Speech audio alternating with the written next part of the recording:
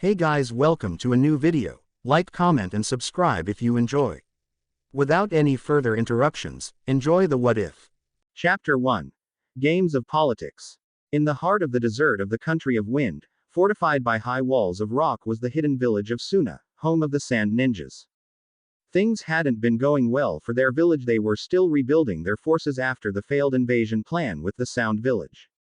But it wasn't totally their fault, as their cage had been in reality Orochimaru.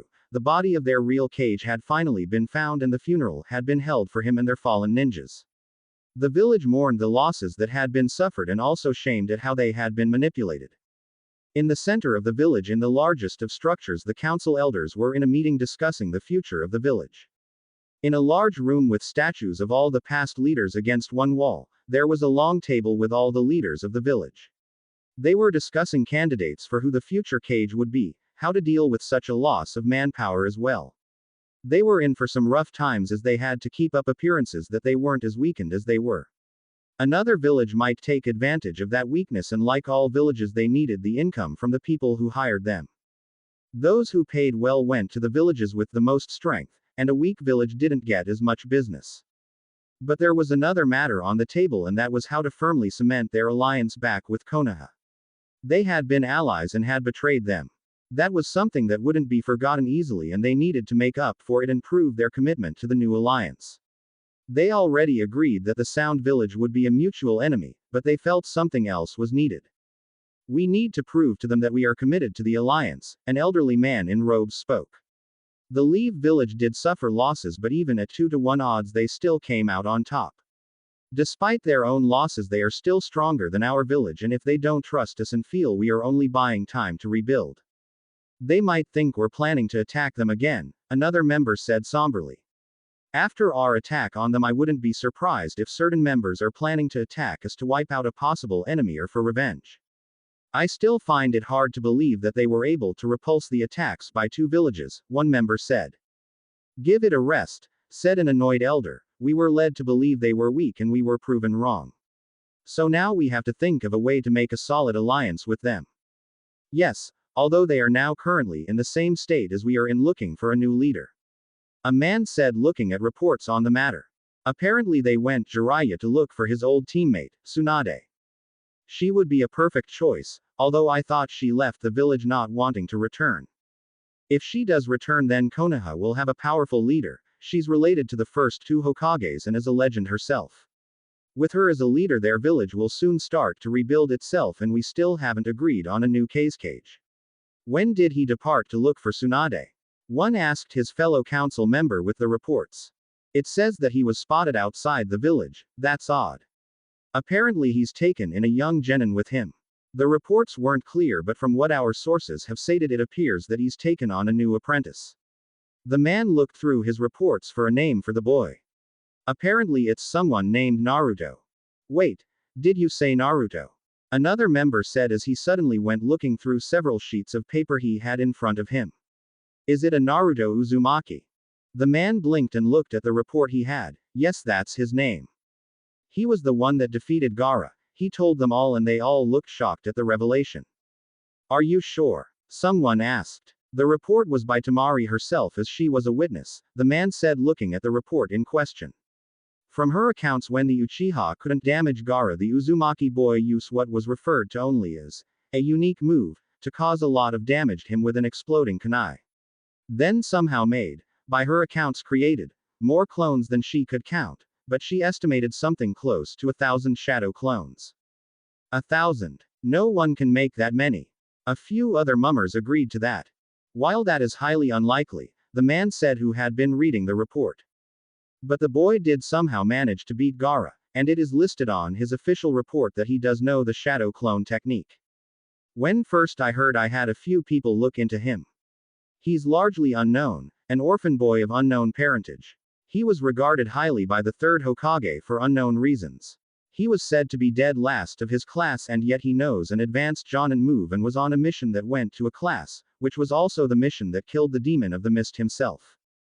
That started many mummers among the council now, although what they didn't know the circumstances of that mission, but what they did know was starting to painting a picture about Naruto. Do you think that the Leaf Village is hiding his true power? I mean, he has no real past and yet he's shown great promise, regarded by the late Hokage, defeated Gaara who I thought was impossible. And now it seems that Jiraiya himself has taken him under his wing too. A man spoke up. This boy seems ordinary and yet there are all these things that make no sense, he added as the others started to think about this. The boy is obviously a hidden ace for their village, one member said after thinking about all of this. There is no way someone with this kind of school record that you mentioned could have done the things it says here. He comes out of the academy with an A-class jutsu, can use it to make an unheard of number of clones, took out one of the 7 swordsmen of the mist and defeated Gaara. His school record was obviously faked to throw everyone off. I agree the boy must be a genius. A natural talented ninja, and with Jiraiya there's no telling how strong this boy will become. Hell, his team sensei is Kakashi Hatake too, it says here, one member said pointing to S piece of his copy of the reports. If this boy is any indication, he could be the next Yellow Flash. Aren't you being a little overdramatic? Of course not. He shouted back at him. Think about all this and the fact that Jiraiya trained the Yellow Flash himself and Jiraiya was taught by their third Hokage too. There's no telling what the boy will learn, and if he's already this strong, imagine what he'll be like as an adult. There was a silence there in the room at this. The thought of another ninja as powerful as the Yellow Flash in Konoha was a frightening thought. Even as allies, the Yellow Flash was a name respected and feared by many ninjas who remembered that man.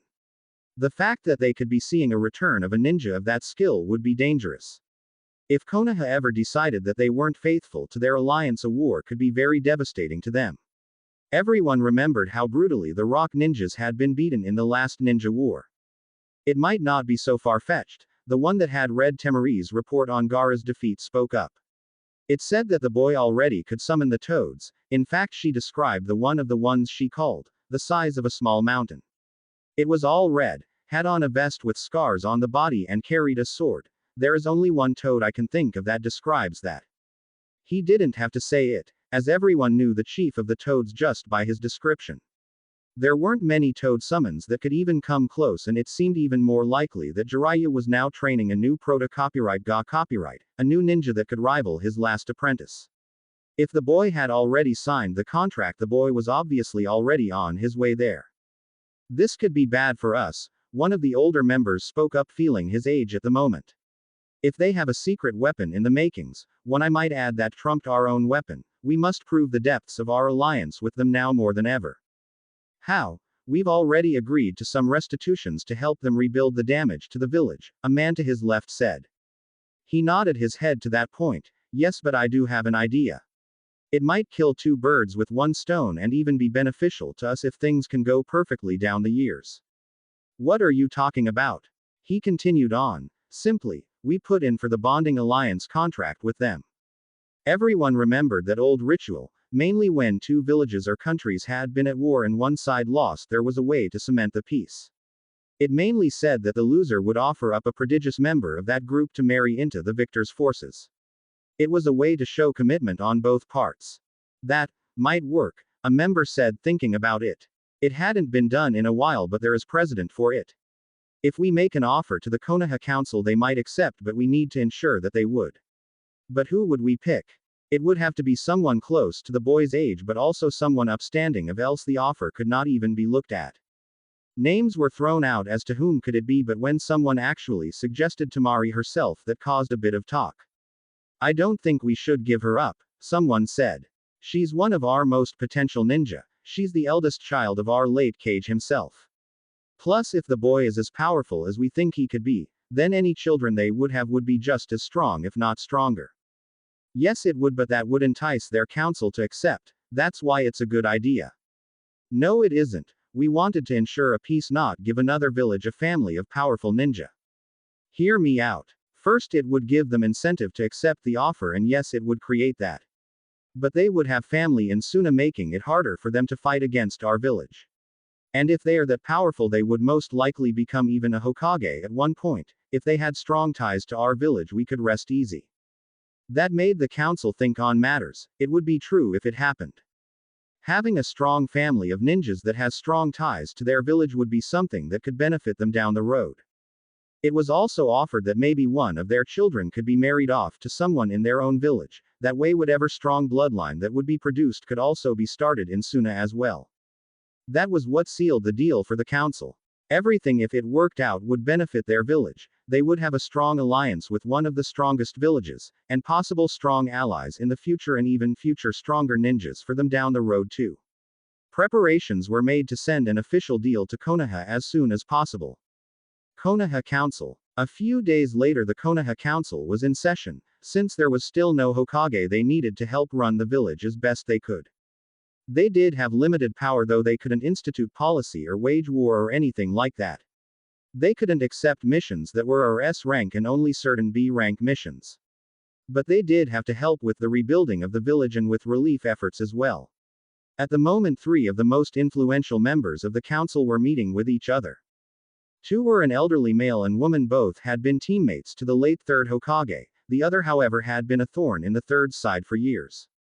He was a tall man in robes and bandages covering his face and walked with a cane.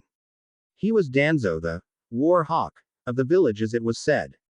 He was a more militaristic influence, and even though he had no official office in the council anymore, many still listened to his counsel.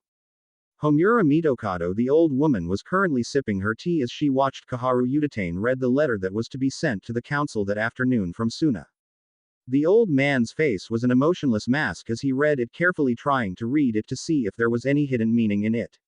She had done it herself and she felt that even though the Suna council was being upfront, they were still hoping for something to come of this. Danzo had already read it and was looking out a window lost in his own thoughts. Homura finally let out a sigh and put it down. Your thoughts? She asked him. It seems they want to establish stronger ties with us. After all, they did violate the last treaty we had. Yes, although they were manipulated into it by that traitor Orochimaru, she pointed out. Agreed, although many still hold resentment over them with all the losses. Also, not one of them ever seemed to have spoken out against the plot as well, which does not do them any favors. He paused for a moment, thinking about what to say next. Although this would help heal that rift, and the person they offered for this deal is most surprising.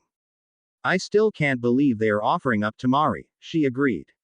From all reports she's one of their strongest genin. I didn't expect them to offer someone like her.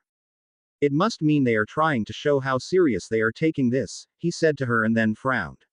However, I don't like that fact that they requested that only the ninja of their choosing would be given to her and none other. Now normally I expected something like this, but who they chose. She didn't like it any better, I know. Someone like a Hyuga or the last Uchiha I can understand, or even someone from one of the other clans. But to choose that boy is insane. I can't see why they would want him. Danzo turned around to face them. I say we agree to it. They were both shocked by this, but he raised his good hand, silence anything outburst against it. Hear me out. If we accept it, we gain a very powerful genin that could one day help us out much as her training continues. Also, what if this is a trap? If there are members that are trying to send us a spy, then would we want to argue who they want? If they did ask for someone like the Uchiha, then I would be suspicious a bit more on their actions. Therefore, I think they are honest about wanting to strengthen the new alliance with this show of loyalty. We should accept also, because otherwise it would insult them and might sow some distrust with our views on the alliance. I know you both don't think much of the boy, but if he's the one they want, then who are we to argue the point? They obviously want the boy for a reason, although for what reason I can't see at the moment. Could they know about the Kyuubi? Junko asked. Danzo shook his head. I doubt it. The 3rd made it very hard for any outsider to know about it. And if they did, I'm not sure if they would choose him anyway. I believe they might have chosen him for another reason. Perhaps it was because they chose him instead of one of the nobler clans as a way to prove that they weren't doing this just to marry into one of our clans. Homura stated. Danzo thought about that point. That is a possibility. But I feel the union could be beneficial to us regardless. I know you feel the boy should never have been made a ninja. However, I always felt the boy would have served us better as a weapon, but I was outvoted from that. At any rate, their children could be very powerful ninjas in the future. A young ninja like her shows much promise, and the boy's chakra is insane for his age. If that is passed on, it could lead to a family of high chakra users with powerful justice. So you can't use the boy as a weapon, you intend to breed him, is that correct? Junko said in mild disgust. She was never in favor of breeding programs, but in the past they had been beneficial. Although she could think of better people than the Uzumaki boy. Yes, Danzo said simply.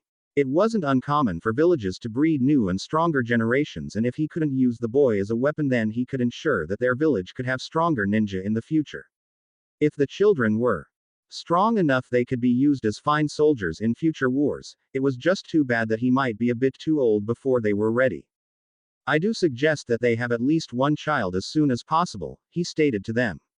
After all, with children the marriage alliance is complete, and if she is a traitor and a spy, we can use her child as a hostage against her. If she's not a spy, then it would make her more loyal to the village that's home to her child. They're a bit young, aren't they? She asked him. Danzo nodded. Yes, so we won't make the demand right away, but at some point they will need to produce a child.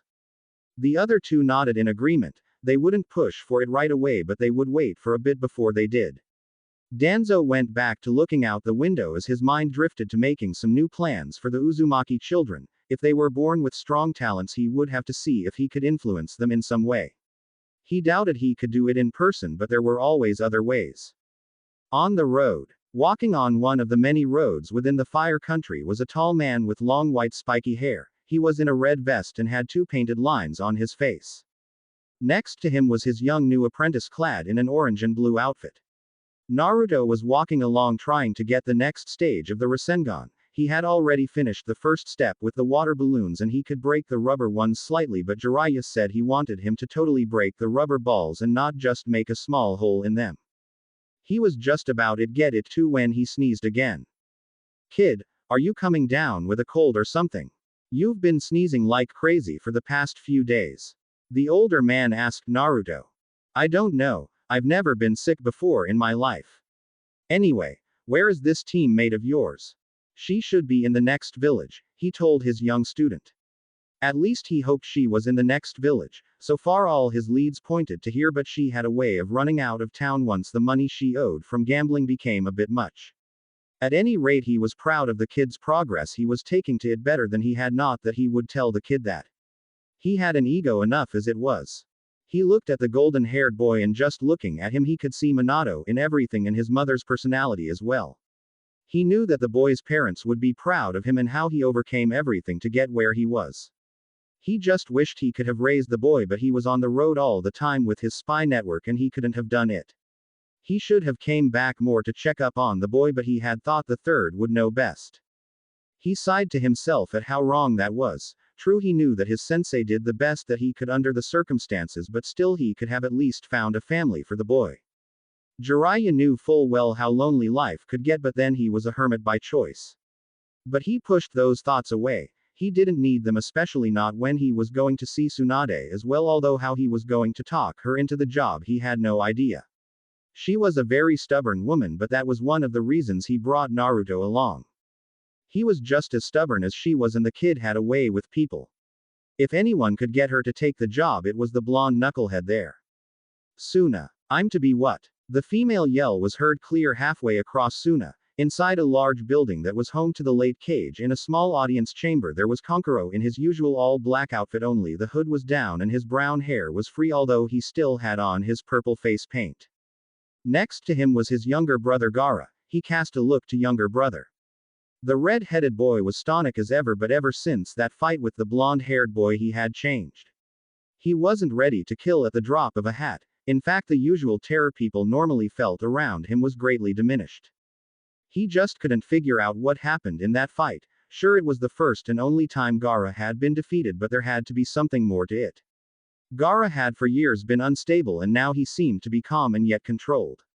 He wasn't sure what was more creepy, the old monster Gaara that would kill you if he suddenly felt like it, or this new calm and collect Gaara that you didn't know what was going on in his head these days. He sighed and decided to enjoy the show for the moment before he missed it. They had all been called into the room by their Jonin sensei Baki. The man looked a little nervous about something, which was odd since the man was hardly the nervous type. Although it soon became known to him why he was nervous. Apparently the council had entered into an agreement with the Leaf Village. Something about an arranged marriage to smooth things over. He could see why they would want that. Despite being outnumbered, the Leaf Village had won and were in better shape than they were from what he heard. His older sister Tamari had asked what this had to do with them. Well, Baki had told her that she was the one that the council had put forth for the arranged marriage. That was when the yelling started and he had to snicker. The only thing that came close to Gaara's temperament was his older sister's. The tall blonde-haired woman looked like she wanted to reach for her large battle fan on her back and wanted to use it on the adult. Tamari, this is an order by the council and I had nothing to do with it. I was just to tell you of what is going on and to help prepare you. He said, trying to calm the young ninja down. So what, I get no say in this? Why the hell are they sending me anyway? She demanded of their sensei. Because you are the eldest child of the late leader, so it's fitting that you are sent as a message that we are truly sorry for what we did. You're a symbol for the village that we mean peace. Tamari grounded her teeth as she fumed. She couldn't believe this was happening to her. Of course it made a bit of sense, but still that didn't mean she had to like it. So I'm the sacrificial lamb, is that it? Not really, but you get the idea. Despite that we were tricked by Orochimaru, we still all went against the peace treaty we had with their village. We were in the wrong and we need to repair our relationship with their village. Since both of our forces are hurting, it will take years to get back the strength we lost. In that time we both can't afford a war with each other, as that would invite others to put a dagger into our backs when we aren't looking. He explained. Tamari thought about it. True, there were a few major powers that would love to see either of them taken down. If Suna and Konoha fought a war, even if there was a winner, that winner would be too weak to protect themselves. With two great powers weakened, she could easily see smaller nations wanted to expand their borders and power, and the larger nations to wipe out a couple of rivals in the deal as well. It would mean all-out war all over, and in the end only her village and that of the Leaf would be destroyed. She gripped the top of a chair thinking about all of this. She was Akage's daughter and as such had been trained in diplomacy and to think in the big picture. She could see the logic in what the council did, but she loved this village. Her youngest brother was slowly regaining his humanity and she never felt closer to him. She didn't want to leave her home and her family behind. She looked at her two younger brothers. They were the only family she had left in the world, but if a war started, then how could she live with herself knowing that she could have stopped it? I hate this, she whispered out to herself. Baki sighed and walked over to her and gently placed a hand on her shoulder. I know, but it's your duty to do this. This is the greatest mission that you'll uptake for this village, Tamari. You know full well that the life of a ninja is for the country and for the village. Our personal lives come second to them, and at times we are asked to do things of great difficulty as well. Quote. Tamari hung her head in defeat. Who is it that I'll marry? Don't know yet. We have to hear back from Konoha first. In the meantime, we're to get you ready. Study up on the Leaf Village and any customs that you'll need to know. Tamari let out a long sigh and felt a hand on her shoulder. She looked surprised to see that it was Gaara. Although his face was void of emotion, there seemed to be a hint of something in his eyes. If he hurts you, I'll kill him, he said simply. Normally that wouldn't be anything new, but there was a difference. Gaara killed only for himself and never for other people. He was basically telling her in his own way that he would be looking out for her. That if whoever she was marrying hurt her, that he would be there to protect her and help her. She never had known Gaara to offer anything like that before, and she was strangely touched by it. She actually smiled at him, and for a moment Gaara seemed to be pleased. She wasn't sure how she knew, but she just did. Thank you, Gaara. Yeah, well, you're our big sister, what do you expect? Kankuro said, smiling at her.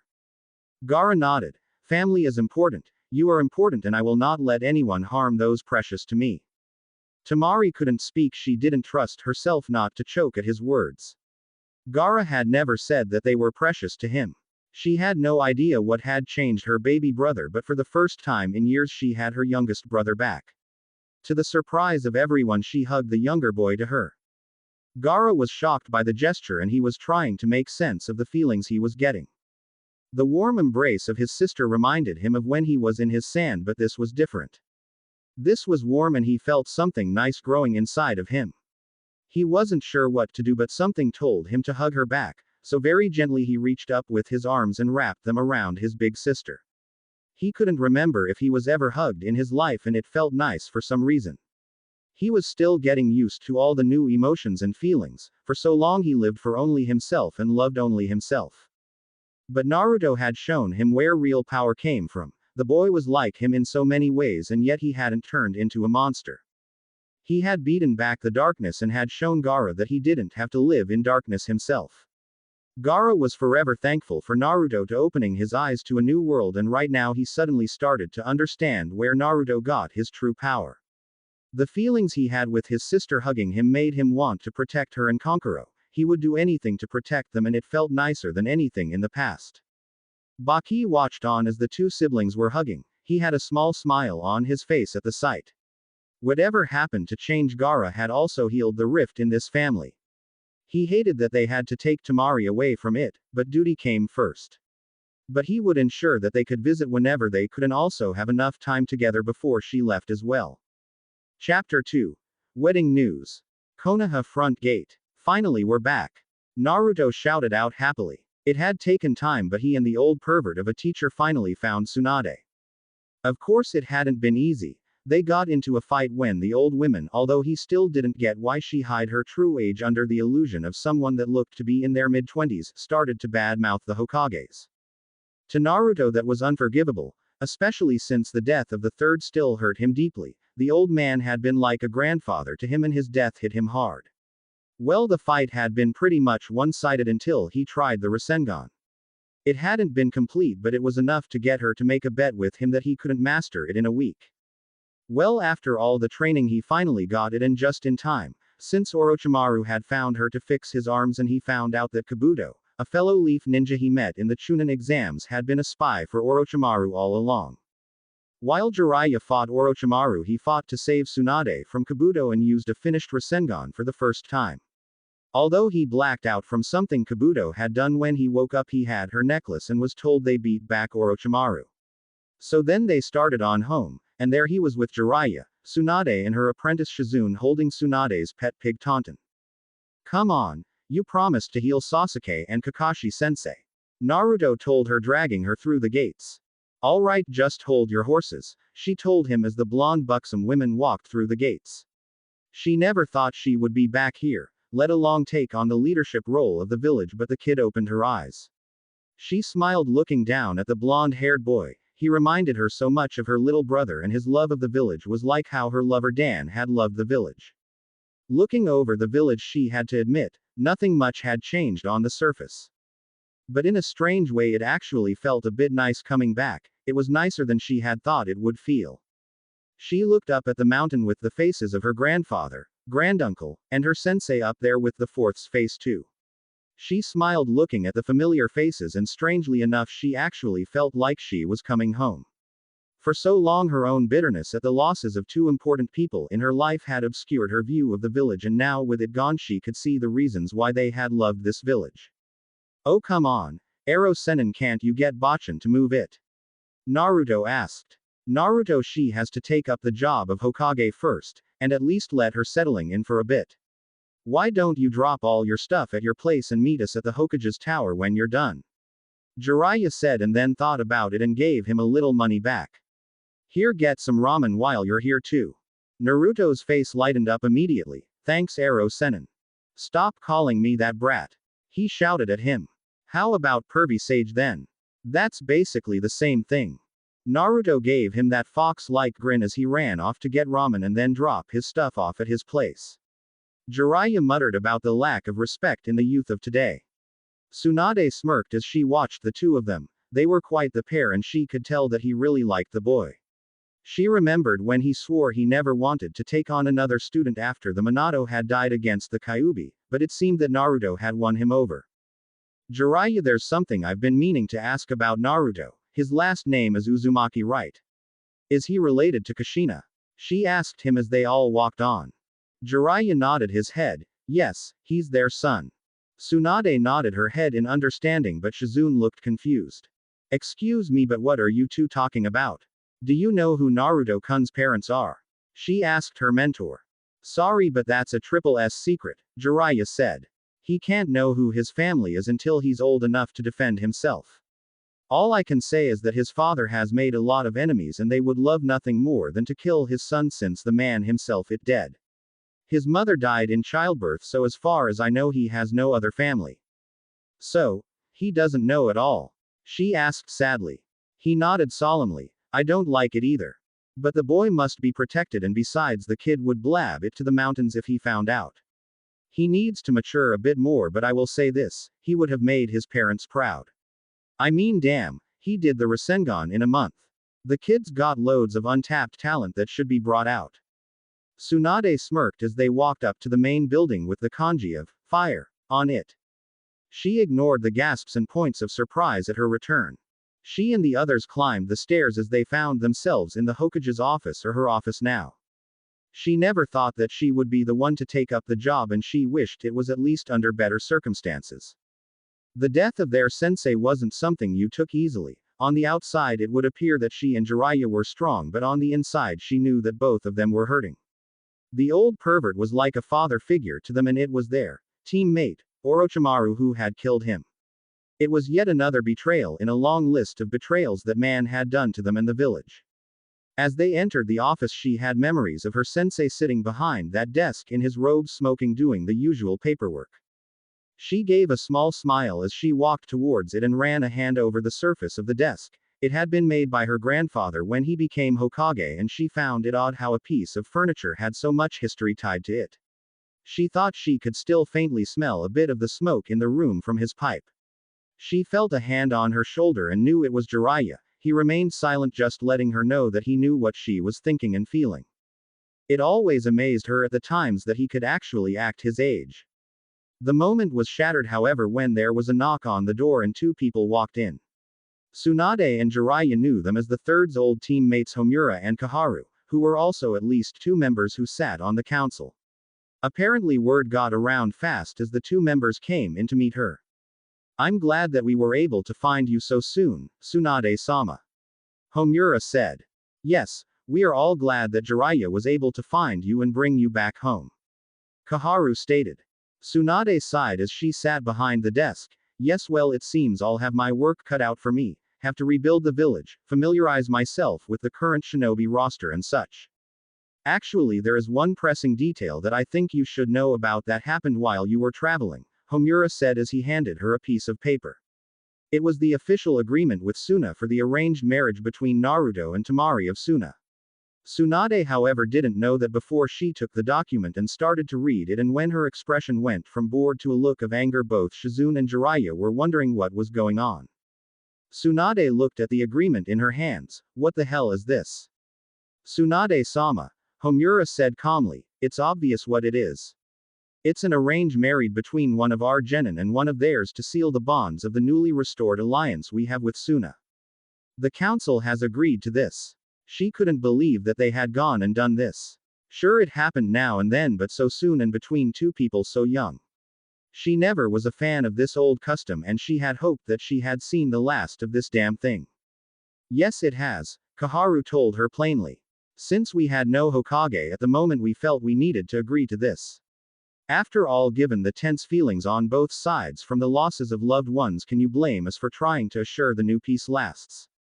Tsunade could feel her temper rising. She knew that they set this up in a way that she couldn't step in. If she did, it could be a political disaster, and the last thing she needed was for her first moment in office was to cause political strife with Suna so soon after repairing their alliance. She looked to Jiraiya for help. Jiraiya had remained silent through this as he had looked through the agreement before passing it off to Shizune. With one of his rare serious expressions on his face, he had been thinking about what had happened while he was gone. He never liked it when people were used as pawns for the games of politicians, at least when it was for the survival of the village or for the land of fire. It was a shinobi's duty to protect them, but this just didn't sit well with him either. He also had been thinking hard on the matter, and it just seemed that there was no way to get Naruto out of this. If they did, it would be a slap in the face of Suna, but if he couldn't get him out of it, then the least he could do is to at least improve the deal. I think since the deal is already made, we can't do anything. Tsunade shot him a glare, feeling like he had let her down. However, Jiraiya said, I think that if Naruto is going to marry against his will to someone he hardly knows and at such a young age, the village in the spirit of political matters should ensure that Suna isn't insulted after the wedding. What do you mean? Kaharu asked, wondering like everyone else what he was up to. I've been to Naruto's place. As an orphan he has little, and with a wife and I'm guessing eventually children at one point, there is no way the two of them could live properly given Temari's station in Suna.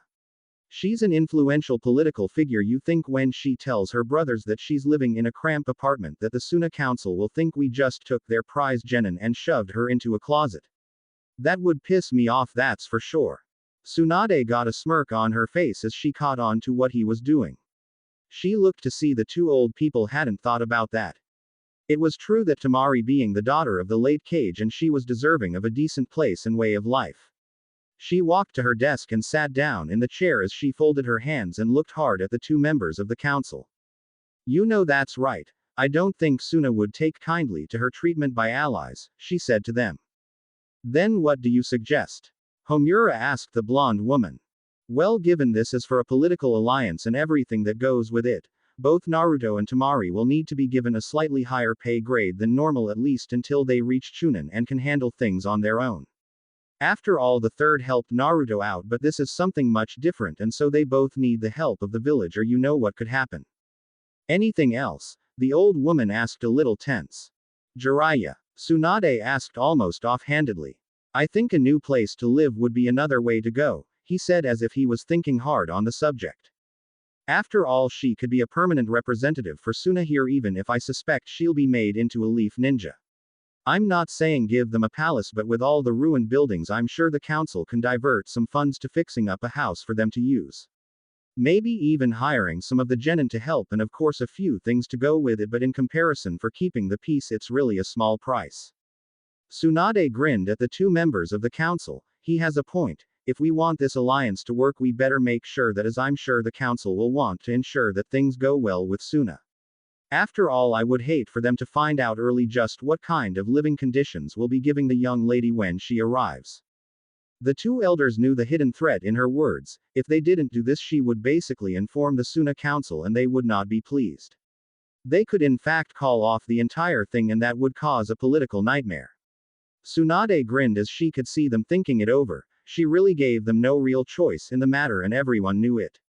She might not be able to get Naruto out of this, but she could at least make his life better for it.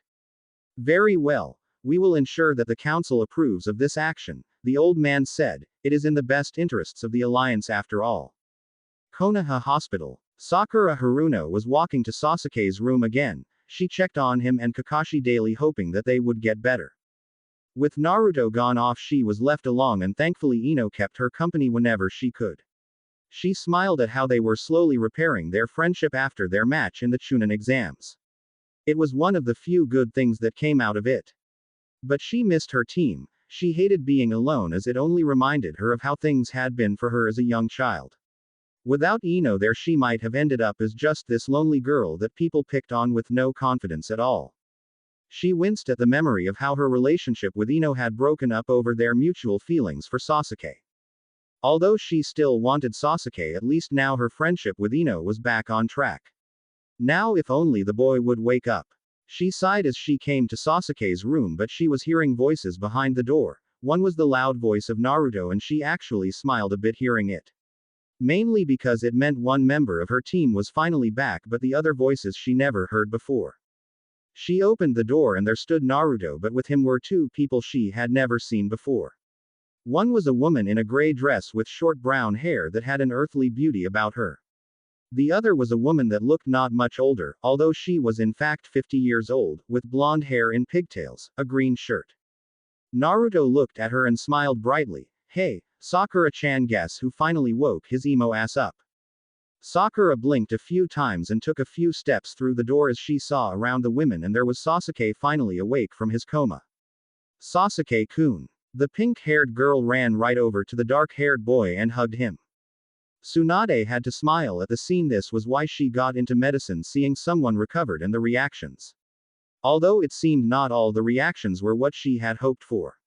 Naruto looked a little downcast. He was glad that the boy was okay, but she could tell by looking on his face that he would have liked the girl to have hugged him like that.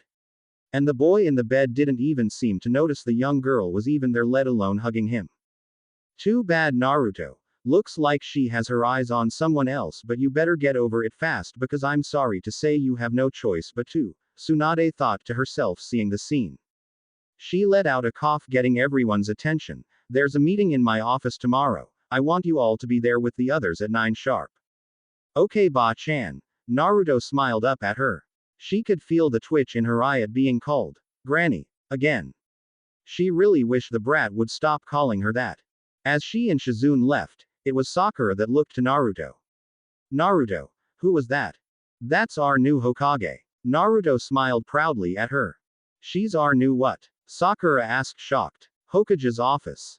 Tsunade had gathered up Naruto and all of his friends as well as their teammates. Maybe doing it in private would have been better, but this way she could deal with all of their reactions and they would have to be told anyway. She noticed that Sasuke looked better although Kakashi was sitting down still resting up. Everyone had been told that she was the new Hokage and there were various reactions, although a girl in a pink shirt and with her hair in two buns was looking at her with stars in her eyes for some reason. She glanced down at the profiles on her desk and saw the girl's name was Tenten from Guy's team. She wasn't sure how to start things off. How do you tell someone that they're to be used as a political tool and have to change their entire life? She sighed as she had the official documents before her of everyone here as well as the marriage alliance. Everyone, I have some important news that will be made public when I take up the mantle of Hokage officially tomorrow. Tsunade hated ceremonies and she wasn't looking forward to tomorrow. She couldn't even drink all that much because Shizune kept telling her that having the Hokage hung over on her own appointment ceremony wouldn't look good. What is it, Tsunade-sama? Kakashi was the one to ask in that usual lazy tone. There is going to be a political marriage agreement with Suna, Tsunade told them. The Suna Council and the Konoha Council both agreed to this apparently before I was here. They seem to want to forge a stronger bond between the villages and two people have been assigned to be the ones to marry. One young lady from Suna is coming here to become a part of our village and to marry the one that the Suna Council picked out. They're seriously going along with that old act? Kurenai, the Genjutsu master of the village, asked. Tsunade nodded her head. Yes, I never liked it either. So why are we here, Ba-chan? Naruto asked with arms behind his head looking bored. Naruto, show some respect. Don't call her that. Sakura said, hitting him on the head. The boy face planted into the floor as Sakura apologized. Tsunade had to admit the girl could at least try to keep the boy controlled, although she wished that Naruto would at least show some respect towards her. Anyways, Tsunade said, ignoring it, the reason why you are all here is because you all have certain missions for this upcoming event. A home was picked out for the couple that will need to be fixed up, so you all will help out with this. Normally we would use professionals, but they're too busy rebuilding the village. So we get stuck building a home. Sasuke said, not liking the idea. If they really wanted something that badly, he could just buy one for them. He needed to train and not build some home for some political marriage. Well, most of you, Tsunade said, dreading this point. You see, Naruto and Kakashi won't be doing this. Huh, why's that? Naruto said, rubbing the spot on his head that Sakura hit. Kakashi sat up straighter as many of the other Jonins seemed to be catching on. Because Naruto, you're the one that Suna wanted to be married, so you'll have to have Kakashi teach you certain protocols while the others are busy. Tsunade said. The silence in the room was deafening. Everyone looked at Naruto, who looked like he was frozen in place. He blinked several times as thought he didn't believe what she had just said, and no one could really fault him for it. Tsunade was waiting for the explosion that would erupt pretty soon. She didn't have to wait long. What? The yell was heard all over the building and a bit outside of it too. Everyone's ears were also ringing slightly from the loud ninja's voice. What do you mean I'm the one getting married? I can't get married. I'm not old enough. I don't even know her. And well. He cast a glacé to Sakura, his longtime crush. Although he kept asking her out and she kept saying no to him, he had hoped that one day she would accept it. She hadn't been as mean as she used to after the whole Chunin exams. She had even started to be nicer to him. But now he was being told that he was going to be married to some stranger. Naruto, when you became a ninja, you officially became an adult in the eyes of the village, Tsunade told him simply. Unlike normal civilians, when you become a genin, you are officially no longer a child under the law. As for the young woman, you actually do know her, I believe. She's Temari, the one that was on the Suna team that was at the exams. Naruto thought about it. You mean that blonde girl with the big fan? Gaara's sister and the one that beat Tenten. At that mention, Tenten's head hung down as she felt really depressed. Why did everyone have to bring up her match against Temari? Okay, sure, she hadn't even touched the older girl, but it was just bad luck that she had been paired up against someone she had no skills against. She was a weapons user and the other girl had been a wind user and had blown all her weapons away. She also really didn't want her idol, Tsunade, to hear about her embarrassing defeat. Well then, I won't do it, he said, crossing his arms. Tsunade looked at him for a moment. Everyone, can you leave the two of us alone?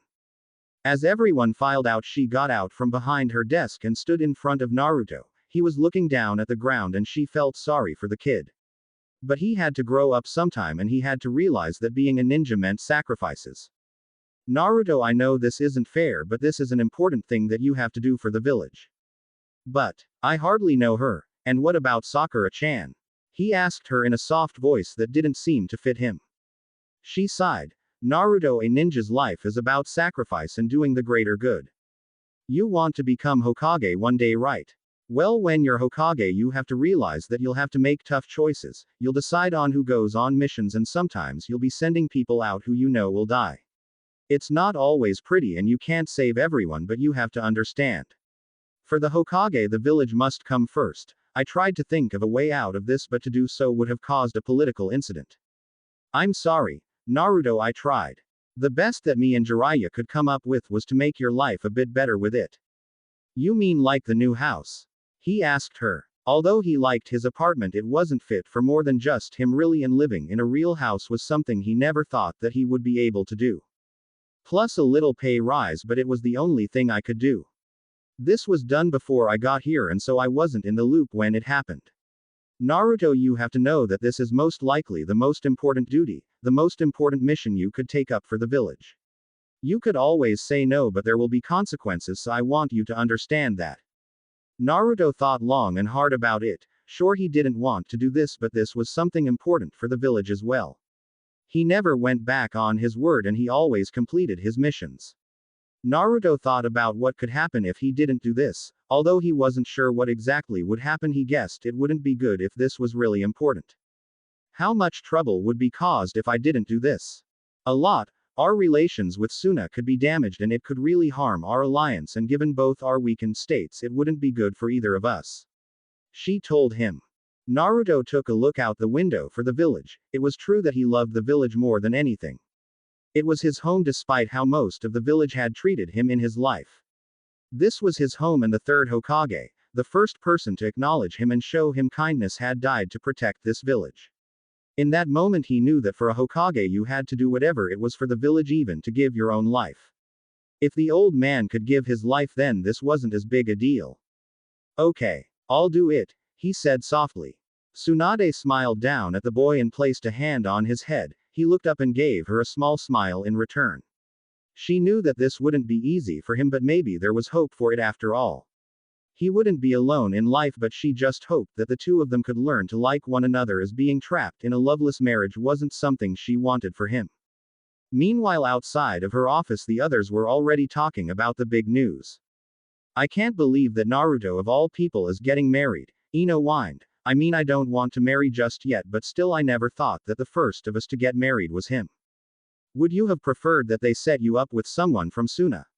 Shikamaru asked her, resting against a wall. Yeah, what if you had been set up with someone like that Gaara guy? Choji asked her. Don't even joke about that. Ino yelled at them both.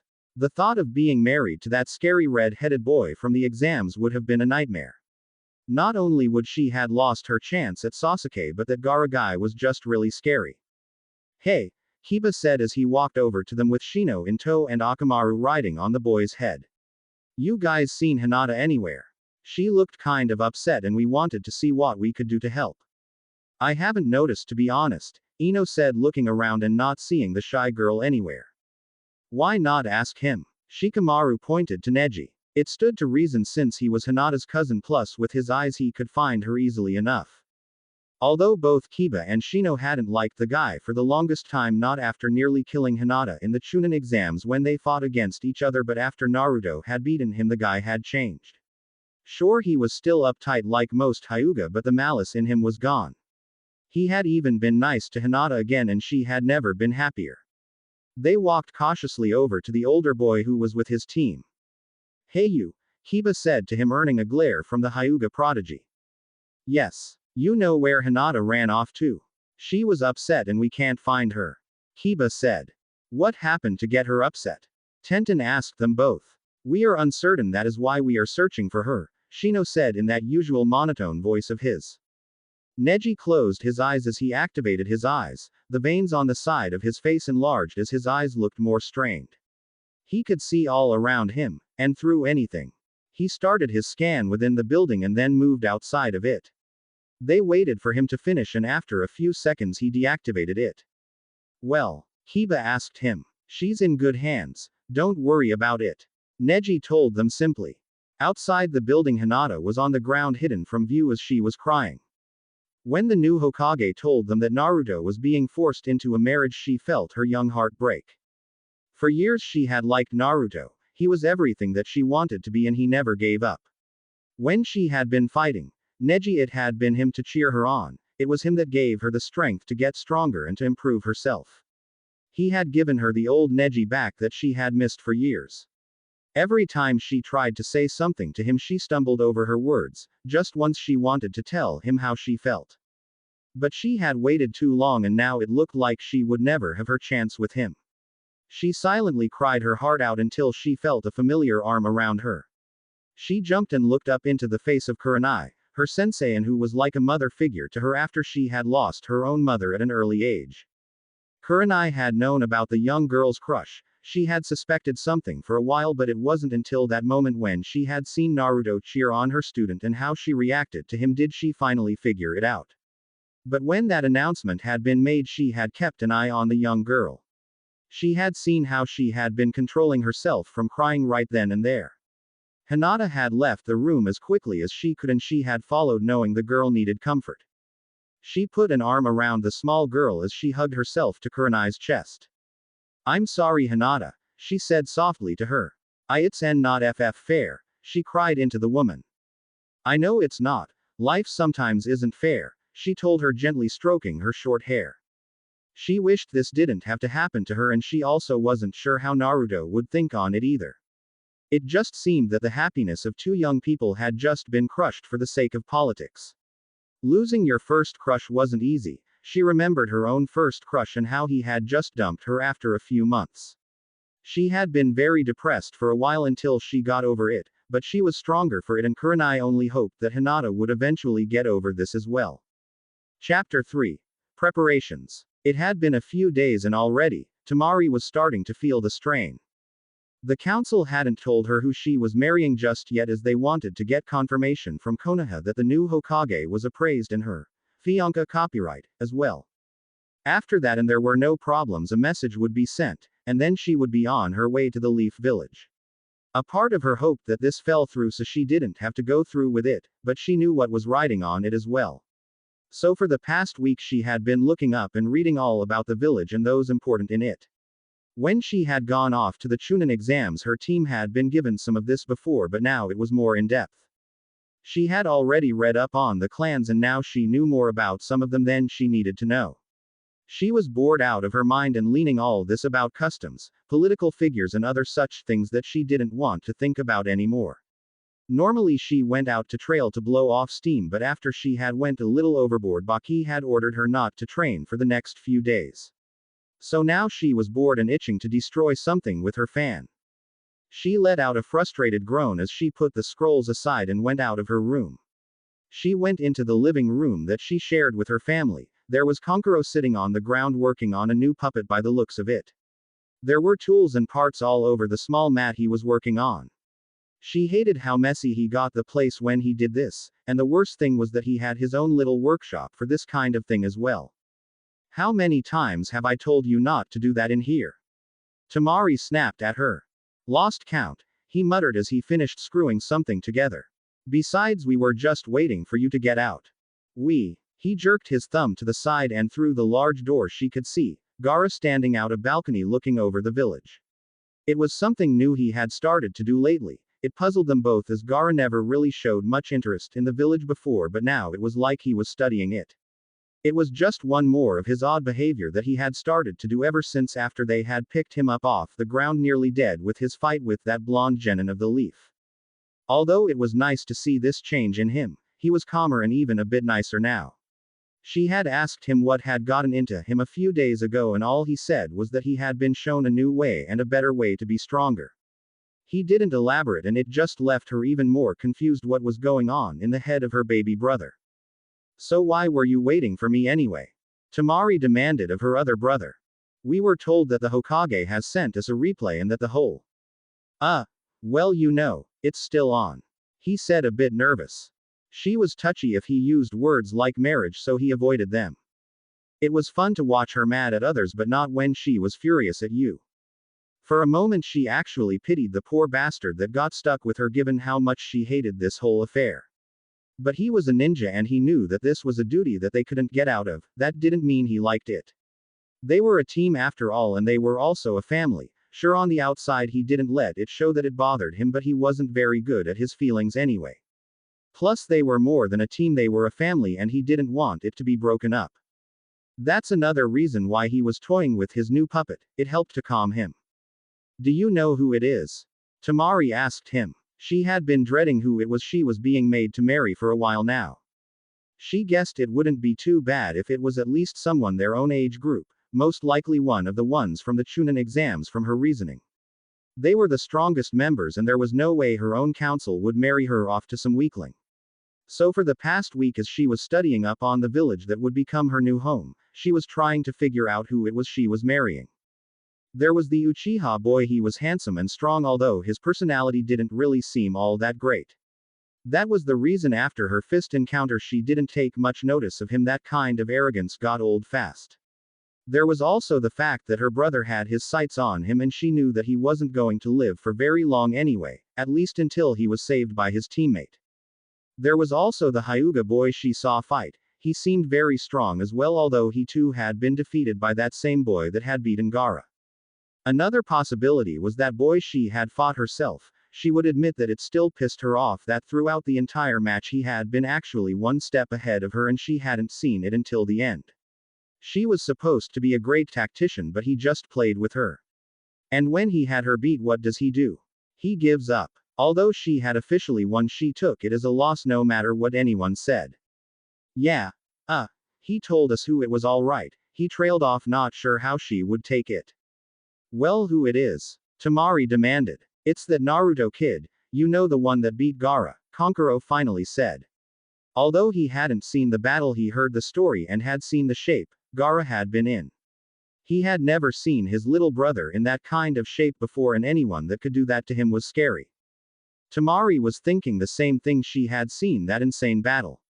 She had never seen a battle on such an epic scale like that before, and truth be told, she was actually a little scared of the little blonde genin. He had done the impossible at every single battle. He kept beating opponents that he shouldn't have been able to. He acted like a goof and an idiot, but during those battles she had seen something else in him. When he got serious, it was like he was another person. She couldn't remembering seeing his eyes, but his whole body spoke volumes.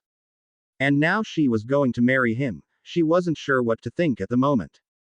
The boy was too much of a mystery to her, and the fact that he was stronger than he let on was another thing. She had to sit down at the moment as she was thinking about her future husband was going to be. He came off as such a loudmouth idiot, but given what she saw, was it just all an act?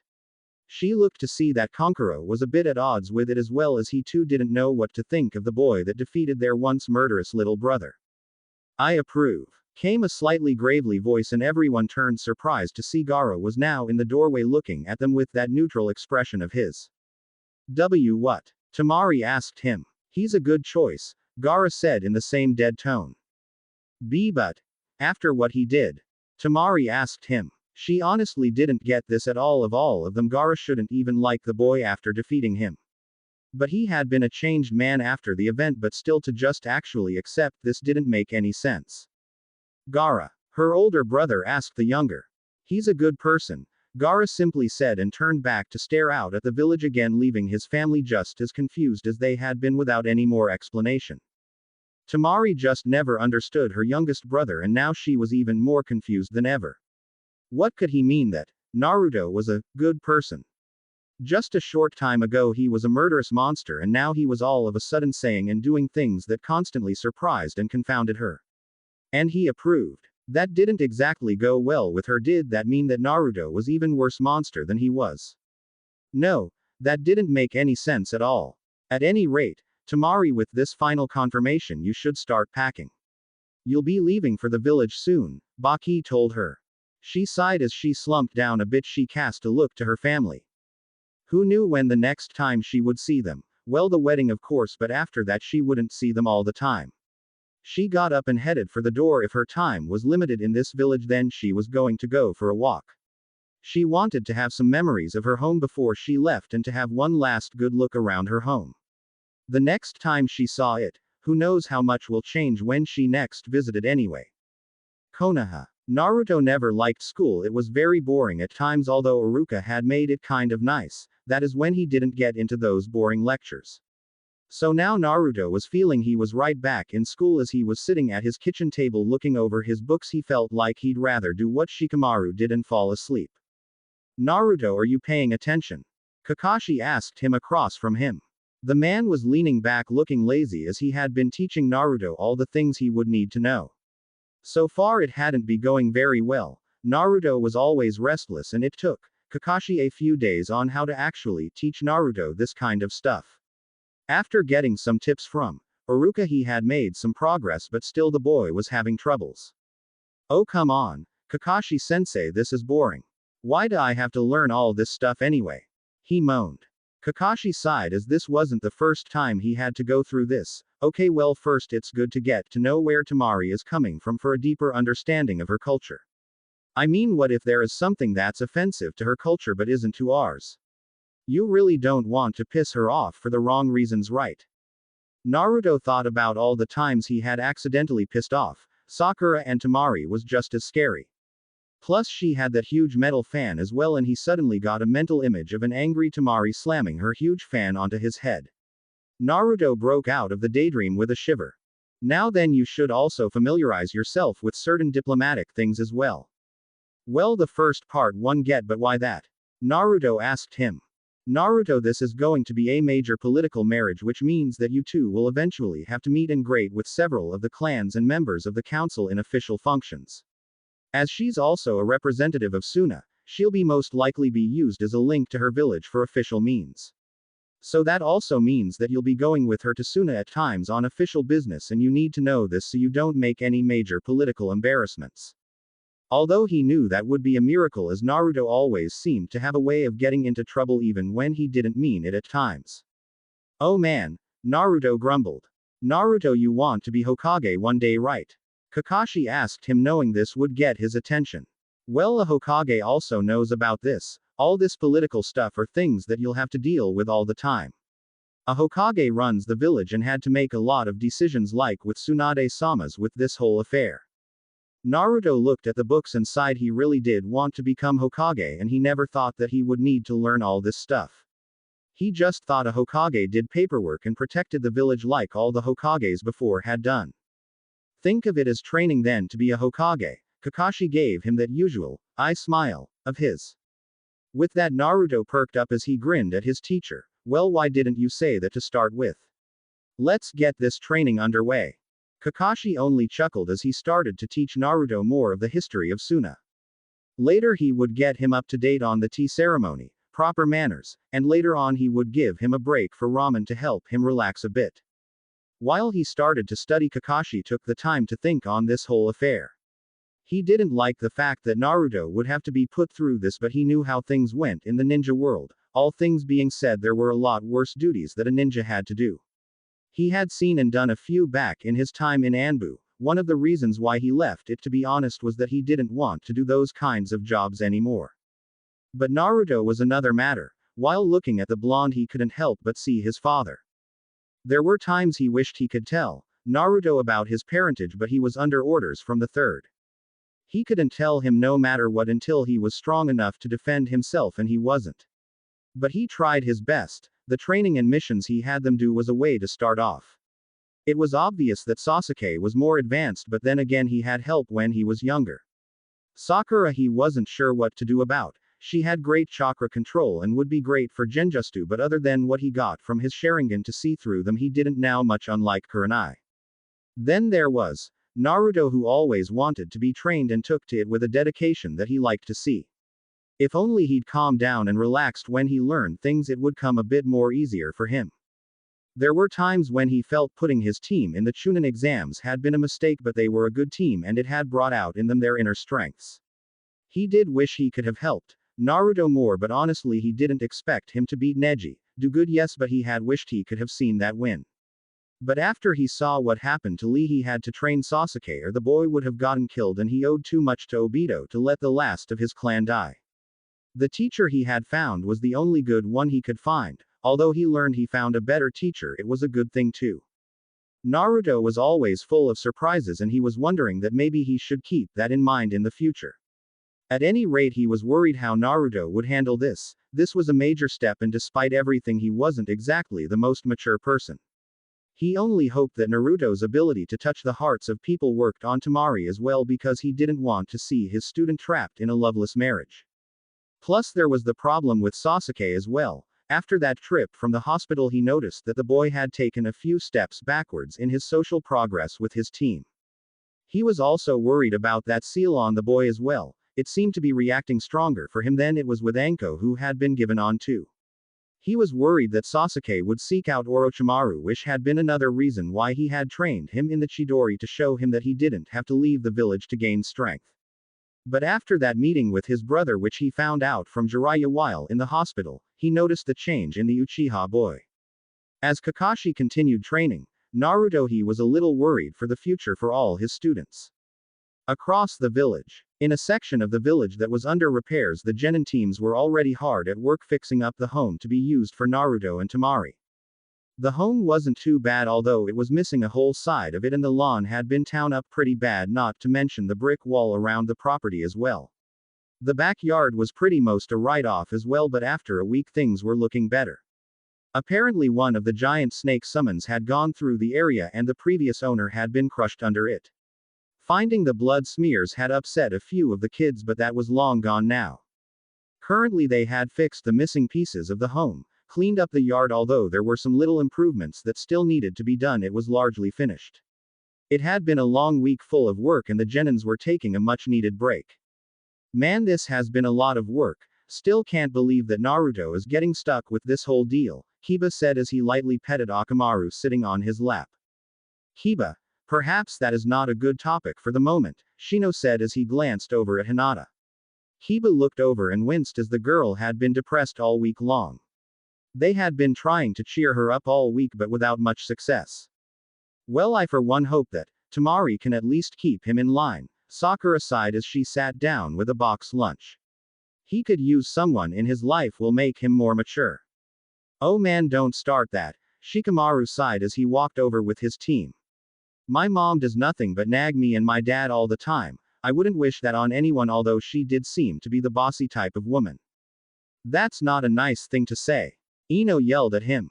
And I got two bossy women in my life as it is, Shikamaru sighed. What was that? Ino said in a dangerous tone of voice. Well, at least he's getting a nice home out of it, Tenten said as she was walking with Neji towards the group. I mean, that's an improvement, isn't it, Sakura? Sakura had been to Naruto's apartment a few times. Although she saw that he had a decent place with nearly a full top floor, it was kind of lonely. She frowned a bit, remembering how besides the messes he sometimes left, there wasn't much other than the usual stuff. But then again, it was just him living there, so of course it was pretty simple living without much clutter that got accumulated from a family living in a home. She looked at the house and it was a nice place, not grand or anything, but the type of place she might like to live if she could ever afford it, but houses were expensive in the village. Yeah, I think that he'd like this place, she said to them all. I mean, he's got no family and at least now he's not going to live alone anymore. Yeah, but she's basically a stranger, Choji told them, eating his large lunch. I mean, we barely know anything about her. Mainly all we know is what we saw in the Chunin exams with her and her brother, Neji said, thinking about the Sand trio. Sakura bit her lip as she thought about something else. Hey, how is Lee doing? I haven't been able to visit him lately with all the work. Tenten and Neji shared a concerned look before Tenten spoke up. He's doing okay, considering the doctors told him originally that he would never be a ninja again with his arm and leg so badly damaged. Then Tsunade-sama told him about all the bone fragments that are close to his spine. Tenten and Neji were both told the full story by Guy, who wanted his team to know just how serious the injuries were for Lee. Tenten felt sad that Lee would never be a ninja. It was heartbreaking really when she heard the news, given how much training and effort put into it. He was already at a disadvantage without being able to mold chakra enough to use ninjutsu or genjutsu skills. But he put his heart and soul into training to show the world that you could be a ninja even if you were like him. Neji himself had to admit that he actually missed Lee a bit. True, he and their sensei could be annoying, but they were a team, and it wasn't until just recently when he started to see just how much his team meant to him. After Naruto had beaten him and showed him that fate could be changed, and reading the final words of his father given to him by his uncle, he had a lot of time to think on things. One of them was his treatment of his cousin. He had been wrong to blame her for the rift between the main branch and his branch. Looking at his cousin now, he actually felt for her pain, and he also had a lot of time to make up for all the years he had been clouded by his anger. Another recently was that Lee was the closest thing to a best friend he had, not that he would ever admit that to anyone. But the boy kept pushing himself, and the skills he saw in the Chunin exams showed him just how far Lee had come in such a few years. He actually admired Lee's dedication and skills, and how it seemed that Lee would never be a ninja again, and it actually made him angry at how cruel life was. He knew, of course, how cruel life could get, but something like this just didn't sit well with him. So, he's never going to be a ninja again? Sakura asked, shocked to hear this. She felt so bad for Lee for the same reasons. Well, I heard that Tsunade-sama is working on it. Tenten hoped if anyone could heal Lee, it would be her idol. Yeah, I heard that's one of the things that Naruto brought her back to the village to do, Shikamaru stated, remembering a meeting with Naruto after he had been made a Chunin. Hence why he was in charge of this little project while their Jonin teachers were off doing who knew what. Naruto had been taking a break from his studies, and they caught up a little before he had to go back for his lessons. Well then, I hope Lee gets better then, Sakura said. At first she hadn't liked the boy, but it was just another thing that had changed during the Chunin exams. It seemed that moment had changed all their lives in some way or another. She had seen how hard Lee fought to not only save her, but during that fight with Gaara. Suddenly something hit her as she looked at Tenten and Neji. Hey, are you two going to be okay with Temari? I mean, after what her brother did to Lee and all, plus she did beat you too, Tenten. Sakura asked, worried. Neji crossed his arms with that usual unreadable expression on his face. I may not like her or Gaara, but she's being forced into this as well, I would think. She's being forced to leave her village to one where she will most likely face hostility, as I doubt many have forgotten or forgiven Suna. Tenten sighed. Okay, so she beat me. I may not like it or how everyone keeps talking about it, but he makes some good points. She's going to have a hard enough time as it is, and I can't blame her for what Gaara did. Sakura still was scared of Gaara. She had seen him transforming into that monster until she had blacked out. She wasn't sure how to react around Temari, and she really hoped she didn't have to see Gaara anytime soon. She didn't choose this, Hinata thought to herself. I've been so sad that I'll never get the chance to tell Naruto how I feel, that I never thought about Temari. She's being forced into this most likely, and she'll be alone in a village that will most likely hate her. It's not like she's stealing Naruto or even had her sights on him. I don't remember her even looking at him all that much. I shouldn't blame her for things beyond her control either. I've been blaming her for this, just like how most will blame her for how her village betrayed ours and attacked. Although she was still hurting over this, it wasn't right to just ignore others. She knew that Naruto didn't like the idea, and who would? Although she would have secretly loved the idea of being arranged to marry Naruto, it just seemed like that dream was gone forever. But the thing she admired in Naruto the most was getting right back up and keep on trying, as he never gave up. Well, she shouldn't give up either. She may never have Naruto's feelings for her, but she didn't want to ruin the friendship she had with him. Yes, she would hurt, but she should be there for them as well. We should be nice to her then, Hinata said as she surprised everyone at that moment. She's going to be all alone, and both her and Naruto-kun will need support for this. Were his friends, and this isn't easy for him either. Yeah, guess you got a point there, Kiba said, throwing his arms behind his head. Hey, where is Sasuke-kun? Ino asked, looking around to see that he was the only genin not here. Well, I asked if he wanted to join us, but Sakura always asked him and every day he said no. Ah, why won't he join us? Ino sighed. Because it's too troublesome for him, Shikamaru muttered. For the entire time the attitude of the Uchiha was getting on his nerves. It wasn't that he wasn't doing the work, he was, in fact it was just that the boy made it no secret that he would rather be training than doing this, even if it was for his own teammate. Shikamaru was just glad this was nearly over with, a new coat of paint and a little maintenance work and it should be good to go, at least he hoped. 2 days later, Naruto Uzumaki had been having a nice dream about all-you-can-eat ramen. He had been on his 32nd bowl when one of the most evil creations in the world went off, his alarm clock. The hellish ringing woke him up with a start and a minor heart attack as he yelled out in surprise. While struggling with his blanket he got entangled and fell off his bed onto the floor. He sighed, taking this as a sign that this wasn't going to be a good day. Hey, wait, wasn't there something I'm doing today? Naruto muttered to himself. When he got up and looked around he saw that his place was cleaner than normal and lots of boxes. Oh right, I'm moving today, he sighed. Apparently the new home was finished and he was to be moved in and get it ready for Tamari as they would be using it. He sighed. Although the idea of owning an actual house was really cool for him, he would miss this place. Sure, it wasn't much to look at, but he had room, a small garden that he liked to take care of, and no one really bothered him. It had been the only home he had known all his life that he could really remember, but now he had to say goodbye to the place. Well, one last meal. Naruto smiled as he did his usual normal rituals before going to the kitchen and making a cup of instant ramen. After he was done and did some final cleaning before he waited for the others to show up, they were to help move him in. Not that he really needed it, as he could always make an army of shadow clones, but he didn't know the way to his home anyway. He waited around until there was a knock on his door. He opened it and smiled, seeing his teammates there. Hey there, I'm all ready. That's good to hear, Kakashi said, walking in and seeing everything was ready. Ah, good job packing up. So can we get this over with? Sasuke asked. Yeah, I might as well move in. I want to get in some real training before Tamari comes. Naruto said, excited to get this over with. Sure, Kakashi said, picking up a box. Well, now you two get something. Naruto, you think you can handle the rest? You know it. Naruto grinned as he created a small army of shadow clones. He gathered up everything as they made their way to his new place. Naruto wanted to know if he missed anything, so he went to Sakura to talk to, given that she was a girl and they liked to talk, and of course Sasuke wouldn't talk much anyway. It was nice talking with her, but he kind of missed being able to try and impress her and trying to get her to notice him in a way that she would agree to a date with him.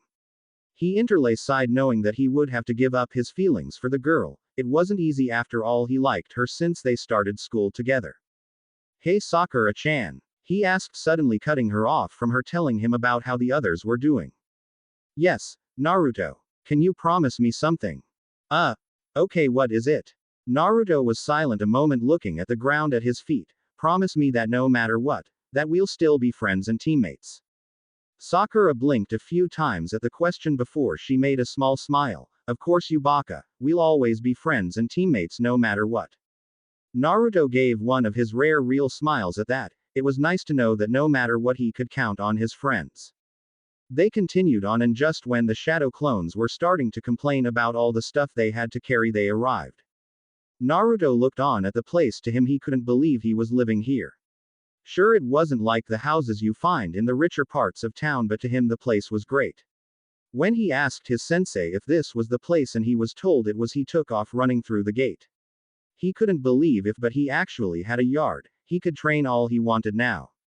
In the back there was a larger one that could easily be made into a neat little training area too. Then he went inside, and although it was mostly bare as many of the furniture was lost in the damage, what was left was more than he needed.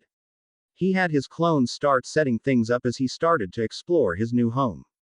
There was a major bathroom on the second floor with a few empty rooms. One was a large bedroom that was mostly stocked up. He decided to give this room to Tamari as he had his clones put his bedroom stuff in the room next, which was a bit smaller. There were 2 empty rooms on this floor that were part of the reconstruction, so they had nothing in them. He wasn't sure what to do with them. Maybe they could turn one into a room where they kept all their ninja gear. He had never had so much space to work with, so he was at a loss. There was a kitchen with a dining room next to it. There was also the large living room area, a couple more small empty rooms, and a smaller bathroom. This only had a shower instead of a bathtub like the one upstairs. So what do you think? Kakashi asked him, coming up behind him. I think it will do for the future Hokage. Naruto grinned up at him as his teacher smiled back down, ruffling his blonde hair. Chapter 4. Meeting the bride-to-be. Tamari was with Baki and her brothers as they were escorting her to Konoha. A part of her kept waking up every day on the trip here thinking that it had been all a dream what was happening. It just seemed so unreal to her, but the closer she got to the village the more real it seemed. They stayed in inns on the way, but each day and every step just seemed to fill her a little bit more of dread. In truth, she loved being a Suna nin and she loved her village, even given how it had treated her youngest brother and what had been done to him. But the fact was, she was no longer going to proudly wear the Suna symbol around her neck, but one of the leaf. She fingered the protector that she liked to wear around her neck another time, knowing that soon she would never wear it proudly for the world to see. How are you holding up? Konkuro asked her. The same, she replied as they walked on. I just wish I knew a bit more about this guy. I mean, was the whole loudmouth idiot thing some kind of act? He just shrugged. Don't know, but if it is, it's a good one. Still don't see why Gaara liked the guy so much. Still couldn't get him to elaborate. She sighed as it was more of a statement than a question. No matter how much they tried, they couldn't get him to say why exactly. It was almost like whatever happened between him and the blonde was private, but then again, Gaara also wasn't the most open person even before his new change of heart. Well, looks like we're here, Baki said, breaking Tamari from her thoughts. She sighed seeing the massive gates. When she first saw them, she thought them impressive. Now looking at them, she realized she would be seeing them for the rest of her life as she left and returned to the village. She could see several people already waiting by the gates and guessed it was their welcoming committee. She tried to get ready for this, but in all honesty, how could you get ready for something like this? She just hoped that with time she could learn to accept her fate and deal with it. By the massive gates to the village stood the Hokage, with Shizune, Naruto, Sasuke, Sakura, and just joining them was Kakashi. Kakashi, where were you? Tsunade demanded as the man was already late, but that was nothing new with him. Sorry, I had to help a little girl find her cat, he chuckled and rubbing the back of his head. Lair. Naruto and Sakura yelled at him. Now that isn't a nice thing to say to your sensei, Kakashi said to them. Well, maybe if you showed up on time for once we would have more respect for you, Sakura said, crossing her arms as Naruto was nodded his head in agreement. Then she turned to her orange-clad teammate and sighed, looking at him. Seriously, Naruto, couldn't you find something decent to wear? I mean, you want to make a good impression, don't you? What's wrong with this? I always wear this, Naruto said, looking down at the orange and blue jumpsuit. Don't you have anything that isn't so orange? I like orange, he said in defense of his favorite color. He didn't know why, but he just liked his suits because they had so much of his favorite color, plus they were durable, warm, and had lots of pockets, and for all the pranks he pulled over the years that came in handy. Enough, Tsunade said, getting the kids' attention. Looks like they're arriving. They waited as the four sand shinobi came up to them as Tsunade took a step forward. Greetings, as the new Hokage, I formally welcome you to the village hidden in the leaves. Tamari was shocked that this was the famous Tsunade the Sannin. This woman looked no older than 25, but the reports she had read said that this woman was supposed to be over 50. If she was, she looked amazing, and looking at the huge chest she had on her, she had to wonder if those were even natural. She looked at her other companions and she could see that Baki was trying not to stare. Gaara looked like he was staring at Naruto, but without the bloodlust she normally would have expected. Her other brother, however, was making no attempt to not look at the Hokage's cleavage. She smacked him on the back of his head. He gave a look, but she gave him a hard glare before he opened his mouth. Naruto snickered when the guy in the makeup got smacked for looking at Tsunade, although he suddenly got elbowed by Sakura as he looked at her confused. Are you supposed to say something? She whispered. Oh right, Naruto said, remembering the greeting that Kakashi made him memorize. He took a few steps forward to Tsunade and gave a bow to her. I greet you and I wish you welcome and safety. Tamari wasn't expecting a formal Suna greeting, but she returned the bow. I am thankful for the hospitality and the honor. Naruto then smiled up at them and noticed Gaara was walking towards him. He stiffened a bit, but something was different this time. He wasn't getting that creepy feeling and of terror like the last times he met the guy. He couldn't place it, but the guy just seemed more normal than last time, although it was hard to tell with that mostly blank expression on his face. Hey. Naruto said, not sure what to say to him. Naruto Uzumaki. Gaara said, but there was no malice in the tone. Will you take care of my older sister like you would those precious to you? Naruto blinked in confusion before he smiled. Of course I will. It's a promise and I always keep my promises. Gaara nodded his head. Thank you. And. For what you did as well. Naruto asked, once more confused. You showed me where true strength comes from. Gaara said simply, and Naruto got a huge smile on his face. The others who were watching were just as confused. Tamari and Kankuro didn't know what to make of their youngest sibling. Kakashi was looking on in interest, although he had a small smile under his mask. Tsunade and Shizune were wondering what the story was behind all this. Sasuke just didn't look pleased, mainly because watching the two of them only reminded him of how he had failed to defeat Gaara and Naruto had. Sakura was caught between confused and nervous being around the boy that had tried to kill her and her team the last time she saw him. Although she couldn't help but notice that the guy seemed less intense, she supposed the word would be, although she still wasn't exactly easy to be near him. Images of what he had done to Lee replayed in her mind as well. Well then, Tsunade said, breaking the moment, I think Naruto should show Tamari their new home. The three of you, I've made arrangements to be put up in one of the hotels in the village. Tomorrow at 10, I want everyone in my office as we officially swear Tamari into the Leaf Village and also her place in Team 7. She's going to be in my team? Kakashi asked. If you weren't late all the time you'd know that, Tsunade told him, a small vein growing on her head. Since there are no open slots and given the circumstances, I've allowed her to be placed in your team. She also secretly hoped that it would help Naruto and Tamari get to know each other better through the experiences. Kakashi rubbed his chin. Okay, that shouldn't be a problem. But I'll need a week to evaluate them and get their teamwork up to speed before any major missions. D ranks should be okay for now, but I need to see what she can do and think of new team tactics with her as well. Tsunade nodded her head as it sounded okay for her. Hey, shouldn't you have more stuff? Naruto asked Tamari, seeing them only carrying travel bags and such. All my stuff is sealed up in scrolls since there is no way I want to haul all that crap all the way here, she told him. Naruto remembered seeing Tenten use that in the Chunin exams in her fight with Tamari. That girl had used a lot of weapons and he had forgotten about that. Hey, is that hard to do using sealing scrolls? Naruto asked her. You don't know how to do that. Most ninja in Suna learn that when they're on a genin team. That caused the members of Team 7 and Tsunade to glare at Kakashi, who at least had the decency to look a bit embarrassed. I kept meaning to, but they never really needed it, so. You kept putting it off, Tsunade said, glaring a bit harder at the man. Kakashi, I know this is your first genin team, but you should at least get them up to date, or I might have to consider other ways to motivate you. Kakashi didn't know what she would let alone could do, but he nodded his head. He mentally sighed as it just meant less reading time and relaxing. Uzumaki home. Tamari looked at the place that was to be her new home. All in all, it wasn't too bad. Looked like they would have some privacy, at least something she liked to have now and then, although it was odd for her to see so much green. It was the same when she first came here during the Chunin exams. She wasn't used to this climate either. It was too cool for her tastes, but during the exams she did adjust to it, and after a while it wasn't so bad. The sun didn't scorch you as badly, the humidity was a lot more bearable, but it was still different.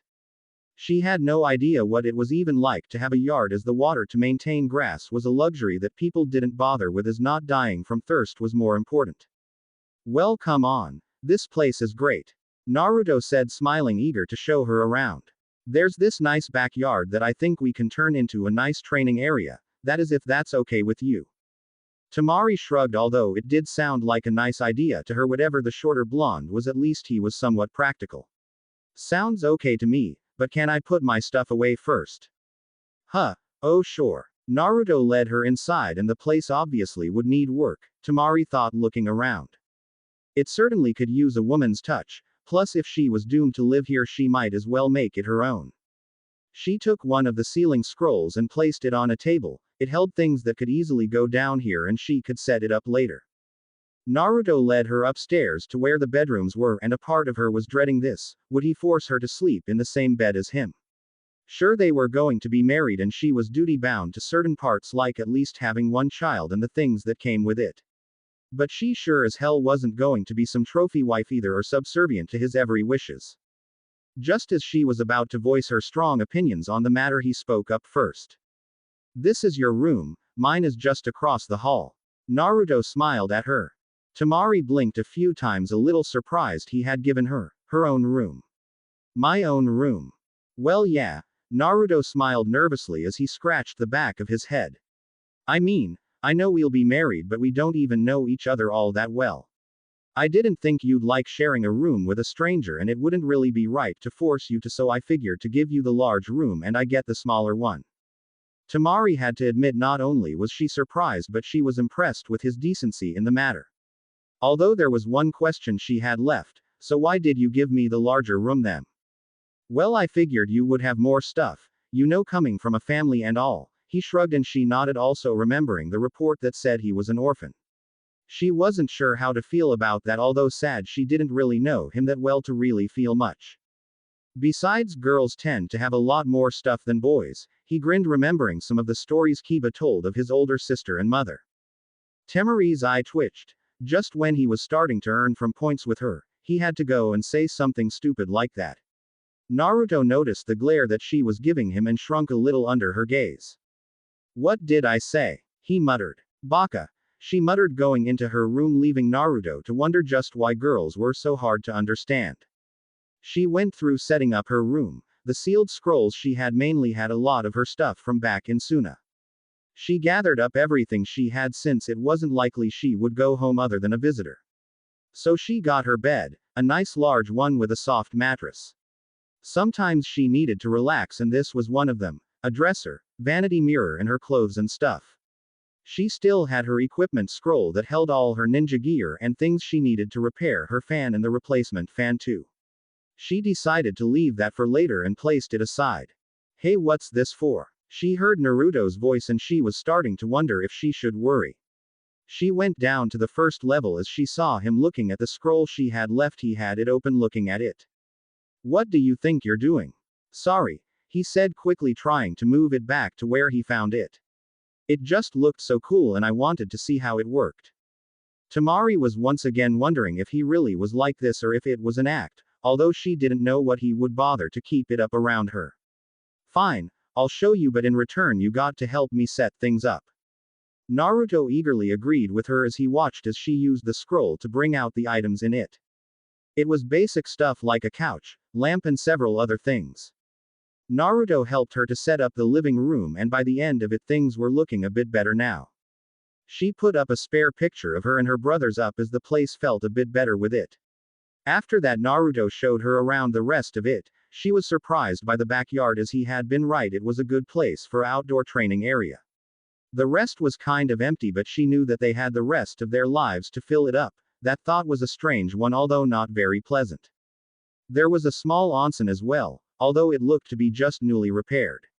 Naruto told her that the previous owner was said to have some water jutsu to make it. It wasn't very large looking, only to fit a few people, but it would be great for those days when she was sore from training. When he said how he wanted to turn one room into a place to put all their ninja gear, she once again liked the idea. When he showed her the room, it wasn't much. Small, one window, a small closet, and apparently he had started. There was a self-made shelf with kunai, some wire, extra pouch and holder. The closet she could easily place her fan and a couple of others if she got more. All in all, it was a nice starting place, and she had to wonder just how a kid so hyperactive and seemingly an idiot had some practical sense.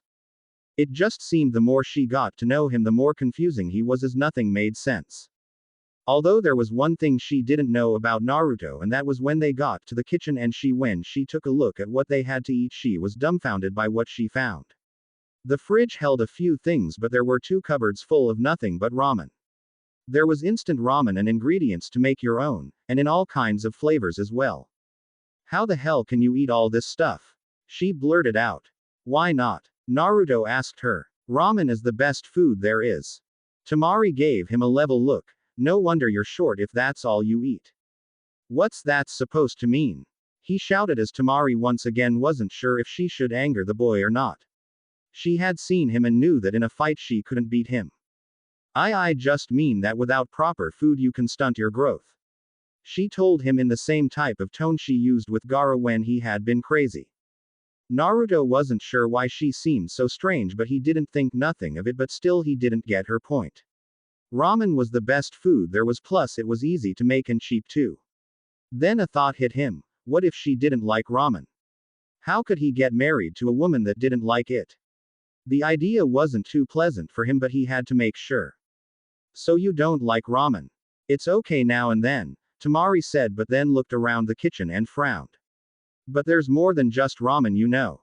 Don't you have anything else here? Naruto thought, but in all honesty he hadn't really shopped lately and shrugged. Tamari sighed and rubbed her temples. So far this wasn't going very well. She gave him a look and hoped that he wouldn't cause a fuss. We're going out. I need to do some decent shopping for food, but since I don't know where any stores are, you're going to have to show me where they are.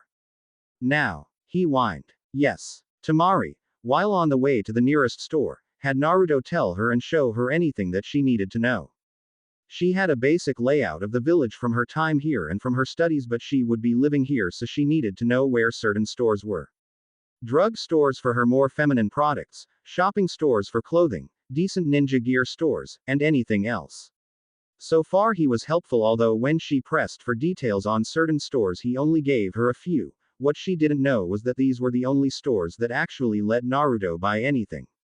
Naruto for his part did tell her about a few others, but he wasn't sure they might let her in given that she was wearing a Suna symbol and the fact that if she was currently walking with him wasn't good either. He noticed the same looks on the villagers, the ones of indifference like he wasn't even there, or the few glares at him. Although lately they hadn't been as numerous, he also noticed a few angry looks at Tamari. He sighed on the inside. He should have guessed that she wouldn't have it easy. He took a few quick glances at her and she didn't seem to notice the looks or just didn't care. Naruto thought about the day and so far it hadn't been very good, it was just so awkward being with her. He knew next to nothing about her, but Tsunade told him that he should give her a little space to settle in first. Although he was curious about her, sure she was a little rough on the outside, but she wasn't too mean, she was being nicer than when they first met at least. Later. Tamari now knew something for sure about Naruto. That whole issue of him being a loud-mouthed idiot being an act or not was officially over. It wasn't an act, he really was a loud-mouthed idiot. The whole thing with shopping with him had been something that was giving her a headache. The boy was very hyperactive, and when she asked for certain things like if he knew where the avocados were, he just gave her a blank look. When she found them and showed them to him, he said he had thought those were just giant seeds. Some old bat had also been giving him attitude. She hadn't seen what started, but the old lady had been spewing out something at him that made the boy angry. She had heard him arguing all the way across the store, and when she asked him what happened, he evaded why the old woman seemed to have it in for him. He just muttered about how stupid some adults were. She decided to let it drop. The rest of it wasn't easy, but eventually she got a decent amount of food. She had taken her savings with her thankfully and paid for them, but had Naruto carry them all. There was one good thing with Naruto, was that he was the perfect pack mule. All those shadow clones easily made him carry an unlimited number of bags that she could get. She smirked knowing that the next time she got to do some more personal shopping spree to take him with her. She also learned that he wasn't like her brother in the fact that she could actually get mad and he wouldn't try to kill her. She hadn't been sure about him, but so far she had learned that if she glared at him she could control him easily enough. It kind of gave her a perverse sense of power to know she could control a genin as strong as him just because he seemed to be afraid of a girl's glare. Maybe this whole marriage thing could work out after all, she thought smugly as they walked back to their home. After putting everything away the rest of the day, she just wanted to rest up. It had been a long travel and she was tired. While she was taking a nap in her room, Naruto thought about something to do. Mainly he was thinking of how this was going to be his life now. Tamari wasn't too bad, but she was still cold to him. Although Tsunade said to give her space, he felt that he should do something nice to at least show her that she was put a little more at ease. Plus he wanted for them to at least be friends at some point. They were going to have to live together and he didn't want them to hate each other. Then he got an idea. He ran to the kitchen as he figured he would try and make something to eat. Of course he usually did cook ramen, but he did eat other things at times. It was just that he really loved ramen, but he might as well make something different for her. Plus, one of the things you learned while living on your own was how to do things yourself, like cooking. Of course he had a very hard learning curve, but he managed to get through it without burning his old place to the ground. Although there had been a few close calls before, the third Hokage taught him a few things. An hour later, Tamari could have sworn that she smelled something nice. Her eyes slowly opened as she got up. Her body ached, especially her legs. But then her stomach rumbled and she looked at her clock to see the time. She looked around confused until she remembered where she was now. Oh right, I'm in the Leaf Village, she thought as she got up and stretched. What is that smell? She went down and found that it was coming to the kitchen. She walked in a little confused to the sight. The place had dirty dishes in the sink, but on the table there was Naruto setting up what looked like some teppanyaki barbecue. It actually looked kind of good. She was surprised that the blonde knew how to cook something other than ramen. Oh hey Tamari, I thought I'd cook something nice for your first night here, Naruto said, giving her that huge smile of his. She had never known anyone that smiled as much as him in her life. Didn't think you knew anything other than ramen with how you talk about it, she said, looking at the food. Well, ramen is the best, but I learned a few other things, he said, scratching the back of his head. Tamari took a taste of the meat on the dish and she had to admit it wasn't bad. It could be better, but it wasn't bad. Not bad, it just needs some more spices. Really? I never tried spices, so I wasn't sure what to use. It's those things in the little shaker things, right? Naruto pointed to the spices that Tamari bought. Yes, tell you what, next meal I'll help show you them and how to use them, she said, and she noticed his huge smile. She didn't understand why he seemed so happy to be shown something so simple as that. What she didn't understand was that to Naruto, anyone willing to actually show him something and to teach him anything. Sure, it was cooking, but to Naruto it meant a bit more than that. In fact, once Tamari got comfortable with a person, she wasn't so bad to hang out with. They took their plates and started to eat up. Tamari was glad that her future husband had some talent in the kitchen. It meant that she wouldn't have to cook all the meals, and there was no way in hell she was going to do all the housework. Naruto hated silences and decided to try and talk. Hey, are you going to see your brothers tomorrow? At least that's what he meant to say, only with food in his mouth. Tamari gave him a glare and he knew he had done something wrong. Don't eat with your mouth full. I can't understand you and it's disgusting, she said. Naruto blushed and gulped before saying his question again. Oh, well, I hope to. They're going to be there at me swearing, and so I'll see how long they're going to be here for. Naruto noticed the sad look on her face and he wondered how sad he would be if he had family he wouldn't see. It must be nice having a family. Sometimes it is. She smirked, remembering times like when she caught Konkuro stealing her makeup for his face paint years back. She also remembered how things were when Gaara was still young, before something broke in him and he became emotionless and murderous. Now she was going to miss out on all the things with her brothers, and she wondered how much they would miss her. You're lucky to have them, Naruto said, and she looked up to see a strange sight. It was a sad look on his face as he was playing with his food. It just seemed wrong. His face was made for happiness and joy, and to see it like this just didn't seem right with her. She knew that the boy had no other family and she couldn't begin to understand how that was like. Plus, he wasn't too bad a guy. Sure, he was a loud-mouthed idiot, but he was actually kind of nice idiot. All day long he had been helpful to her, and so maybe he wasn't all bad. Well, look at it this way. They're going to be your family soon enough, she said. Naruto looked up at that. He never thought about it. That meant they would be his brothers-in-law. In a way, he would have a family of his own. Sure, it wasn't what he always dreamed of, but it was more than he had now. He smiled brightly as he thought about this. Thanks, Tamari. I never thought about it. Maybe later we can all get together then. I want to learn more about my new family. Tamari shrugged. Sure, why not? The rest of the dinner wasn't too bad after that. They talked a bit. Mainly he filled her in on the team members and warned her of a few things, like how Kakashi usually was late. She told him a few things about herself as they got to know one another. Both were surprised when they realized they had been talking for a couple of hours. Tamari had never actually met anyone interested in her life before, and the same was with Naruto. It was kind of nice for someone to take an interest in their lives for a change. Naruto, as the village outcast, had never had many people notice him, while Tamari, on the other hand, as the daughter of a cage and sister to the most feared person in her village, didn't leave many that wanted to be her friend.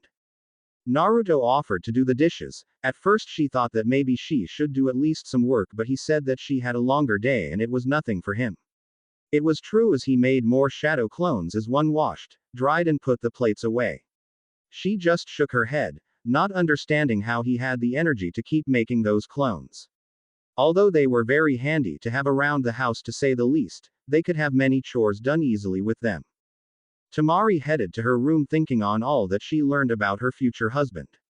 He was still a mystery, like to how when he looked so harmless he could be so powerful, how he could act like an idiot at times but then act smart, he was loud and sometimes obnoxious and yet he was kind and caring. She had some answers, but it just seemed she also have much more questions. Well, whatever it was, tomorrow was another day and now she would learn more about her new team. She sighed, wondering if this would get any easier as time went on. Chapter 5. The New Team 7. Tamari awoke to the strange room and for a moment forgot where she was until she remembered things. It never stopped being weird to wake up in another village. She had gotten up and looked at the clock and sighed. She woke up a bit earlier than she had meant to. Well, she wasn't going back to sleep. She got up and put on a robe and went to the bathroom. She noticed that Naruto's door was slightly open and she could hear the snoring inside of it. She knocked on his door. Naruto, you might as well get up. I'm taking the bathroom first, so stay the hell out, she warned him.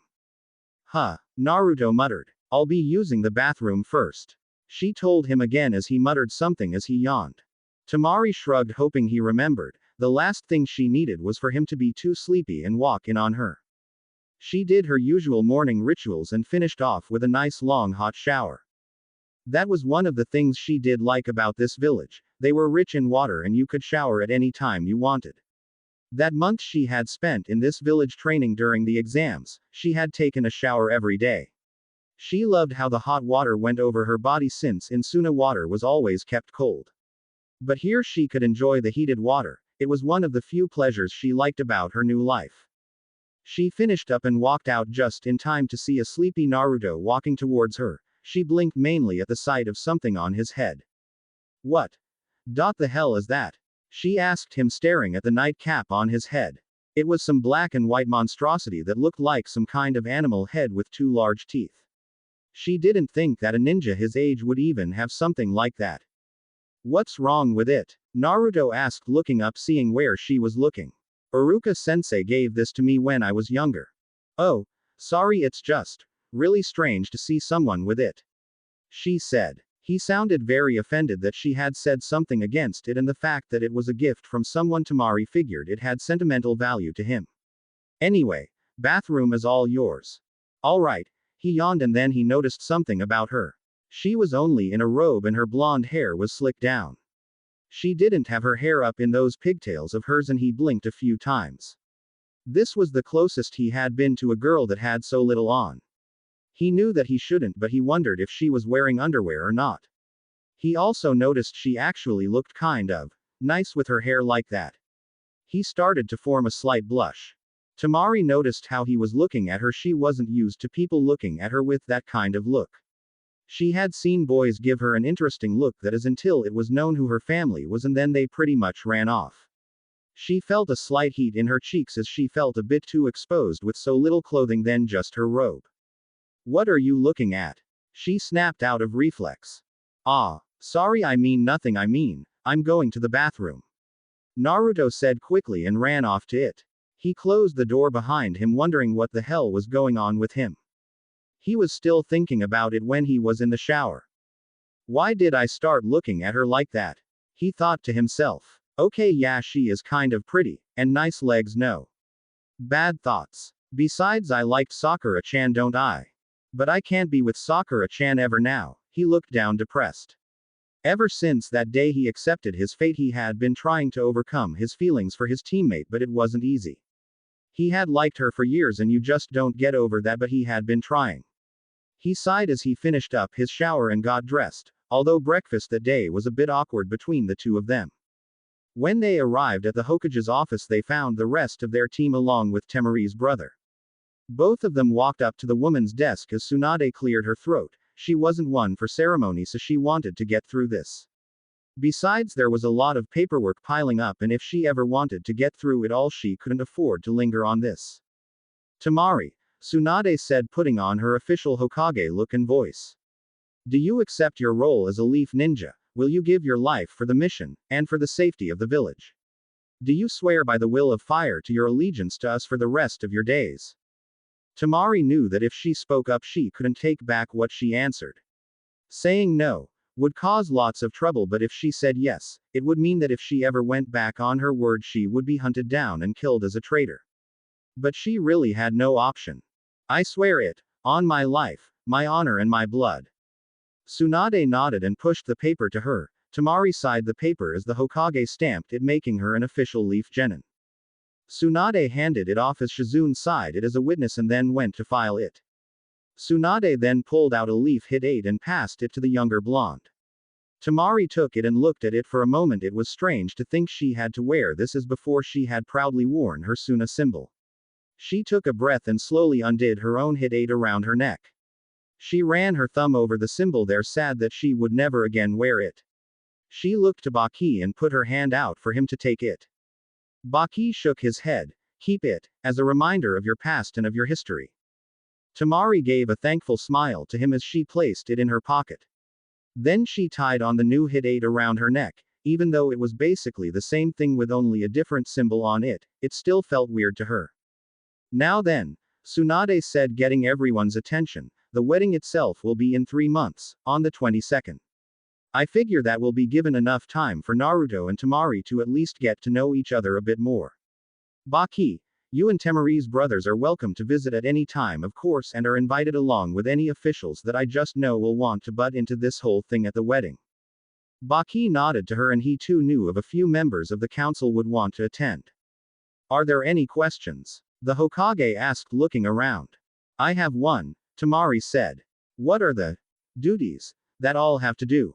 Tsunade was impressed the girl had thought of that, and by the confused looks for Naruto and Sakura, it was a good thing that Temari hadn't been less vague. The council agrees that they can't for the issue until you both are both mature. However, they did want me to tell you that anything before they feel the time is right is up to you. Tsunade said. Temari nodded in understanding. She knew that she would have to produce at least one child, but it was nice to know that they wouldn't totally force her to have sex. She didn't feel ready for that, and she got the feeling that Naruto wasn't either with the way he acted. But she had time to put it off at least. She was lucky, as when this had happened in the past, there were times when the female or male was to produce a child as soon as they could. Well then, if that's all, you can all go now. Kakashi, I'll want an evaluation of Temari with your team as soon as you can get it done, Tsunade told him. With that, everyone left her office so she could get back to work, or sneak in a small drink of sake if she could get to it before Shizune got back with more of the dreaded paperwork. While outside the Hokage Tower, Temari was talking with her old team. So how long are you all going to be staying? She asked them. At least for another day or so, Baki told her. It is a long trip back and we might as well rest up and resupply. Hey Temari, Naruto said to her, why don't you spend some time with them before they go? Temari blinked, surprised at his generosity. You sure? Sure, why not? He grinned at her. He knew that she would miss her family a lot, so he figured that she should spend some time with them too. After all, they didn't know where they would meet them next, so he wanted her to spend as much time as she could. Thanks, Temari told him. Well, first I want to see what Temari can do with some light training, Kakashi said, thinking about things. How about after that I'll give you all the afternoon off and Temari here can spend time with her brothers and teacher. Sounds good to me, Konkuro said. I was looking into some material that I can't get in Suna for a new project of mine anyway.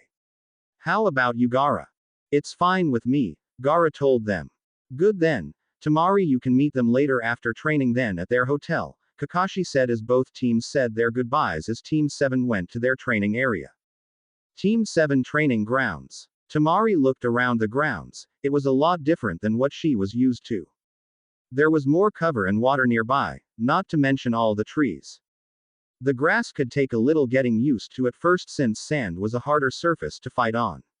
But all in all it wasn't so bad so far, although she still wasn't sure about her teammates. The Uchiha boy looked totally as arrogant as ever. It was a shame that the pretty boy had to be so cold he could have any girl in the village if he wasn't.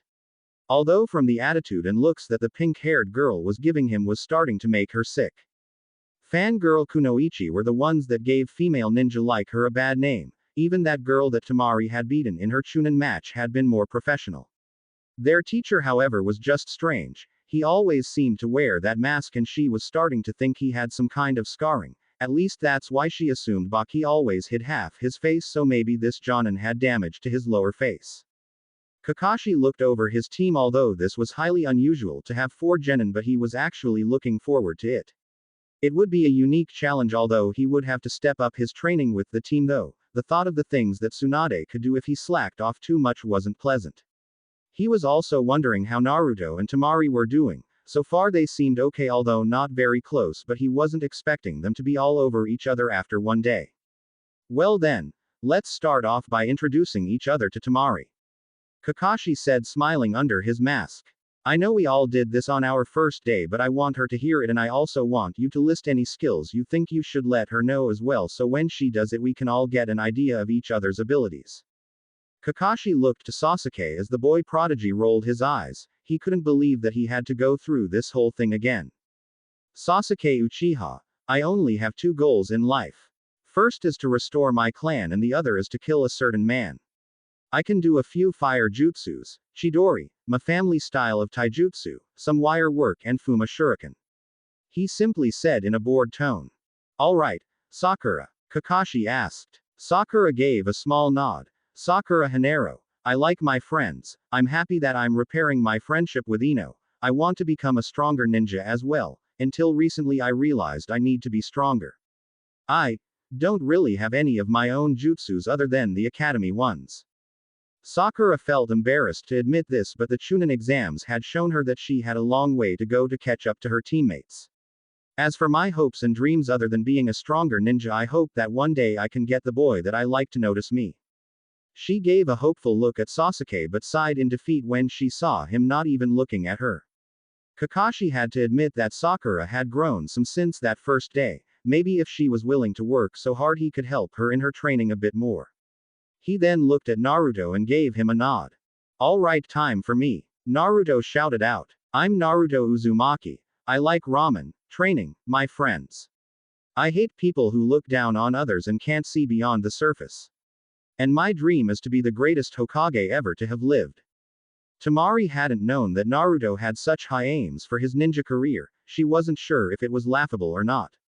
On the one hand, he wasn't the sharpest kunai in the bunch, but she also couldn't deny his combat skills or power. My skills include shadow clones, sexy jutsu. This earned him a glare from Sakura, and Tamari was wondering what the hell that move was, as she never heard of anything like that before. I also can summon and I know Rasengan. Wait, what was that, Naruto? Kakashi asked him, surprised. Huh, the last 2, Kakashi said again. When did you learn those? Oh, I learned summoning from Ero Sennin during the Chunin exams training month. I can vouch for the summons. I saw him use it against my brother, Tamari said. Wait, who is Ero Sennin? Sakura asked Naruto, never hearing that and not sure she wanted to know with a name like that. He means Jiraiya of the Sannin, Kakashi told her. Sakura's eyes widened. She remembered the stories, as he was one of the strongest ninja in the world and one of the 3 members of the legendary trio of ninja from her village. Tsunade was one and that snake freak Orochimaru had been the other. Yeah, that's Ero Sennin, Naruto said. Naruto, show some respect. Sakura said, bobbing him on the head. Don't call someone that. It's amazing that Tsunade-sama doesn't kill you every time you call her Ba-chan. But he's a pervert, Naruto said and got another hit to the head. Thankfully she wasn't hitting him as hard as she used to. She had toned down the hits lately, although if he really pissed her off then they went to full force, but she hadn't done that lately. Tamari just couldn't understand why Naruto took it. He was obviously stronger than the others, but he just took it. Although she had to admit that Naruto did need a lesson in manners, so she would let Sakura administer any punishment as long as the girl didn't go too far, but she looked like she knew what she was doing. Hey, don't blame me. He actually admitted to being a pervert when we first met. I caught him peeping on the women's hot springs, and he's the guy that writes those books that Kakashi-sensei reads all the time. Naruto said, explaining to her. Sakura blinked a few times. She couldn't believe that one of the most legendary ninja alive would do that kind of stuff, but she knew that when she pushed, Naruto couldn't lie to her. If she was angry with him, he always told the truth to get out of getting hit, but she had thought that a legendary ninja was supposed to be more respectable. He writes what? Tamari asked, looking at Kakashi. The man shrugged and pulled out his copy of Ika Ika Paradise, and Tamari's eyes narrowed. She had seen those books in Suna Hell. Konkuro had the collection in his room even. She once took a look at those things thinking they were just some story. She was in for a surprise when she got halfway through the first chapter and the main characters were going at it like a bunch of rabbits. Tamari looked at Sakura. I think you owe him an apology, given all that. I think the guy deserves to be called that. Sakura thought about it and looked to Naruto. Sorry, Naruto. He just shrugged it off with a grin. Anyways, please continue where you left off, Kakashi told Naruto. The genin thought about what else he had learned and he smiled brightly. Oh yeah, while I was looking for Ba-chan, he also trained me in Rasengan. He said, grinning. Wait, you learned that in a month? Kakashi asked Naruto, who nodded. I have to say, Naruto, that's very impressive. Why is that, Kakashi-sensei? What's a Rasengan? Sakura asked the tall scarecrow as Sasuke himself looked interested. It's a technique created by the fourth Hokage, Kakashi told them, all surprise written on their faces other than Naruto, of course. You see, it took him 4 years to create it. Also, it took Jiraiya-sama over 3 months for him to learn it. The fact that Naruto did it in 1 is mind-blowing. Naruto, can you use it so I can see just how well you've developed it? Naruto grinned hugely. It was nice for Kakashi to finally notice him like this, and for once he felt great with this kind of attention. He first formed a shadow clone, and with his help he started to gather up the chakra. Kakashi had to admit that was a unique way of creating the Rasengan, although already he could see that Naruto needed to improve in order to do it one-handed. But for a young boy like him to be able to use it alone was impressive. Sakura and Tamari had never seen anything like it before. The chakra was actually visible.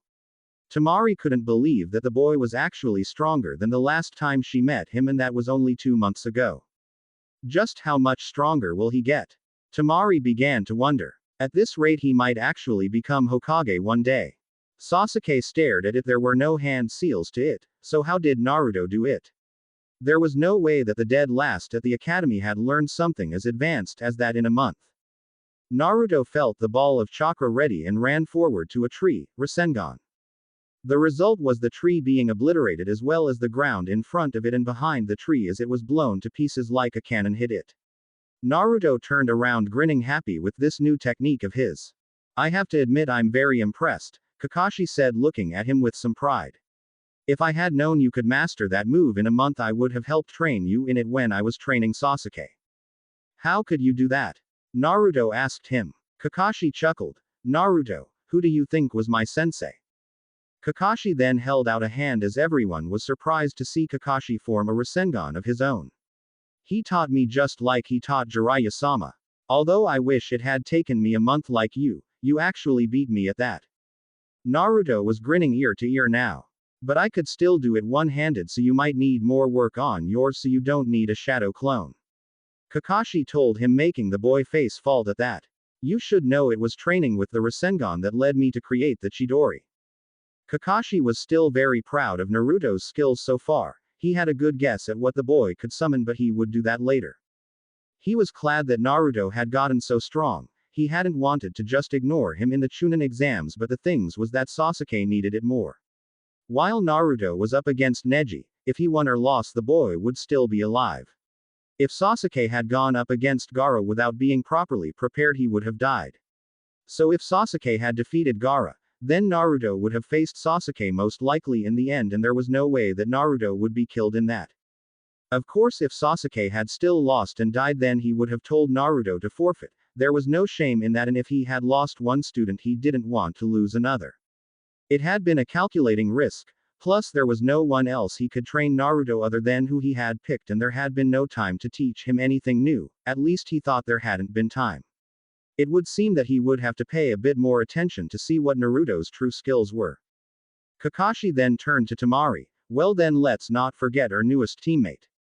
Temari blinked, forgetting that she was supposed to do the whole intro thing too. They had gotten sidetracked, but so far she had learned a couple of more details about Naruto.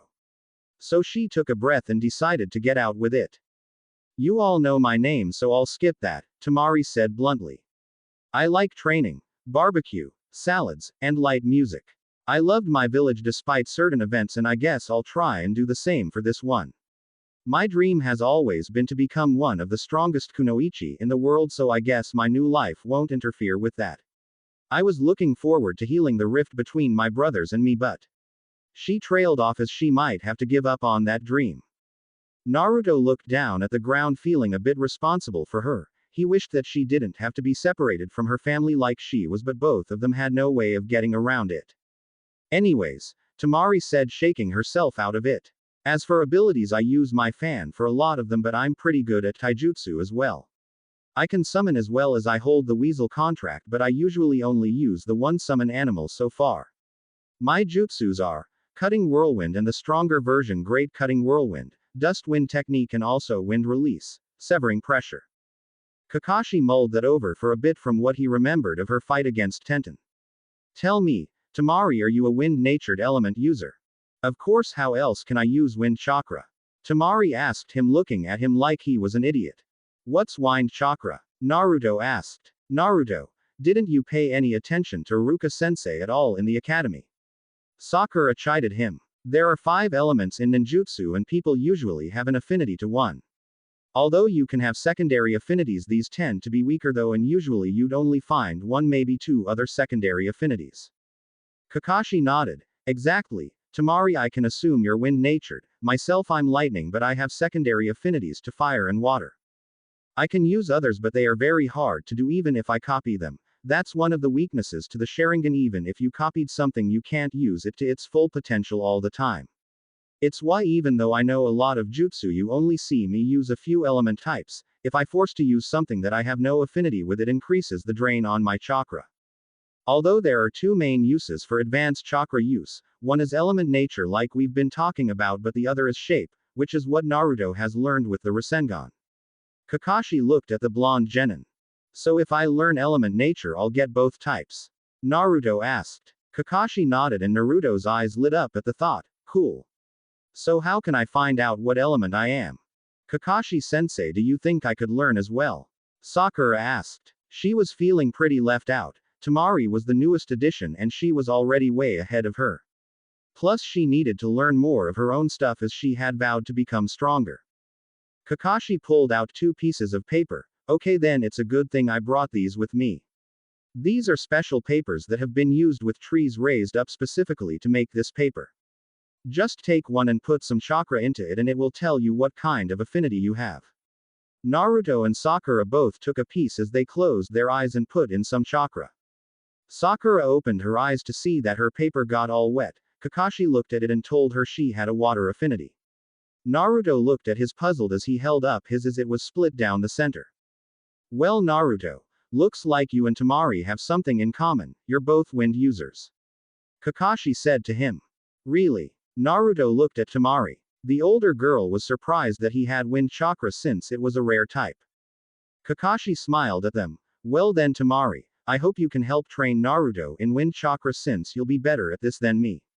I don't know much about that type, but since you're already using it, you can easily teach Naruto. And Naruto, just so you know, if you master both types, the shape and elemental, you can merge them to create very powerful jutsus, but I highly suggest that you perfect both before you even attempt that. No problem, Kakashi-sensei. Naruto said as he was eager to learn wind elemental chakra. It would mean that he could make some really powerful jutsus in the future. It would also put him above Sasuke as well, and to him that was another reason to do this. So then, let's get to some training, shall we? Kakashi said to them all. He started off with the basics to see where they were, tree walking, a light taijutsu sparing as well. He put up Naruto with Sasuke and the boys were just as eager to go at it, more so Sasuke for some reason. Sakura and Temari, well, it had been pretty one-sided, but he had seen in more depth the kind of fighting that Temari did. It seemed to him that she mainly used her fan and didn't use hand-to-hand all that much, although she was still above Sakura in that department. They had them each use a jutsu that they listed off as well. He was impressed with Temari's abilities. She was the perfect long to medium range fighter, something they were missing in their team. Sakura, he noticed, seemed to be getting depressed as she watched the other members of the team, and he sighed knowing that the young girl was most likely feeling like the weak link in the team.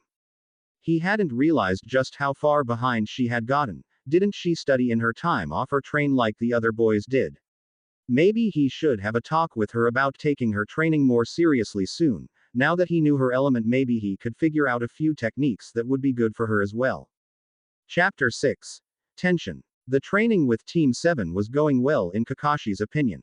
By the end of the first day he had pretty much gathered most of what he needed. Temari was definitely a very highly skilled kunoichi for her age and could see why she was picked for this whole affair. She was weak in close range combat though, but that was easy to work on and that was what the rest of the team was for. He had noticed that Sakura had been pushing herself harder than normal, which was good to see, and he was wondering if it was because of their new teammate. At any rate, it was getting late and noticed that they were starting to tire. "Alright everyone, that's enough for today," Kakashi said as they all stopped their training. "I'll see you all here tomorrow at 9 for missions and then training afterwards." As the team members started to file out, he noticed that Sasuke was walking towards him. He had a feeling what the genin wanted and he was starting to worry about it. Sasuke walked right up to Kakashi and looked up at the Jonin teacher. "You said that you know how to use the Rasengan, right?" The Uchiha Avenger asked. "Yes and no, I'm not teaching you it," Kakashi told him, and he could see the anger there in the boy's eyes. "Why not? You taught me the Chidori and I can use something like that Rasengan thing," Sasuke told him, although he also thought that an idiot like Naruto shouldn't have a stronger technique than him. He was the prodigy in the class while Naruto had been the dead last. He had no idea when or how Naruto kept getting so much stronger, but he needed to keep ahead of the annoying blonde. "Naruto is a special case," Kakashi told him. He couldn't just come out and say it was because of who Naruto's father was or because of what was sealed inside of the boy. Sasuke didn't like that word that Kakashi had used, unfortunately.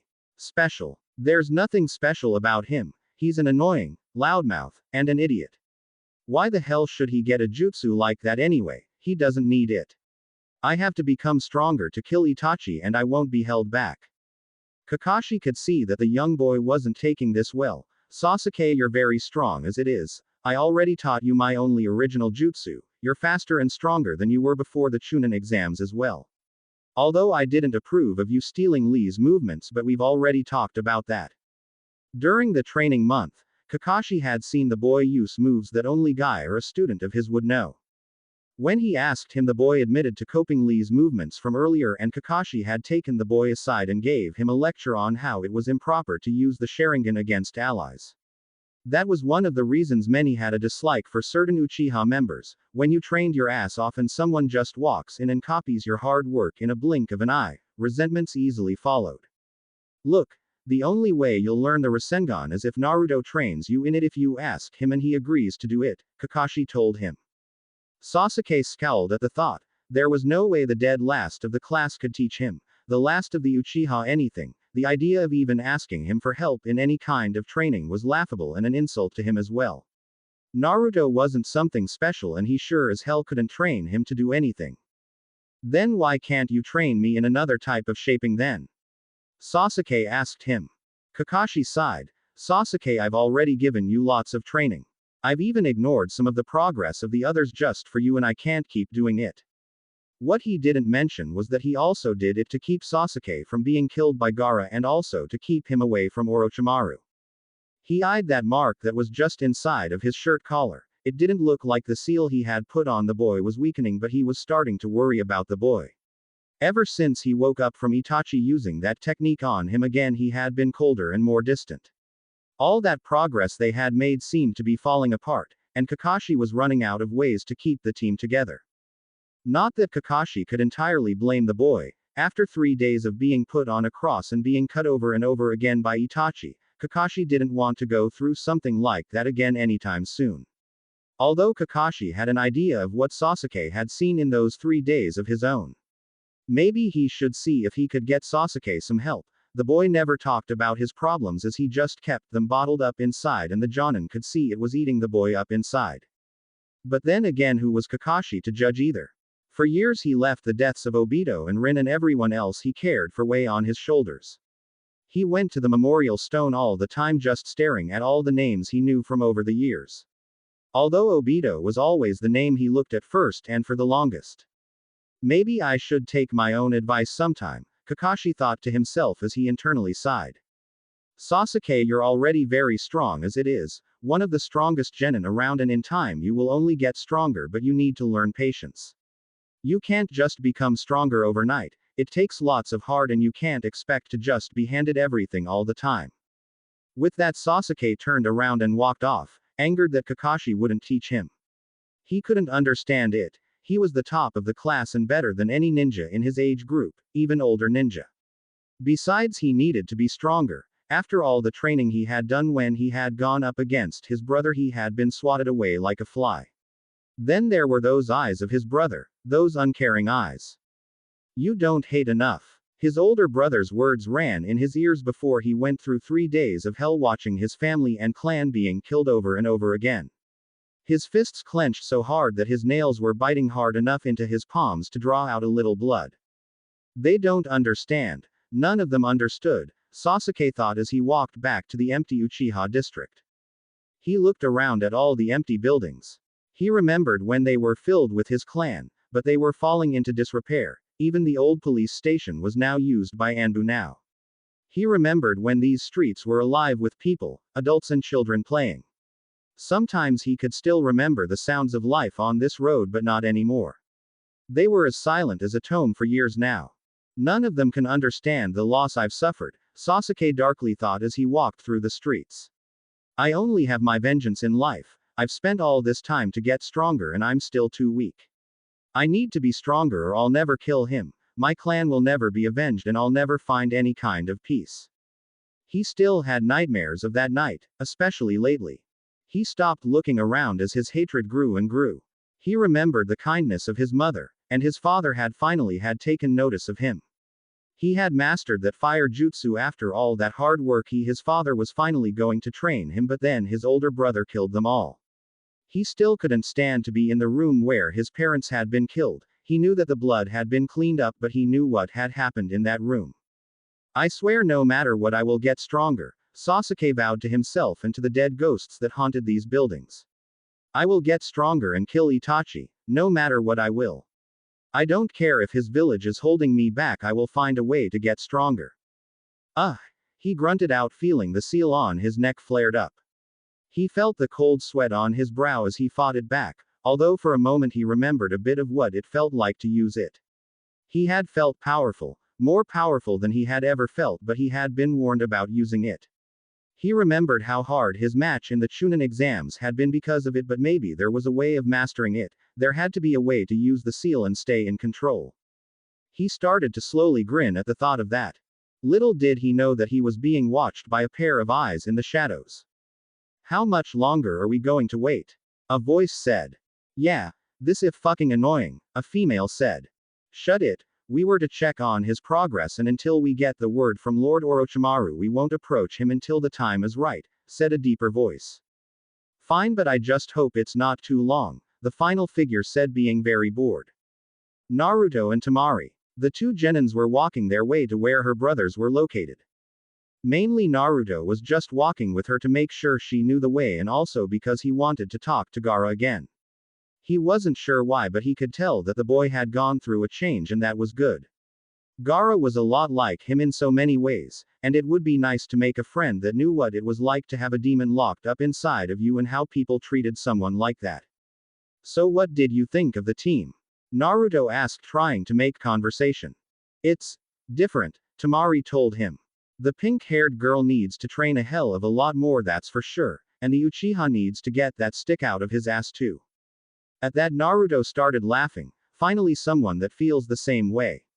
I mean all the girls are all over him, it's always Sasuke-kun this or Sasuke-kun that, man I don't get what's so cool about him.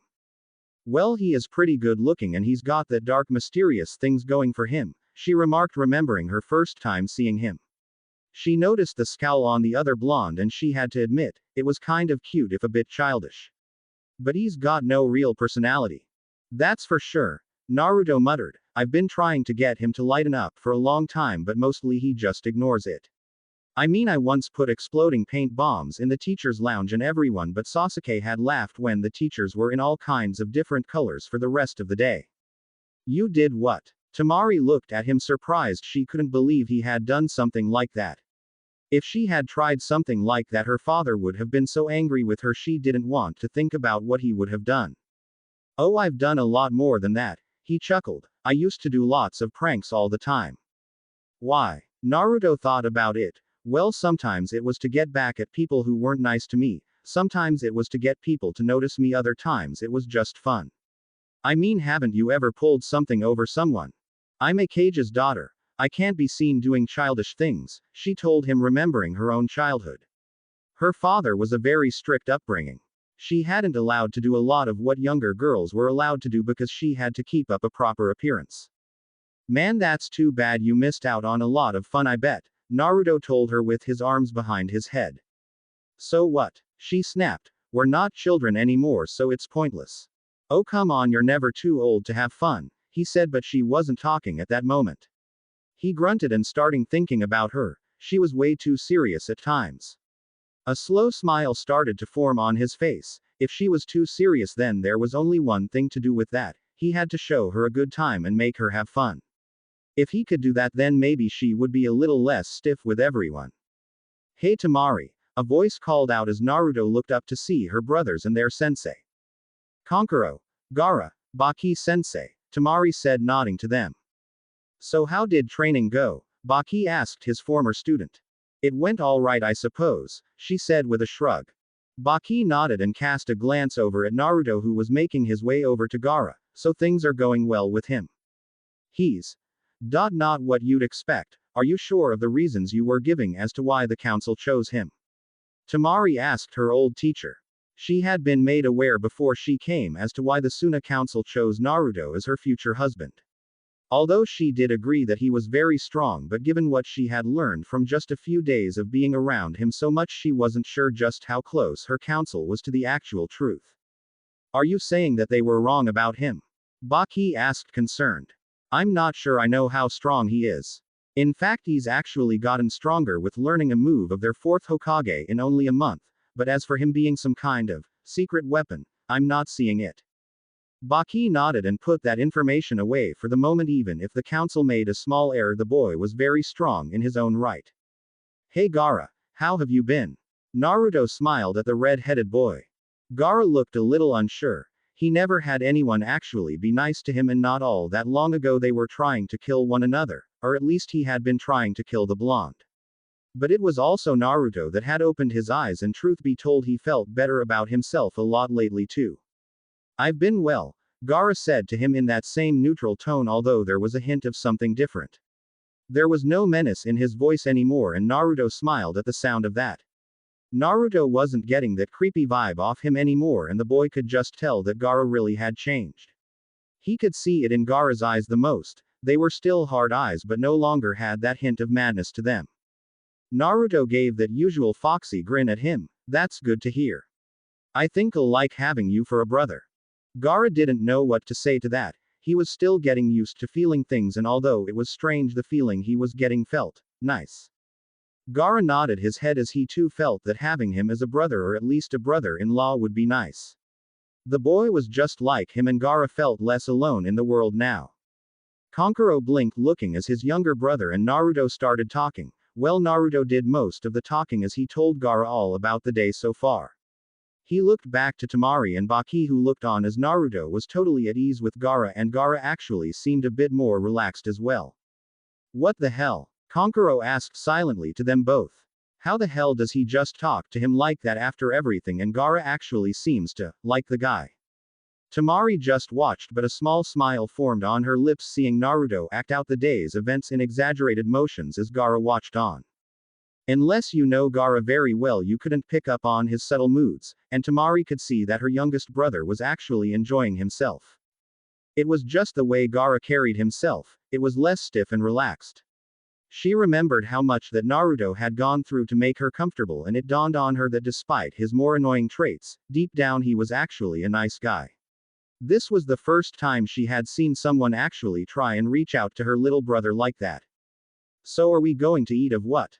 Kankuro asked, bored after a while. Oh hey, I know the best place to eat. Naruto smiled largely and looked to Gaara. Hey, you like ramen? Tamari rolled her eyes. She had figured out just how much of a ramen freak he was, and although she liked it herself, Naruto wanted to eat it all the time. But seeing Naruto and Gaara together, maybe it would be good for Gaara to spend a bit more time with him. Well, I guess so, Tamari said as the others didn't have anything against it. Naruto was all smiles as he led them to his most favorite spot to eat in the whole world. The Ichiraku Ramen Bar, ran by Tsuki and his daughter Ayame. Naruto hadn't eaten there in a while given how busy he was lately, so he was eager to hurry up and eat his fill. Plus, with the new pay he was getting from Tsunade, his frog-looking wallet, Gama-chan, was a nice large shape. He led them through the streets as they came to the stand with the drapes over it as Naruto ducked his head under the cloth. Hey old man, I need at least 5 bowls of miso ramen. Naruto called out as he sat on his favorite stool. Naruto-kun, we haven't seen you in a while. Ayame smiled at him as her father got the order ready. Then she noticed the others coming in. Oh, hello. Welcome to Ichiraku Ramen, what will you take? They gave their orders as the father and daughter team went to work on things. Well, it smells good so far, Baki said out loud. Yeah, they serve the best ramen in the world here. Naruto grinned as he couldn't wait for his first bowl. Tsuki laughed as he got the noodles ready. Thanks for the free advertising, Naruto, and that's one of the reasons you're our #1 customer. So are you friends of Naruto-kun? Ayame asked them.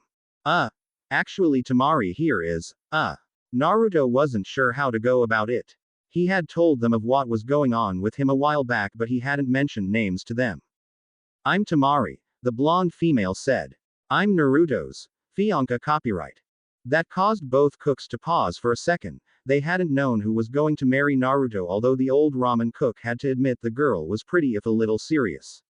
Ayame, however, went right into Tamari's face, nearly making the newly made Leaf Genin pull back a bit in her seat. Oh, so you're the one that he's told us about. Ayame looked the girl over and it was making Tamari a little uncomfortable. Please take care of Naruto-kun, he's a really nice guy and he could use someone in his life, plus maybe you can help keep him out of trouble. Nei-chan, Naruto said, embarrassed. Kankuro chuckled at the look on the boy's face. Shut it, makeup boy. What did you call me? Kankuro shouted out. This is war paint for your information. I think it's really makeup. After all, you dress up like a cat and play with dolls. Naruto said, crossing his arms. They're not dolls. The puppet user said in the defense of his beloved puppets. Tamari couldn't stop a snickering escaping from her mouth. This wasn't the first time someone said this to her brother, although not this blatantly before. She also noticed that Gaara had a slight twitch on the side of his mouth for a second. She was surprised that Gaara had nearly smiled at that. Oh, I think playing with dolls is cute, Ayame smiled. And it shows you're really comfortable in your own masculinity to wear makeup. Kankuro just sat there with his mouth open. He then slumped down into his seat sulking. Being insulted by the blonde loudmouth was bad enough, but now the pretty girl behind the counter was getting in on it too. Hell, even his sister often said that was why he couldn't get a date. They started to eat up once the orders were ready. They were surprised by just how much Naruto could eat. As they started to eat up, Tamari got to know the 2 ramen stand workers. They seemed fairly nice and they seemed to really like Naruto as well, and the ramen wasn't bad either. By the time they left, Tamari had to admit that the place, while not fancy, was still kind of nice. And with how much Naruto spent, it was little wonder why he was their #1 customer. Now that's what I call a good meal, Naruto said, patting his stomach. So far he had to admit that things were going well. He was getting along with Tamari and her brothers and former teacher. Although he kept trying to sneak a look under that half of Baki's face that was covered, honestly, why did some ninja have to hide their faces? He got enough of that with Kakashi. Although Naruto was having such a good time that he wasn't watching where he was going, and when they turned the corner he nearly slammed into someone. Hey! Careful, Naruto! Naruto snapped out of his thoughts as he nearly ran into Tenten. Oh man, sorry about that, Tenten, he said, and then noticed that she was with Neji and Lee on his crutches. Hey Neji. Hey there, fuzzy brows. Naruto-kun, it is very youthful to see you again. Lee smiled at him but then noticed that his two friends weren't as happy. In fact, they were looking at Naruto's companions, especially Tagara.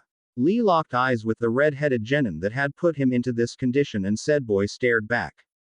Naruto looked at both groups and swallowed nervously. There was a lot of bad blood between the two groups.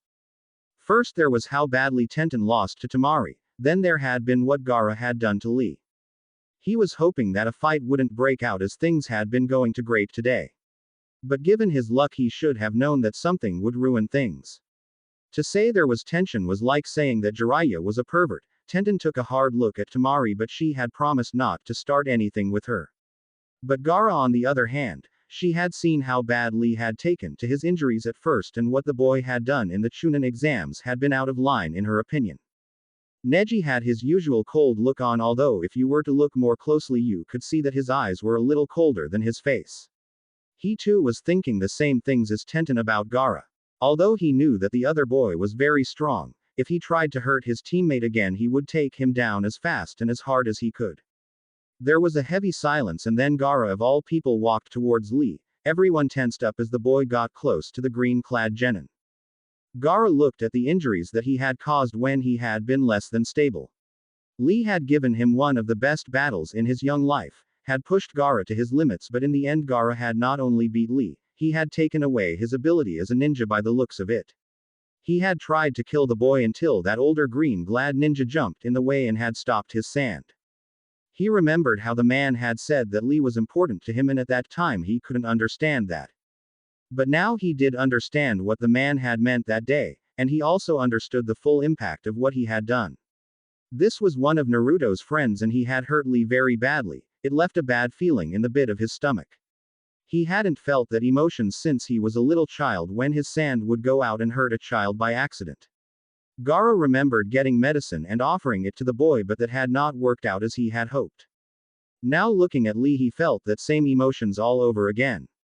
He looked into Lee's eyes and said something that no one expected him to say. I'm sorry, Gaara told him. Everyone blinked in surprise, although Lee grew a small smile on his face. You don't have to do that, Lee smiled at him. What? Lee, well, he crippled you. Tenten shouted at him. I know, but we are ninja. In our line of work we enter battle knowing that something like this could happen or that we can die, Lee said with his full resolve in his voice. I could have quit that match at any moment, but I wanted to push myself to my limits, maybe even beyond my limits. We all knew that the Chunin exams were dangerous when we entered as a team, and I was fully prepared to die for my nindo. Lee looked to Gaara again. You are one of the strongest people I know, and it was an honor to fight you. And I hope to do it again. What? Gaara asked, surprised as was everyone else there. Lee gave Gaara a thumbs up with a smile. Lady Tsunade has said that she is looking into my condition. I am sure that with her help I'll heal, and when I do I hope we can have a friendly rematch one day. Lee had been meaning to surprise his friends with the news later that day, hence why they were on their way to meet Guy. Lee wanted to tell his team all together, but it would seem that he would have to tell Guy second. Although he was worried, as Tsunade said, that the treatment was looking dangerous, but if he couldn't be a ninja then there wasn't anything else that Lee would want in life.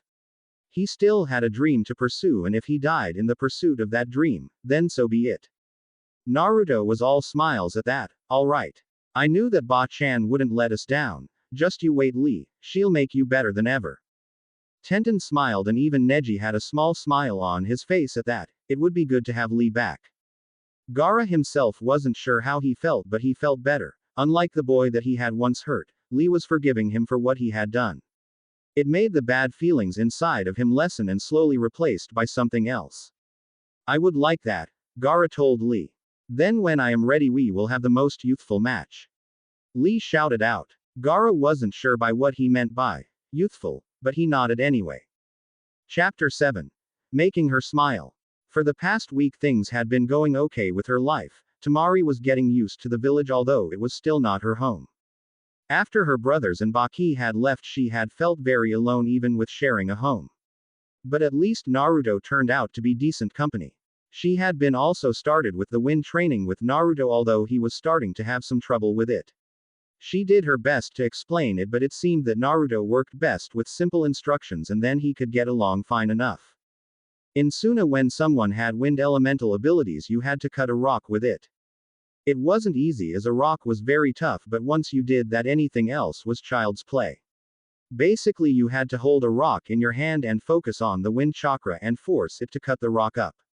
Tamari had managed to do it after nearly 6 months of training she constantly made small cuts into her first rock over and over until it broke. Then she had to try and do it with less cuts each time until she could cut a rock with only one try.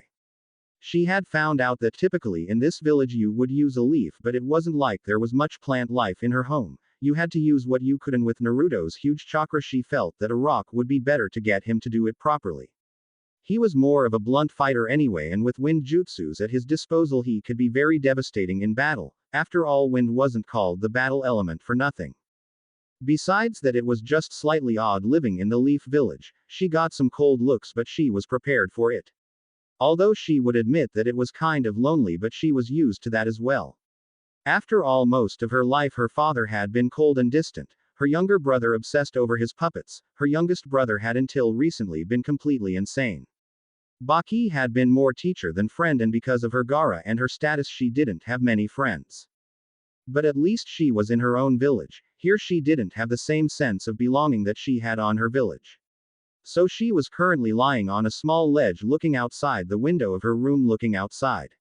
She could smell the scent of the trees and flowers, she was surprised that Naruto actually gardened at least a little and had a hard time telling what was a weed and what was a plant, but she still missed the smell of desert lilies as well. While she was at the window Naruto was up in his room getting all the supplies he needed for the day. His team had the day off and Tsunade suggested to him that on days off he might as well get to know Tamari more. Well given what he heard of her childhood being just as lonely as his, only less fun it seemed. Well he was going to fix that up, he put his supplies into a sealing scroll and he wished he had known this before. Knowing how to seal things up would have made his life so much easier and he was wondering why that was never taught in school. Maybe he'd ask Haruka next time he saw him, at any rate this would be a nice way of thanking Tamari for showing him how to do it. He went in search of Tamari as he had something planned out for the entire day, he found her in her room looking out the window. He paused for a moment as he just watched her, he guessed she was thinking about her home he would be if he was in her position. Hey, Tamari, he asked. Tamari looked over to him, what's up? You okay? Naruto asked seeing the look of longing in her eyes. I'm fine, she said getting up and away from the window. Naruto was silent a moment as he looked at her. She was putting up a false face which was something he had a lot of experience in.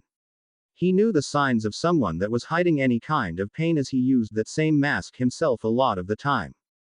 I know you miss your home and I'm sorry you had to leave it, Naruto told her bluntly.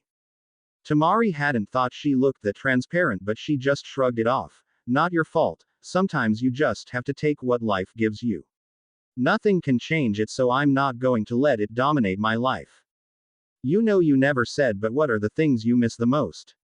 Naruto was genuinely curious. I mean I know what I would miss if I had to leave but I've never been to Suna. Tamari shrugged. Well there is a few things, there was this nice coffee shop that served this great stuff there. I miss the sunsets that I could see on the mountain ranges, in the right season the sands can look like they're on fire for a moment. The way the west wind would bring the scent of desert lilies was also nice. Tamari lost herself in her memories of her home, sure it was a bit desolate, compared to other villages but it was still her home. Naruto could see the downcast look on her face and he figured that she really did need what he had planned out, plus he filed away those little pieces of information away for later as well. He went over and grabbed her hand surprising the taller blonde. What the hell? Tamari asked being dragged through the home. Come on, you're coming with me. Naruto simply said as she nearly dragged her out of the room, she barely managed to grab her fan before leaving as well. It wasn't that she was expecting trouble, it was just that she always went everywhere with it. It was when he finally stopped on the top of a building that she finally managed to get him to stop and explain. She wanted to know why they had the day off. He came and dragged her halfway across the village to some building looking around for someone. Naruto grinned at her. Well, you said that you never got to have any fun in your life. I said I never had a normal childhood, and for the record I did have fun at times, she said, putting her hands on her hips. Yeah, but I doubt it was much, so I'm going to show you just how much fun you missed out on. One of the things I'm going to show you is how to pull pranks on people as well. Naruto told her, taking out a scroll. This is stupid, Temari said, turning around to leave. What, you scared, or just think that you can't pull one off?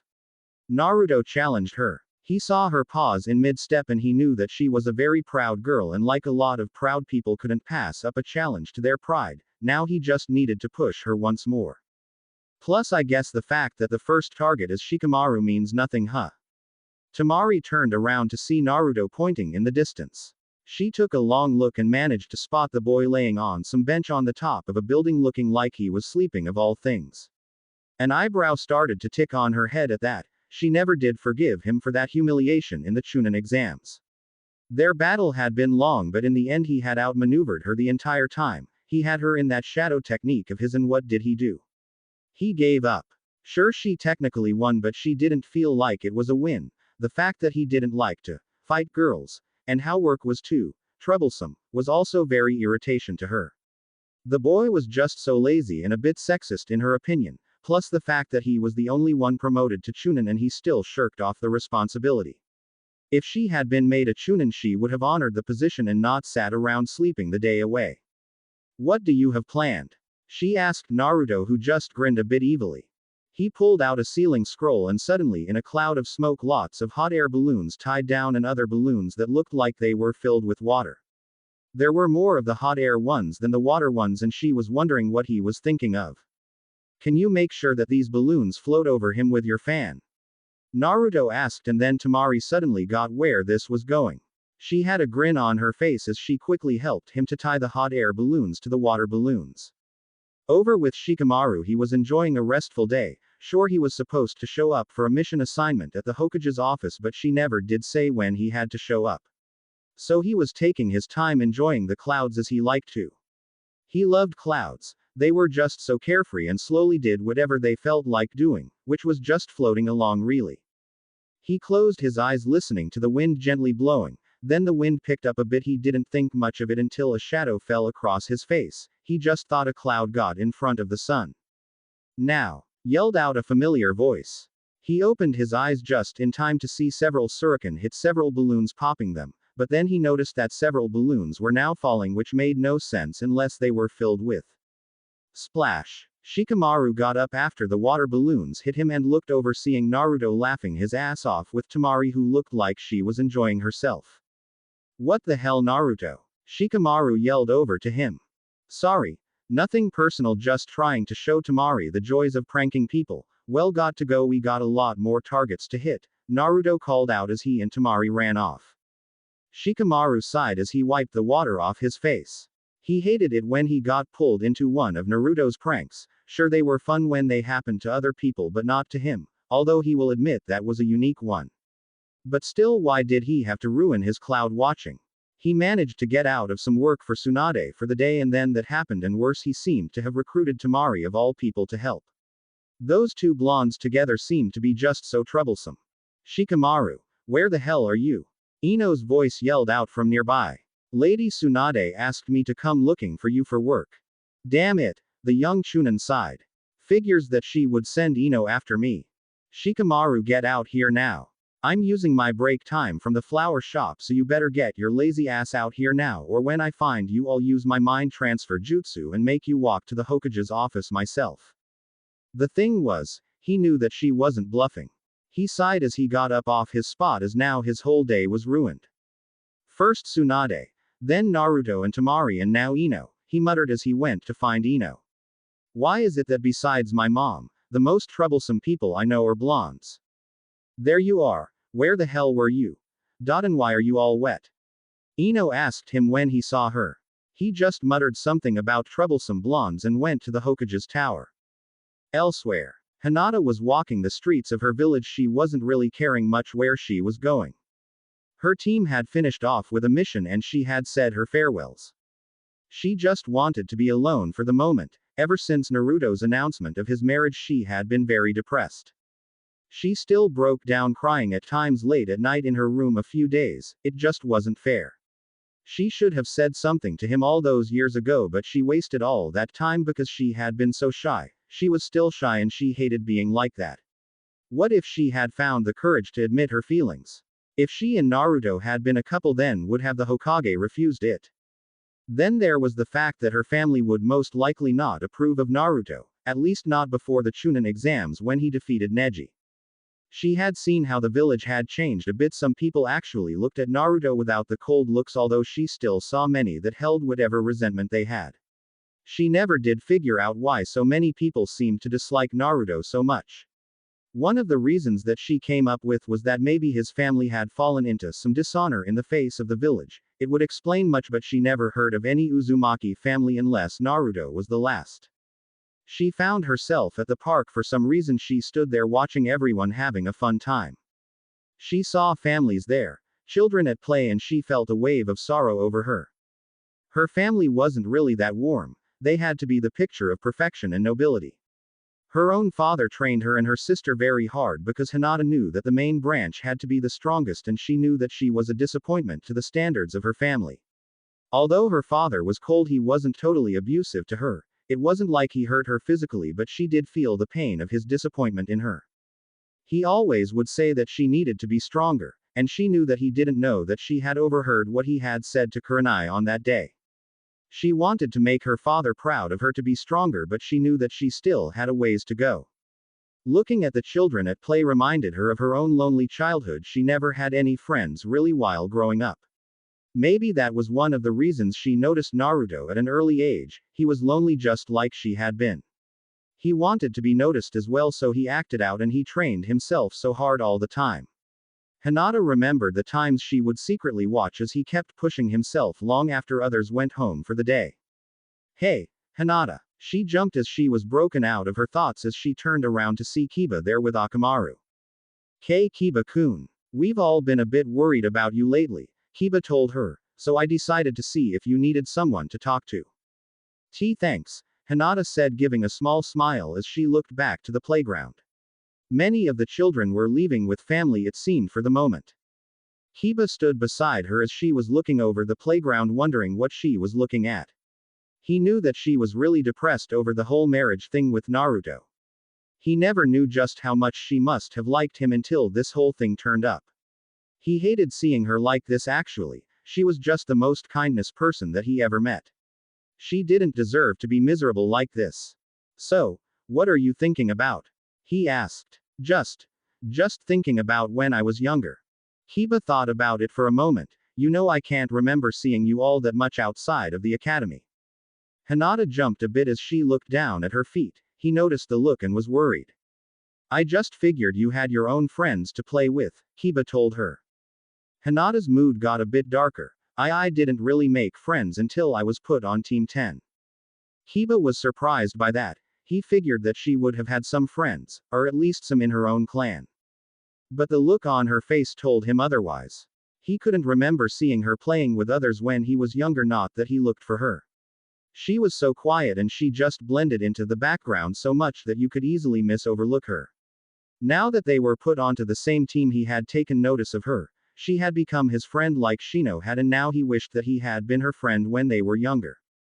Well, if he couldn't change the past, he would at least give her something better for the present. Come on with me, Kiba said as he grabbed her hand and led her into the playground. Hey Kiba-kun, she asked. Let's just say I want to make up for you missing out on a few things. Kiba said as they got to a set of swings. He asked her to sit down and she nervously did, although she did with a small smile. She knew that she might be a bit old for this, but she never really got the chance to do something like this. In fact, she had been too scared as a little girl to try it out. Kiba helped her when he figured out that she never been on a swing before, so he got behind her and started pushing. Hinata had to admit it was fun. She had never had a friend to push her on one of these things, and the feeling she got when she got up made her feel funny in her stomach area, but in a good way. She saw Akamaru running below her, barking as he would try and jump up to tap her feet, so she tried to move her feet like targets for the pup. She actually laughed a bit, and Kiba had heard her giggle but never really laughed before. It was a nice sound actually, and for some reason made him smile. "Mommy, aren't they a bit big for swings?" a little boy asked his mother as they passed by them. The mother just smiled at her son. "Don't point, Kenji, just leave the young couple on their date." At the word date, both young teens froze up, and it didn't help that they froze with his hands resting on her hips. Both of them noticed this and blushed as Hinata jumped off the swings and Kiba put his hands behind him quickly. Both avoided looking at the other for a moment. Kiba just meant to cheer her up, not make it look like he was dating her. "So, Kiba wasn't sure what to say at the moment, and Akamaru gave a small whine and turned away. The little guy wasn't going to help him out with this one, it would seem. Thank you, Kiba-kun," Hinata said quickly to avoid anything more embarrassing happened between them. She knew that he was just trying to cheer her up after all. Kiba blinked and then smiled at her. "Sure, no problem. Just remember, if you're ever sad or lonely, me and Akamaru would be glad to help out." Akamaru barked to let her know that he agreed with his master. Hinata smiled, feeling a bit better now as she nodded her head. Elsewhere. So far, the blonde duo of Temari and Naruto had hit several targets throughout the day. Naruto felt good doing some pranks again. He hadn't the time since he made Genin after all, and he was well overdue. After they hit Shikamaru, they went on to the rest of the town as well. Anko had been about to enjoy her dango when she took her first bite. Her mouth nearly caught on fire. She went to drink all the water she could. Apparently the server had been Naruto in a henge while Temari had put the hot sauce on the dango. Naruto had been meaning to getting back at Anko for cutting his cheek and freaking him out during the Chunin exams. They later hit Kakashi, posing as a kid, and their cat stuck in a tree. The Jonin had left with several scratches on his mask because of it. A couple of the more stuck-up Hyugas from the main branch ended up with paints of all different colors all over them. A person who had made a anti-Suna remark against Temari ended up hanging upside down with their pants around their ankles. A few other things as well. Before they took a break, they were resting on a bench, and Temari had to admit she had a lot of fun, despite herself. "See, told ya it was fun," Naruto said, grinning at her. Okay, so you were right," Temari told him, still smiling. It felt good in a way to cut loose. She never got the chance to do anything like that, plus Naruto was very good at it. "How often did you do this?" "Oh, I used to prank people all the time," Naruto said proudly. "A few times I never even got caught, but my best prank was the one I pulled before I graduated." "Do I want to know?" she asked in good humor. "See that mountain range with the faces of all the Hokages?" Naruto asked her. "I painted it all up after an hour. I had to get up early for that one, but it was worth it." "You didn't," Temari said, both shocked and impressed that he was able to do that without anyone seeing him until it was done. "I had Jonins, Chunins and Anbu chasing me for over an hour." Naruto laughed, and despite herself, Temari gave a small laugh at that as well. She was starting to see that surprising people was a trait that Naruto had. She never would have done anything like that back home. Her father would have been so angry with her, as she had painted up the side of the rock wall that shielded their village. "Well, if it isn't the dead last and the Suna girl," a slightly annoying female voice said, and instantly Naruto's mood dropped. He looked and was surprised to see two girls. Both of them had been in his class. One was Amy, and he thought the other was named Haruka. Both of them were die-hard members of the Sasuke fan club. In fact, Amy was kind of a bully in class and picked on others. "Man, I'm not surprised that you get the job of marrying this girl," Haruka said, grinning. "What the hell is that supposed to mean?" Naruto asked her angrily. He never liked these two. That of course the dead last would get chosen for such a horrible fate. "I mean, to marry this girl is laughable. She's just a peace offering so our village doesn't crush hers, although they certainly deserve it for betraying us like they did," Amy said in a dark tone. "First off, little girl," Temari said, standing up to her full height, which was at least a foot taller than the other girl. "My father was murdered and replaced by Orochimaru and tricked us into his plans, and as for Naruto, I don't know why you don't thank him, as he's the one that saved your village from my brother Gaara." "Oh please, like he could have done anything," Haruka said, waving it away. I bet he only got in Sasuke-kun's way when he fought the Uchiha. Temari actually laughed at that. He couldn't land a blow on my brother, and Naruto was the one that beat Gaara. I should know, as I was there watching it all, and let me tell you both something. He's a lot stronger than the Uchiha boy. I don't think so. Amy yelled out at her. No one is better than Sasuke-kun. Yeah, Haruka said. Come on Temari, let's get out of here, Naruto said as he gently grabbed her wrist and led her away. Temari was fuming. It was bad enough a couple of arrogant bitches were bad-mouthing her village, but how could Naruto stand that kind of verbal abuse like that? He was clearly stronger in her view, but why did those girls not know that? Maybe it was because they were blinded by their views of Sasuke Uchiha. She had seen this all too often in her own village. Girls like that made her sick, as they weren't Roth being ninja in her opinions, and to top it all off, they hadn't even been in the Chunin exams, and Naruto had gotten into the finals on his first try. So there was no way they could look down at him, as he had accomplished more than they most likely had. She was about to demand why he didn't let her just trash those girls when she noticed the evil smirk on his face. What are you planning? Temari narrowed her eyes. Naruto's grin only grew. Why fight them when we can just get even? Later that day, Amy was walking through the village. She was still smirking about putting that Suna girl in her place. She would never forgive the Suna for what they had done. For one thing, her home had been one of the buildings damaged, and her family had to start over again. It wasn't fun, and she had a lot of good memories of her home. She was about to see how her mother was doing when she froze in horror. There, not 12 feet away, was Haruka and Sasuke of all people, and they were hugging each other. Oh Sasuke-kun, I'm so glad that you agreed to go out with me, Haruka smiled at the boy. I couldn't stand it anymore. You're the most beautiful girl in the village, Sasuke said. Better than Amy. Oh please, that hag couldn't compare to you, Haruka-chan, Sasuke said as she sighed. She is pretty ugly, huh? Haruka said as both laughed. They didn't see Amy as she had ducked around the corner of a building to hear them, but she was gritting her teeth now. She couldn't believe that Haruka would say that about her, let alone steal her. Sasuke-kun. Meet me at the park in an hour, okay?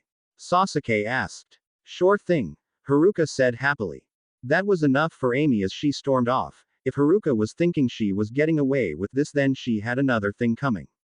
When she was out of sight, both Sasuke and Haruka smiled as in a puff of smoke there stood both Naruto and Temari. Okay, we got one, now we just need to get the other one, Naruto grinned as Temari matched it. An hour later, both Temari and Naruto were waiting in the trees for their targets. They had pretty much pulled the same stunt with Haruka, so now they just had to wait for them to meet up and for the fireworks to start off. Temari had to admit this way of revenge was more work, but it was a lot more fun, plus they couldn't get into trouble for it.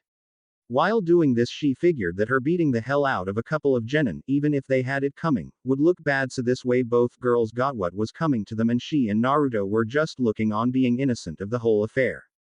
Hey, I think I see target one, Naruto smiled. And there is the other one, Temari said, pointing as the other was walking in the opposite way towards them.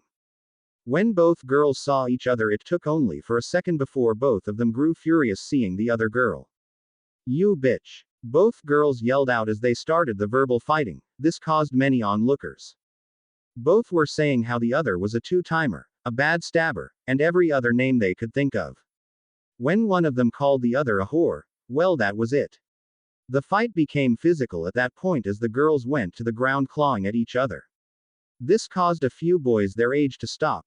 Many started whistling and catcalling as the cat fight started up, but a few chunins were in the area and pulled the girls apart eventually, although they were still kicking and screaming at the other while being held back. Well, I was hoping they would be able to fight some more, but overall I think it was good, Naruto said, smiling.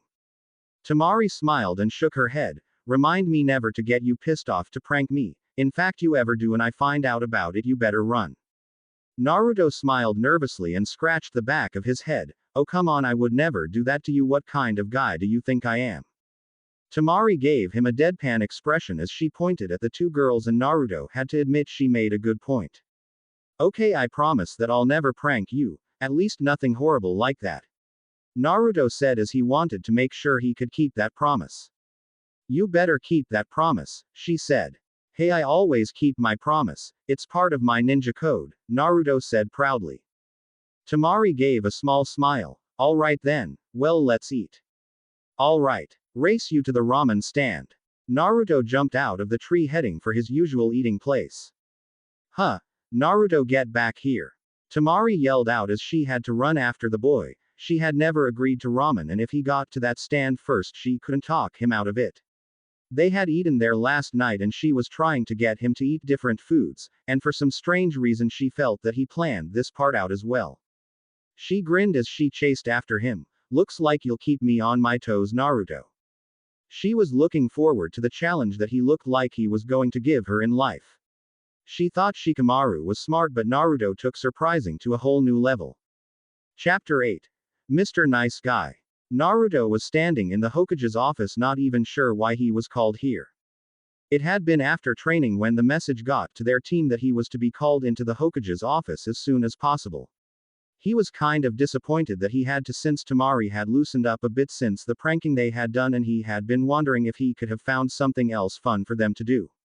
She seemed a bit more settled into things as well, although she was still a bit serious, but he hoped that he could help with that. But now he was standing in front of Tsunade's desk as she was going through a pile of papers that Shizune had put there. I can't believe how much paperwork this job has, Tsunade muttered to herself. If she had known how much work this job had, she might not have taken it.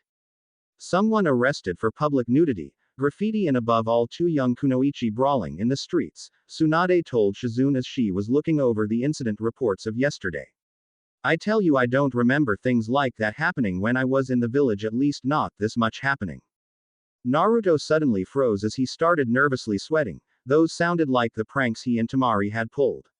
He swallowed hard as he quickly out of habit scanned for all the possible exits. He knew that he'd have to make a quick getaway if he needed it. Tsunade gave a look at Naruto. Why are you so tense? Aren't things going well with Tamari? Naruto suddenly realized that since she was so new at her job and to being back in the village, his reputation for his pranks wasn't known to her, at least yet. He figured as long as he didn't say anything he was in the clear, and then hoped that when she found out about his pranks she never thought back to this day. Oh yeah, things are going okay. We're training really hard and she's showing me how to use wind nature, although it's kind of hard. I have to split a rock with my wind chakra and so far I can just put scratches on it. Well, nature elemental training was always pretty hard normally, Tsunade told him. Then how come Sasuke-tem managed to use 2 different types? Naruto sulked a bit. Well. Tsunade looked to Shizune for help, but she quickly made it look like she was busy with looking over the paperwork in her arms. Traitor, Tsunade thought darkly to herself before looking at awaiting Naruto. Well, kids like Sasuke are rare, and besides his clan was always good with fire elemental jutsus, so since he already knows how to use an element, it's easier once you find out what your secondary element affinity is. Oh, I guess that makes sense, Naruto thought to himself.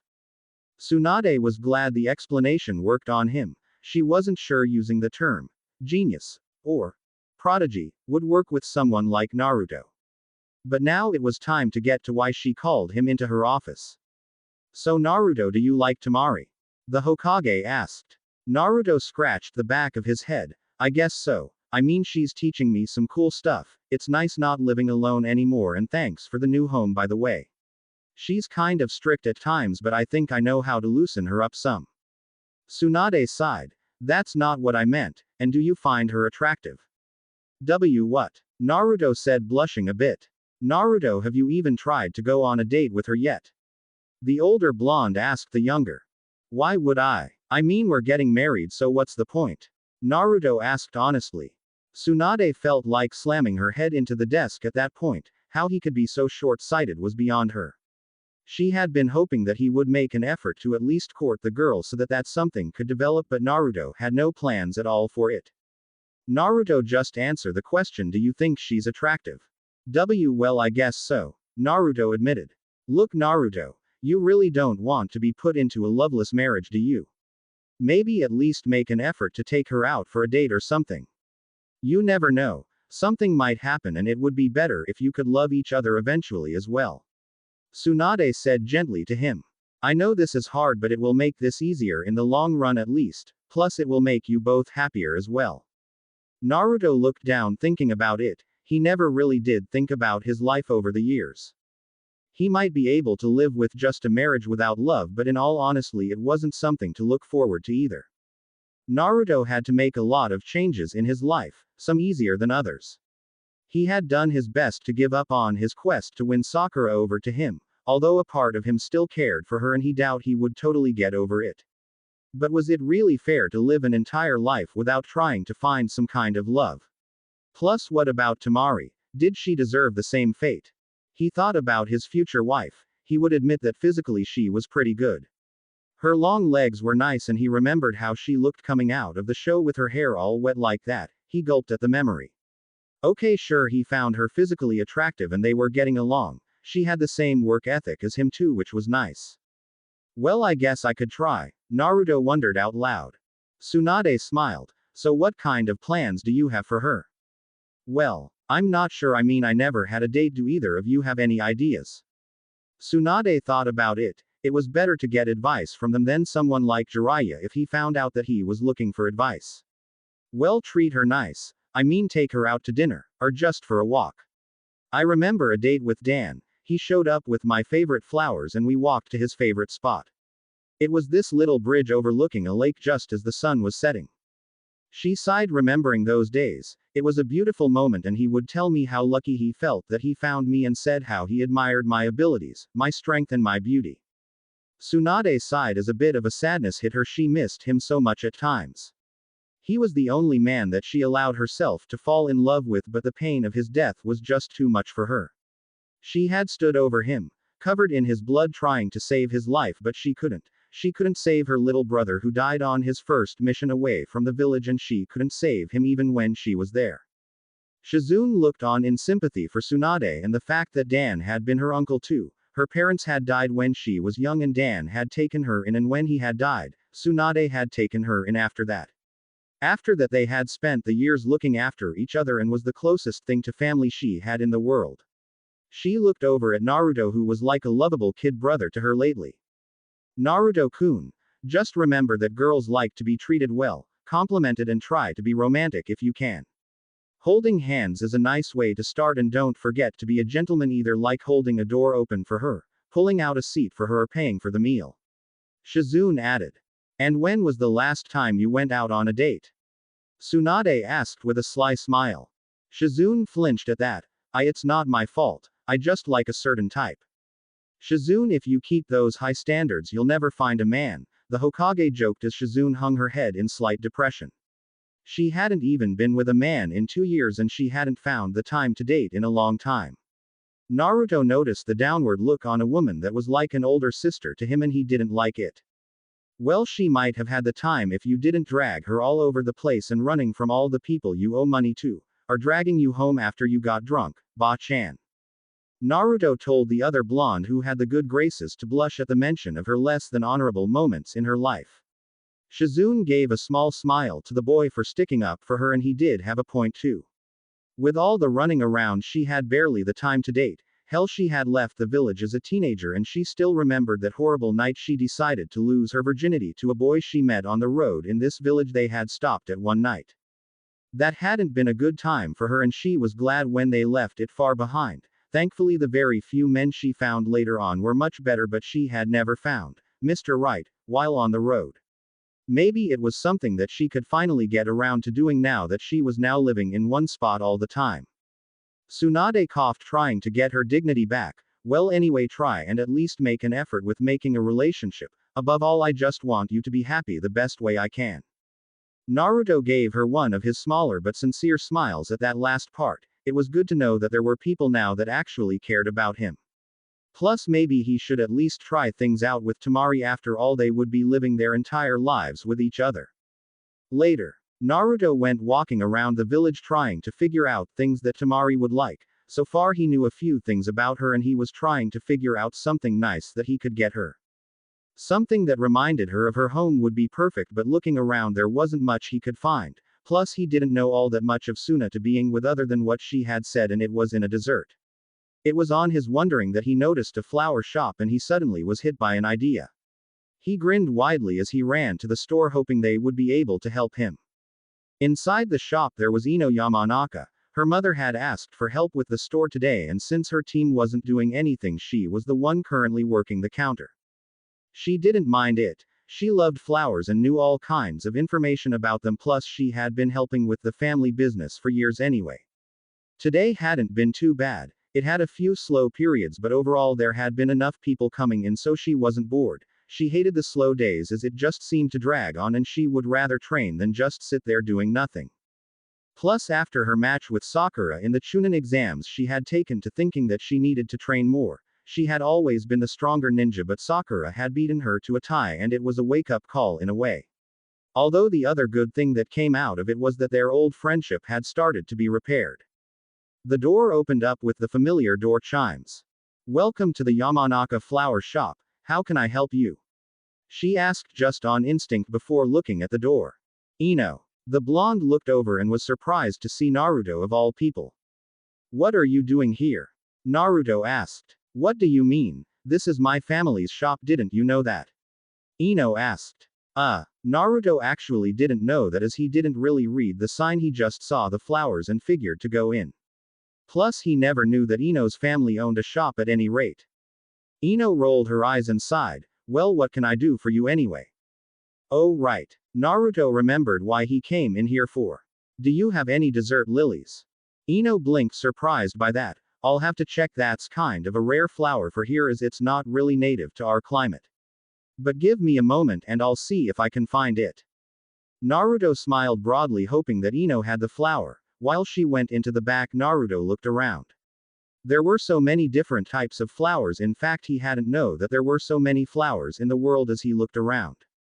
When Ino came back, she was carrying a potted plant.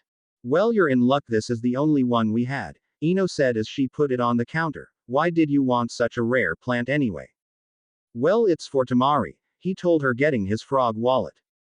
"Oh," Ino said, getting interested in this now. "So giving flowers to a girl is a major thing. You like her or something?" Well, it's just that, well, I was told by Tsunade Bachan that maybe I should try dating Tamari before the wedding. These are actually her favorite flowers, so I figured it would be a good start." "I'm surprised at you. I never figured you for someone that would be so romantic, so where are you taking her? And please tell me you are not wearing that." She pointed at his clothing. Naruto frowned and looked at his favorite jumpsuit. "What's wrong with this?" "Where do I start?" Ino said dryly. "Look, you want some advice for dating from a girl's point of view." Naruto thought about it. He didn't really know what he was doing, but any helpful advice was good. Shizune and Tsunade had helped him out, but he really wanted to get all the help he could get as he wanted this to go really well. Plus it wasn't like he knew many girls that could help him out as well. "Okay. So what do I need to know?" Naruto asked her eagerly. Ino smirked as for the next few hours Naruto got more than he bargained for. Temari's room. Tamari sighed as she placed her battle fan against the wall and sat down. She had done some extra training with her fan to kill the afternoon, and now she felt a bit tired. She looked in her mirror and her eyes went to the picture of her and her brothers. She had taken it before she left the village. In it she was giving a small smile. Kankuro was smirking and Gaara, well, he looked as neutral as ever, but you could tell he was more relaxed in the picture. Placed near it was her old forehead protector. Sometimes she would trace the outline of the symbol put on it as a reminder of where she came from. Not that she really needed it, but it helped to ease the small pain of being away from home. She sighed and closed her eyes, and for a moment she thought she could smell the scent of desert lilies. Wait a minute, she thought as her eyes opened up. The smell was way too strong for a memory, and she looked around, and there by the window was a potted plant with, of all things, her favorite flowers. She sat there shocked and dumbfounded for a moment before going to it. She saw there was a card along with it and took it as she read it. "Hey Tamari, I hope you like the flowers, I know you like them. If you're not doing anything, you want to go out tonight. I want to take you someplace special to me. I'm getting some things ready just in case, so I'll be back before 4. She smiled as it was sighed Naruto at the end. She had to admit this was one of the nicest things someone had done. She sniffed the flowers, enjoying their scent. It was a very thoughtful gift, and she had to admit that she liked it. She looked back at the note and then read the last part over again as something hit her. Is he asking me out? Tamari thought, looking at the wording. It sounded like it, although she supposed it could have been taken the wrong way, but why would he ask her out when they were already going to be married? Unless maybe the boy actually liked her and wanted to ask her out. That made Temari's cheeks blush a bit, mainly due to the fact that no one had even had the courage to ask her out before. Maybe I'm just reading too much into it, Temari thought to herself, but just in case she went to shower and change her clothing. She decided to pick something that was nice and yet not too nice. She wanted to look good because they were going out, but not too much in case it wasn't a date. By the time she was finished, she was in a black version of her dress that she wore when she first came to this village. There were a few differences, but it still held a skirt, and she wore a different pair of the leg stockings, a matching set on her legs that covered her legs. She decided just a slight shade of lipstick would be good enough and nothing else. She checked the clock and found that she was going to run late, and she was anything but someone that was late. Temari debated taking her fan, but she doubted she would need it this time and went downstairs. Naruto had been waiting, hoping that Temari would agree to this. Then he heard someone coming down the stairs and looked up. As she came down the stairs, he had to admit that she really was pretty, and black somehow looked good on her. He was glad that he took some of the advice that Ino told him and changed himself, seeing how Temari looked a bit better than normal. He had gotten rid of his favorite orange jumpsuit and went with some of the few clothing he did have that wasn't that. He found an old pair of jean shorts and he wore his black t-shirt with the orange swirl marking on it. He also put away his headband for it as well. Temari gave a small smile seeing Naruto out of his orange suit. He looked different when not wearing that suit of his, plus his hair looked a bit more wild without the headband there. She made a mental note to try and get him some more clothing one of these days. Thanks for the flowers, Temari told him. He gave a huge grin as he scratched the back of his head. Glad you were happy with them. I know how you missed your home and stuff and remembered how you talked about those flowers. Well, you didn't have to go to all the trouble, but thanks anyway. So what is this thing you had in mind for us? Well, Naruto didn't think this would be so hard. After all, they were going to be married, right? But he could feel his face heating up a bit. I just thought that we should try and, well, date. Temari raised an eyebrow at that. She really hadn't thought about it. Although it wasn't like she had any experience with dating, given her family, no one had been brave enough to go and ask her out, so she ended up just giving up on dating and focused on her ninja training. Then the next thing she knew, she was getting married and figured she would never have to go through it all. But now Naruto was asking her out on a date. She felt a bit touched that he would ask that and was glad she dressed up a bit. She might as well try it, as she figured this might be the only date she ever got in life. Alright, so what do you have in mind? She asked, surprising Naruto. Well, come on, I wanted to show you a special spot of mine, he told her as he grabbed a few items that he had fixed up for it. They eventually ended up on the Hokage monument on the top of the fourth's head.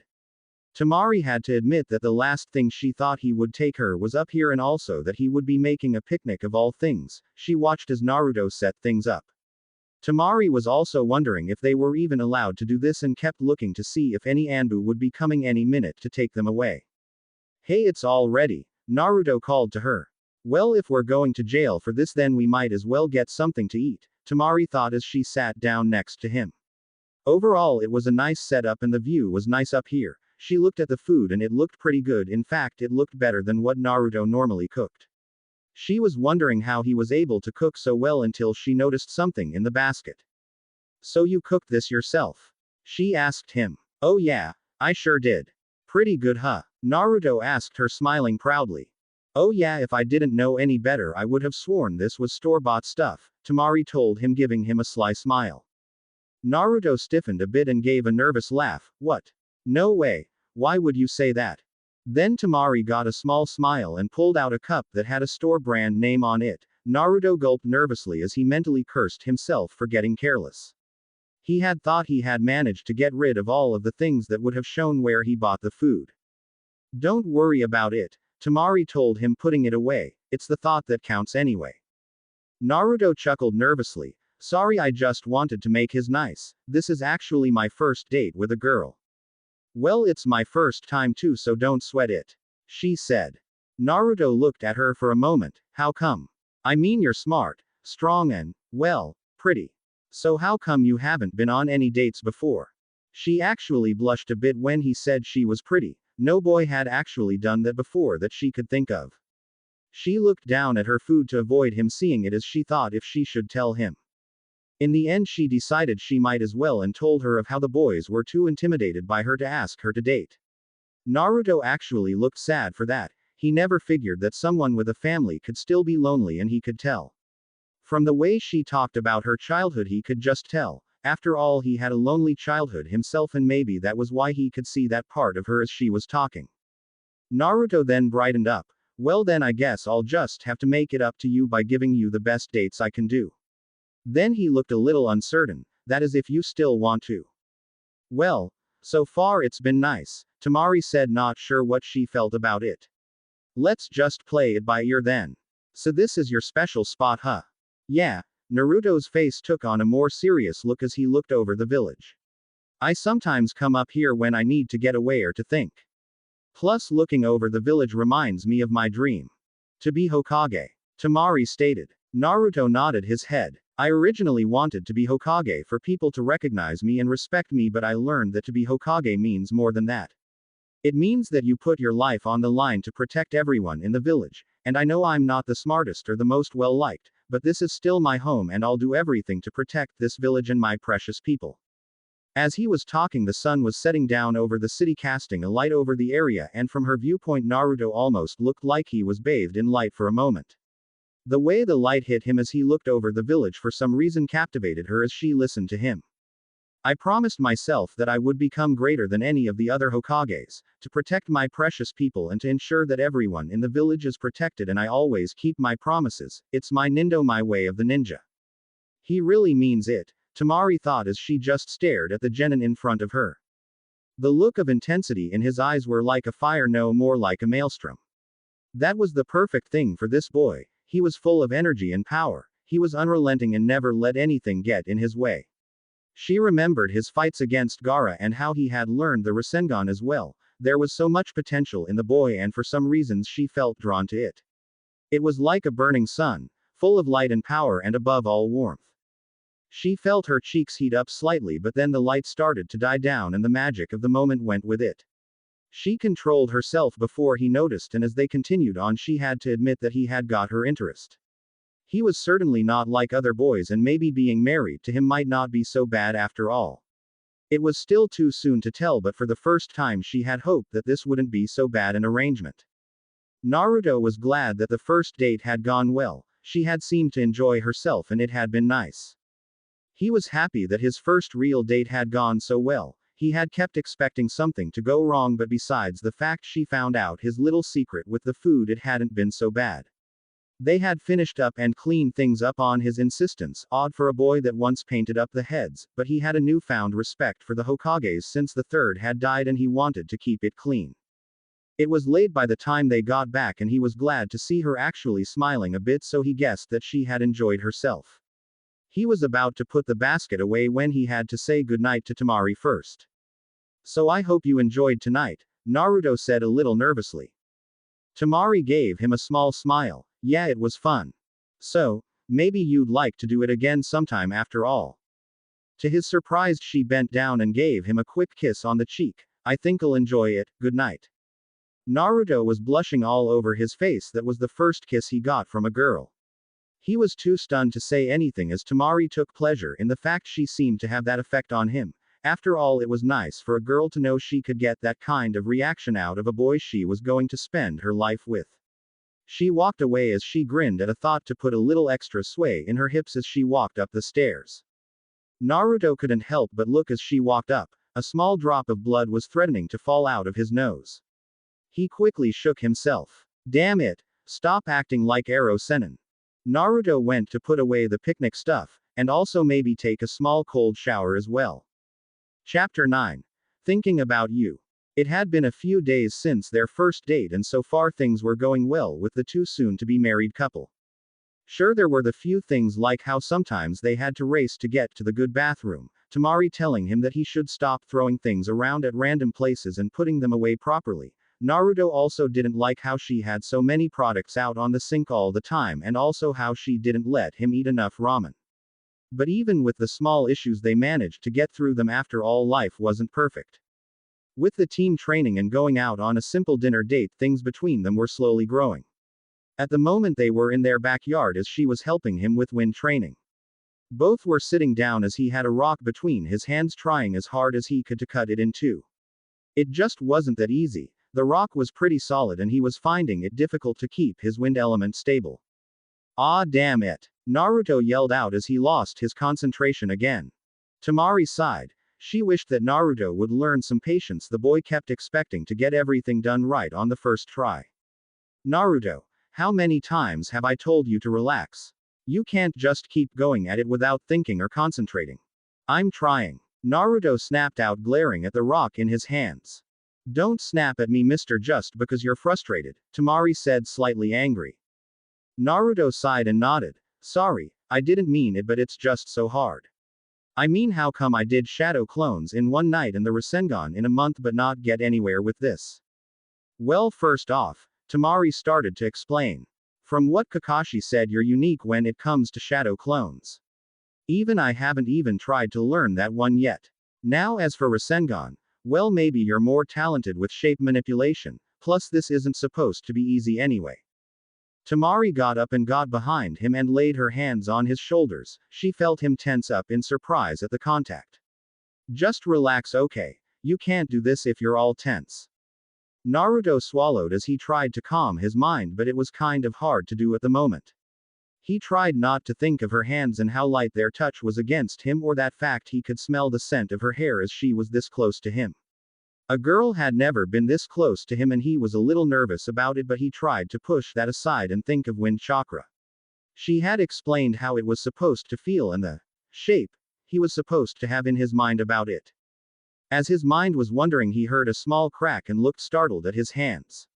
He saw a small crack had formed in the rock and he got a huge smile on his face. Hey, look, I did it. Naruto said, showing her the rock.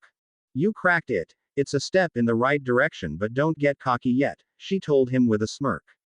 She straightened up, stretching out her back. I think I'll go in and relax in some nice hot water. Okay, I'll want to keep at this for a bit longer. Naruto smiled as he went back to his work. Temari wasn't surprised. Naruto trained to the point that went beyond what a normal person would do. In fact, she was actually starting to push herself as well. His attitude seemed to be a bit infectious with her, plus she didn't want to be left behind either.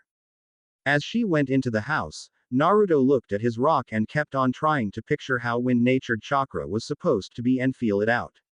He wanted to cut the rock in half soon so he could start learning all kinds of kick-ass wind elemental jutsus.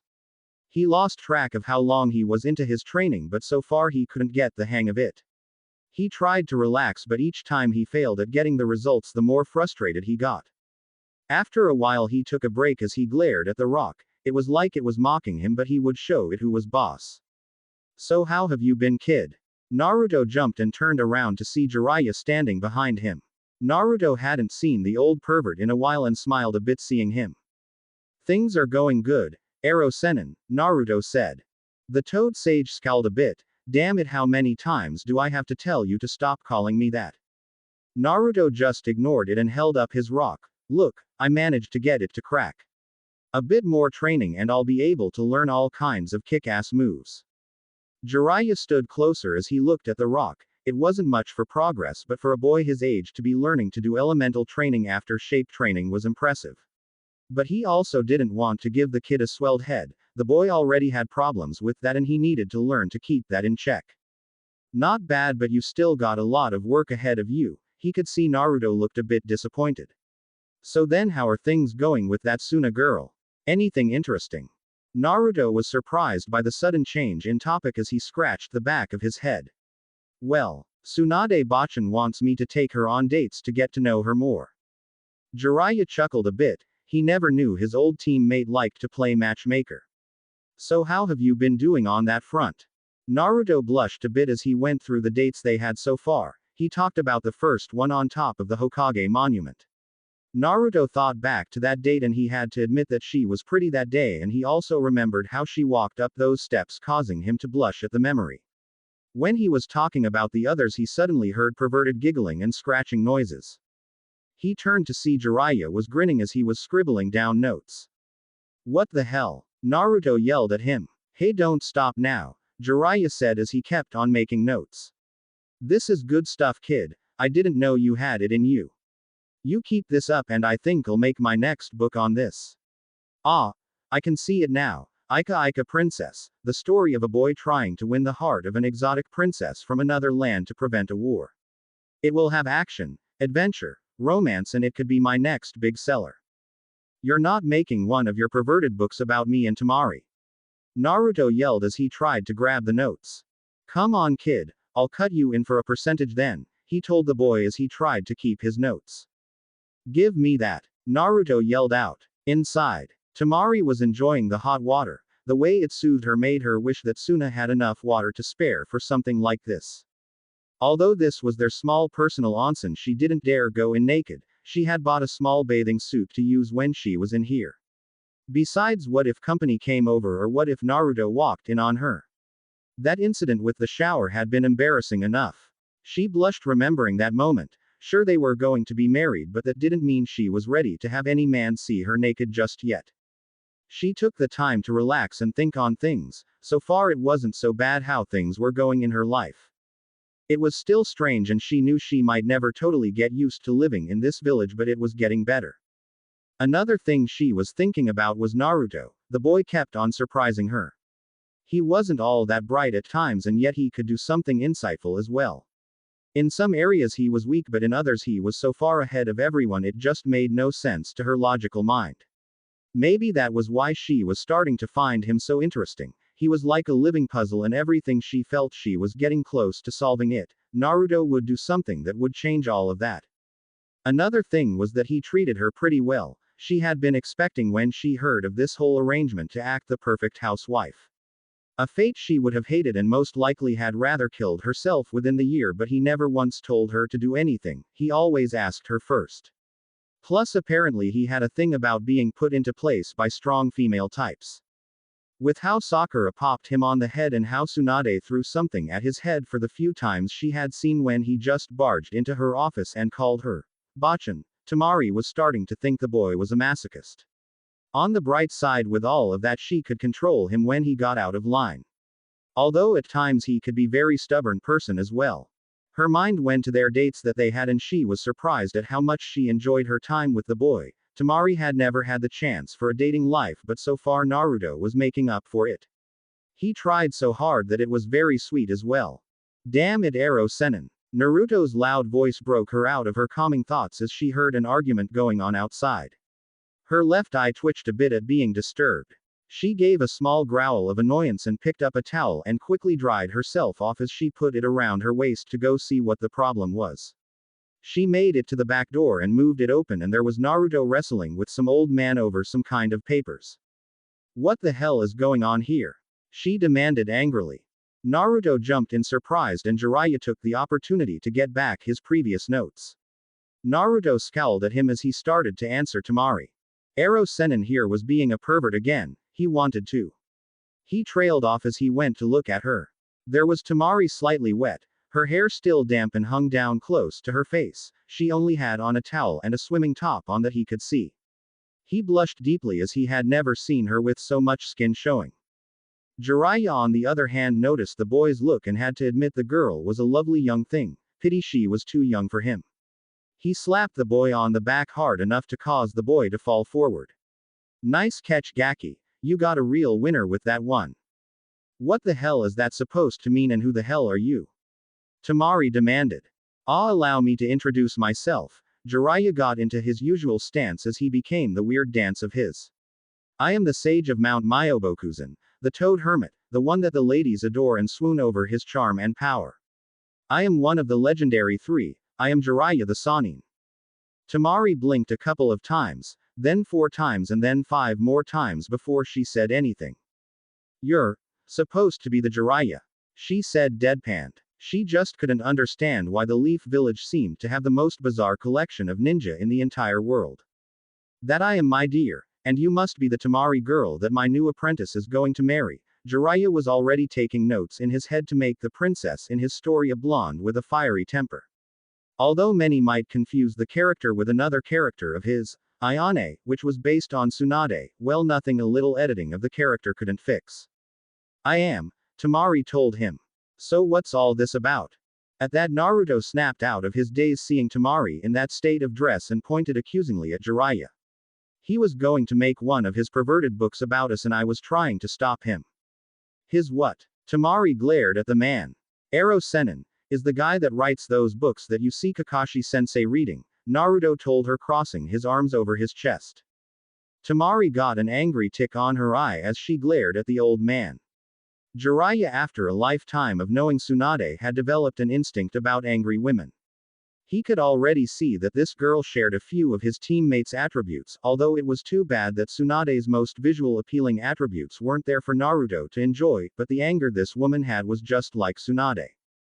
Tamari was coming to terms with marrying Naruto, leaving her village and living here, but having one of those perverted books written about her was crossing a line. There was no way she could hold her head up high if people found out about that, and her reputation could be ruined. Now she really wished she had her battle fan handy, as she had an urge to slam it into his skull. Got it! Naruto shouted as he managed to snag the notes from Jiraiya's hand while he was busy with Tamari. Damn it! That could be my best work yet, you brat!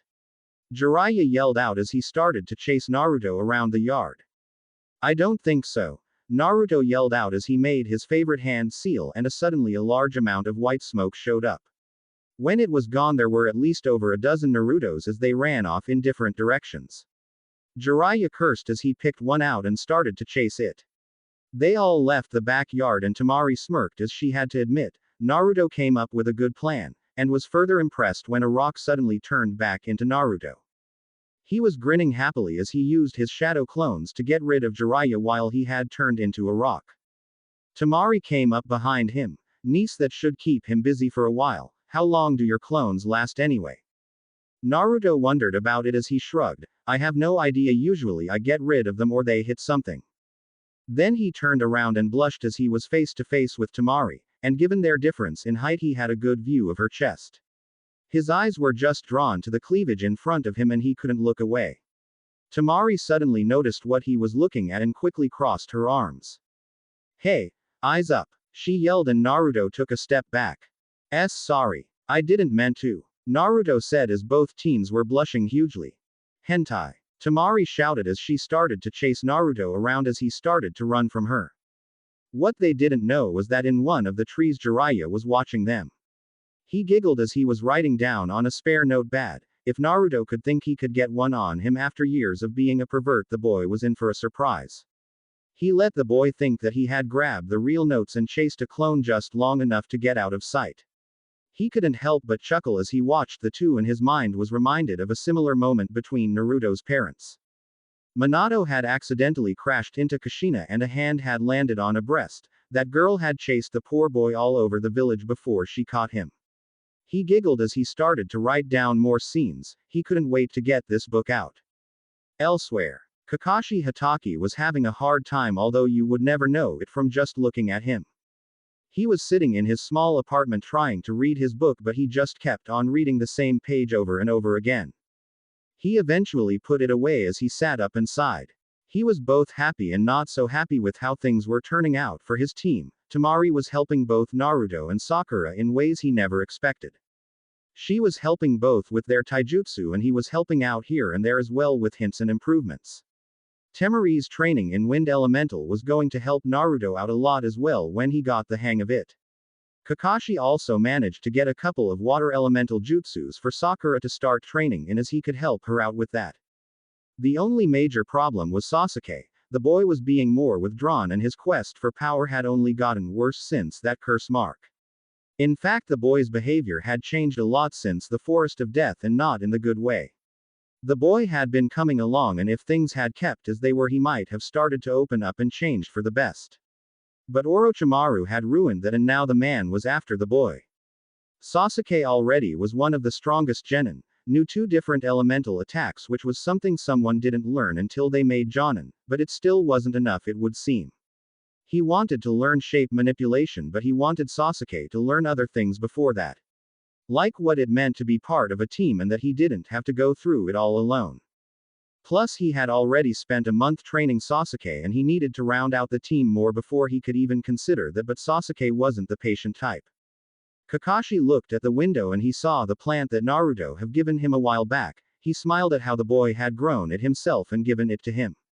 Kakashi had gotten a book on plants to make sure he took care of it as well, as a present from students should be honored. He was glad that Tamari was helping him out as the boy needed the extra help as his schooling was lacking in the academy. He was secretly glad when Naruto got Iruka as a teacher.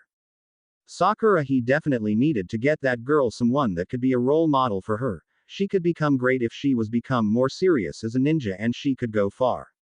Tamari was already an impressive ninja, but her weakness was her weakness in closer quarters so far. But then his mind ran back to Sasuke and how that seal was on him. That counter seal that he had put on Sasuke would only work with the power of that person's will, but there were two facts that were also in play. The first being that he wasn't a seal master like the fourth of Jiraiya were. Sure, he knew more than most, but he wasn't an expert. The other thing was that the curse seal was Orochimaru's personal design and no one other than him knew all that much about it. Maybe if he knew something more about it, then he could help out more and make sure that Sasuke's mark was totally repressed, but the only person that knew anything was a missing nin that would not help out. Then he suddenly remembered that there was another person he could ask, that is if she wanted to. Kakashi got his vest and put it on, more out of habit than anything else, and jumped out his window and started his search. Hopefully she was still in the village and not on some mission. He knew a bit about the ninja in question but not much. He respected her skills and he had worked with her a few times in the past. Sure, she was a bit eccentric, but she wasn't all that bad. She just liked to have some fun. Unfortunately, besides a few things and that she was close friends with Kurenai, there wasn't much he knew of the younger woman.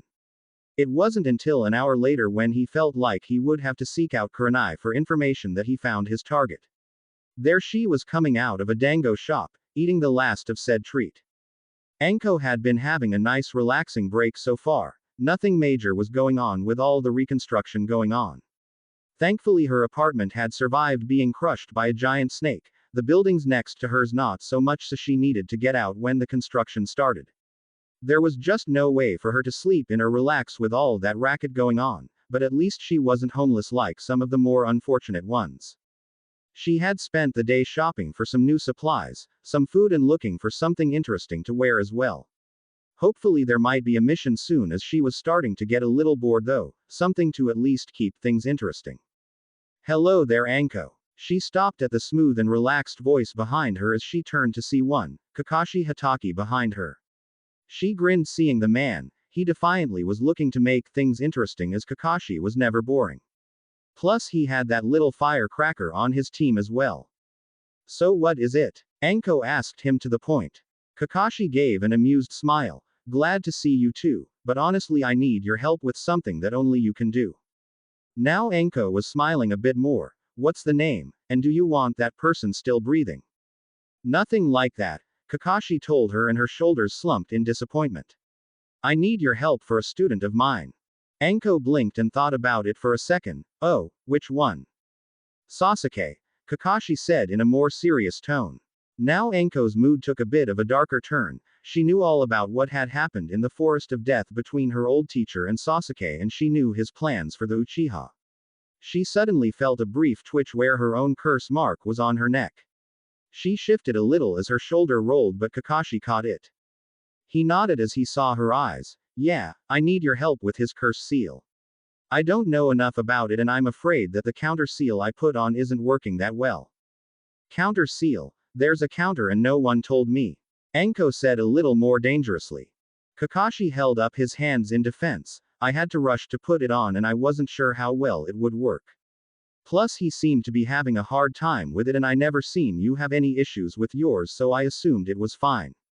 I'm also surprised that the third never mentioned it as I did report it to him. Anko let a deep sigh go as she let her anger go as well. She knew better than that, and if there was a problem with the boys then it might not work well with her anyway. But still it stung a bit that the old man never told her that Kakashi was experimenting with a counter. Sure, her own seal didn't always activate, but she had to constantly be on guard if it ever did. And the few times it did react, it was painful and left her vulnerable like in the Forest of Death. Anko. Kakashi asked, seeing how she was. I'm fine, Anko said, looking up at him. If I help you with this, you think you can help me? Kakashi rubbed his chin. It might not be too much of a problem, although I might have to get someone else to put it on you, as I'm not sure you'll let me try anything what I used on Sasuke. Why is that? Anko demanded, her hands on her hips. The seal required Sasuke to have it painted on his upper body, his bare upper body. He clarified. Anko's face lit up in realization. Oh, yeah, thanks for the heads up, but trust me, I got nothing to be ashamed of, but thanks for the heads up. Well, we'll cross that bridge when we come to it, so then what do we do first? Kakashi was glad for her help, and who knew, maybe by studying her seal he could help her out as well. Chapter 10. Helping Hands. So, why are we walking to the Hokage's tower? Anko asked as she noticed where Kakashi was walking. She had agreed to help him since she figured it would be a nice way of sticking it to Orochimaru if she could foul up any plans he was making for the Uchiha boy. I need Tsunade-sama to see if she can find Jiraiya, Kakashi said to her. I'm good, but he's a true seal master after all. He taught the fourth many of his sealing techniques and knowledge, so having his help would be good. Anko nodded as that made sense to her, although once again she felt a small pang on why he wasn't called in for her. Then again she did remember Tsunade had been looking in on her when they had found her lost and confused. It was one of the reasons that Anko was glad that Tsunade was the new Hokage, as she had a huge respect for the woman. She had been a big help in Anko's recovery, and so Anko felt she owed the woman a lot. So what can you tell me about your seal? Kakashi asked as they kept on walking. Anything you can think of would be helpful. Anko sighed as she thought about anything she could think of. Well, it hurts like a bastard for me at times. Like when I was with Orochimaru in the forest, I could barely move. Did he start the seal, or do you think it was reacting to his presence? Anko hadn't thought which it was at the time. She was more focused on just trying to kill the bastard. She thought about all that he took from her. The uncertainty of what had happened to her plagued her for years, with all the missing holes in her memories. All the memories of when Orochimaru became her sensei were just gone, and it hurt a lot. Every day she wondered if there was a face in the crowd she had known, or had she any good memories buried up inside her mind. Every time she tried to think, it would hurt her, and then she only got angrier. Anko thought about her fight with Orochimaru and all that pain and anger, all that hatred built up in her. Anko winced as the mark on her neck throbbed. What is it? Kakashi asked her, helping her to steady herself. Just a flash of pain. I get them now and then. She told him, pushing him away when she could stand. She hated being seen as weak among others. Kakashi was silent a moment as he thought about something. What was it you were feeling? What was I feeling? Kakashi nodded. Please describe your emotions at that moment. Anko didn't know what he was getting at. I felt anger, a lot of it. I was remembering how I was feeling in my fight with Orochimaru, and then the pain started. Just anger. What do you want to hear? Anko asked, getting annoyed. Because you're a bit angry now and seem fine, so is there anything more than just anger? Hatred. I was feeling hatred, Anko told him. Kakashi nodded as if something was fitting into place. Tell me, is Orochimaru the only thing that you truly hate? Okay, what the hell are you getting at? Anko demanded. She wasn't liking all the questions. Sure, she agreed to help, but this was reminding her a bit too much like when she had been interrogated when she had been brought back to the village. She didn't like that time she had spent there in the dark cells as they were trying to see if she was a traitor or not. I think the seal reacts to very dark emotions, Kakashi started to tell her his theory. Hatred seems to be a key in activating it. If you truly hate the man, then the seal must have activated when it felt your hate growing. It sounds logical given what Sasuke's motivation is with his brother. Hatred for killing his clan and family, Anko said softly as it started to make sense to her as well. Orochimaru was just the sort of twisted person to make a seal that feed on negative emotions. Sure, she felt anger at times, but the seal never activated, and people say they hate something, but was that true hatred? She wanted to kill Orochimaru, she wanted to make him pay and for him to suffer like she had. Her hand went to her neck, feeling the spot where the seal was. It could be at least one of the keys to the seal, Kakashi said, breaking her out of her own thoughts. There might be other emotions that will trigger it, but that can be done for another time. However, do you sometimes feel this pain at other moments? Anko nodded her head. After certain bad dreams it hurts, not much but enough to be very annoying. Also I think it does react to Orochimaru's presence. During the start of the fight I could feel it but I could ignore it, it wasn't until later that it got too much for me.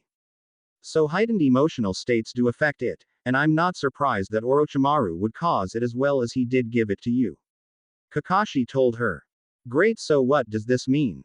I got to control my emotions, like that would happen, Anko muttered to herself. She would be the first to admit that she was pretty much a free spirit. Sure, ninja weren't supposed to show emotions, but that just wasn't the type she was. In a serious mission she could control herself, she had that much discipline, but total control wasn't her. She cast a look to Kakashi, who always seemed to have so much control, and wondered how he was able to do it. Well, we'll just think a way around it then. Kakashi turned to her, and from how his eye was closed she could tell he was smiling at her. She nodded, although she wasn't sure how he would, but she felt a bit better otherwise. Later that day, it was late afternoon by the time Kakashi showed up. Even though he had a valid excuse, his genins, mainly Sakura and Naruto, hadn't believed about helping a fellow ninja out.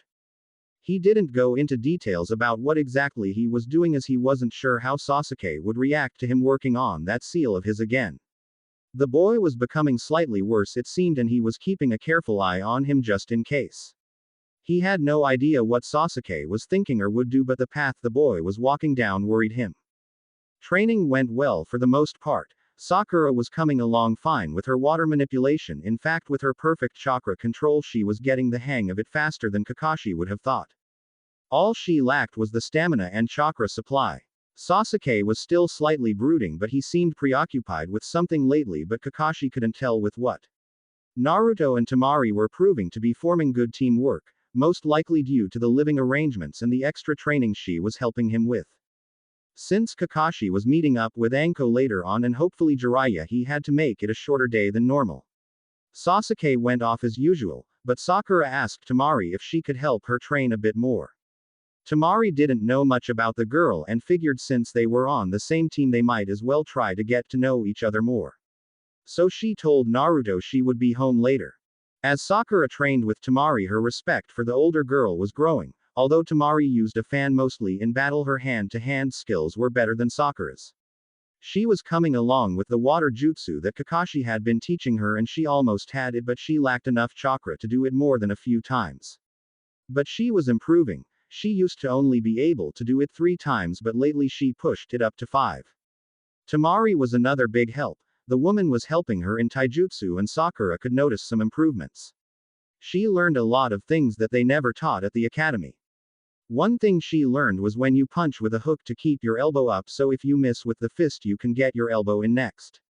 You could also catch the brow of your opponent with that elbow, you can bust open the skin making blood flow into the eye.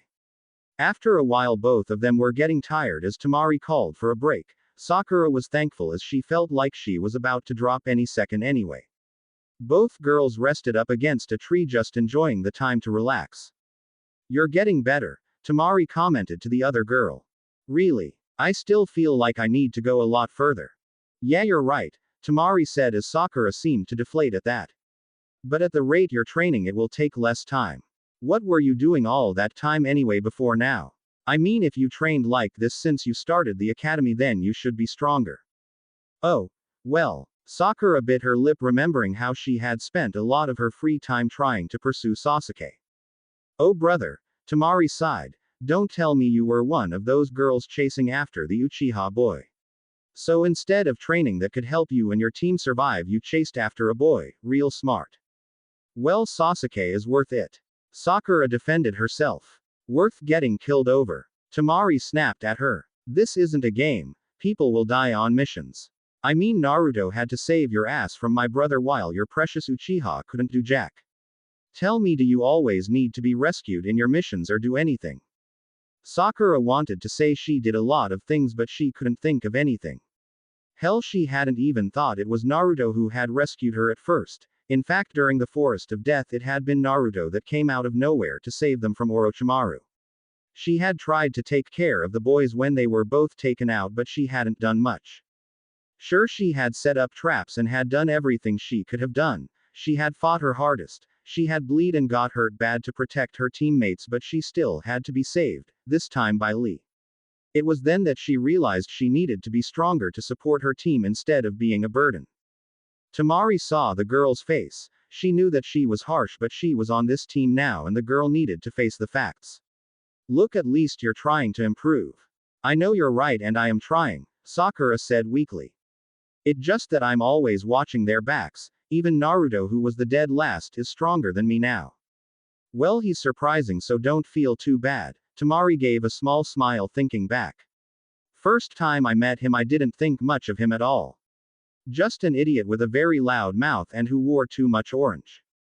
Sakura giggled at that. Yeah, you really should try to get him to wear something else at times.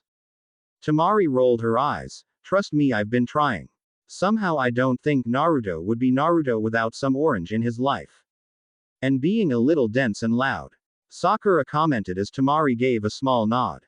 He is surprising though, Tamari sighed as she looked to the sky. He never gives up and he's actually kind of sweet at times. He cares a lot for his friends and those people that are precious to him. Sakura nodded, remembering all the things Naruto had done. She felt bad for being mean to him when they were at school together, and now she was considering him to be a very good friend. When Ino and her had stopped being friends, she had been very lonely and she felt bad for making Naruto feel the same. Maybe if she had known what she did now, they could have at least been friends for each other. Well, I can fix that now at least, Sakura thought. So then, how are things going with you and Naruto? Sakura asked the older girl.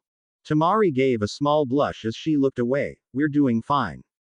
He tried so hard on the dates, it's nice, but I keep telling him to just be himself. But he is a nice guy, but I don't know much about him. Was he always like this? Tamari thought she might be able to get some more information about Naruto through Sakura. She knew little of his past and figured since she was a teammate she would know more. Sakura wasn't sure how to answer that at first. Well, I'm not sure. We were never really friends before now. How come? He seems like a decent guy, Tamari asked, confused.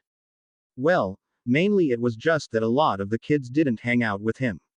He used to pull all kinds of pranks and stuff and he would act out. I also heard a lot of parents telling their kids to stay away from him, but I never knew why.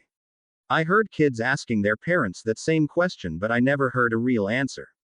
Tamari got a small scowl on her face hearing that. Okay, what the hell is the deal with this? I've noticed people glaring my way at times, but lately it's also at him. At first I thought it was just because he was with me, but I keep hearing stuff like this. There is something going on here and I want to figure out what's going on. Whatever was going on, Tamari wanted to figure out what was going on. With Naruto. Naruto was on his way home with his mind on things. He had to change his route as he found himself walking to his old apartment complex, and not for the first time. It would take some getting used to living in a new place, it would seem. But still, so far life was okay. The house was coming along and it was nice having someone with him all the time, and he felt that he and Tamari were at least becoming nice friends. It was just nice waking up and having someone there. He hadn't realized just how empty his old apartment was. Sure, he had things, but until now he never knew what it was like having someone living with him. Naruto knew loneliness as he had been alone for most of his life, but looking back on his old life now made that time seem even darker than he thought. It was a depressing thought, but he quickly brightened as he thought of how he would never had to go back to that kind of life. His thoughts were suddenly ripped from him as he felt someone gripping his jumpsuit and pulled him to face them. He was surprised to see Ino was the one there. Ino. What the hell? So how are things going? Ino asked, grinning. With what? Ino scowled a little at him. What do you mean with what? With Tamari, of course. Oh. Naruto blushed a bit as he scratched the back of his head. Things are going good. We've gone on a few dates so far and she seemed to enjoy herself. He didn't want to mention the whole thing with Jiraiya and how she had chased him around for a bit after she caught him staring at her breasts. But in his defense, how was he not to look? They were practically at eye level with him and she was wearing a two-piece at the time. So how has my advice been working out? Ino asked him. Have you gotten her any gifts or done something really nice for her? Well, a few things, but how many gifts do I do and what else should I do? Naruto asked her. He was willing to get any advice from anyone, Well, maybe except for Jiraiya, he was still pissed about him trying to make one of his smut books about him and Tamari. Well, there are several things you can do for a woman. Ino started to get into lecture mode with Naruto.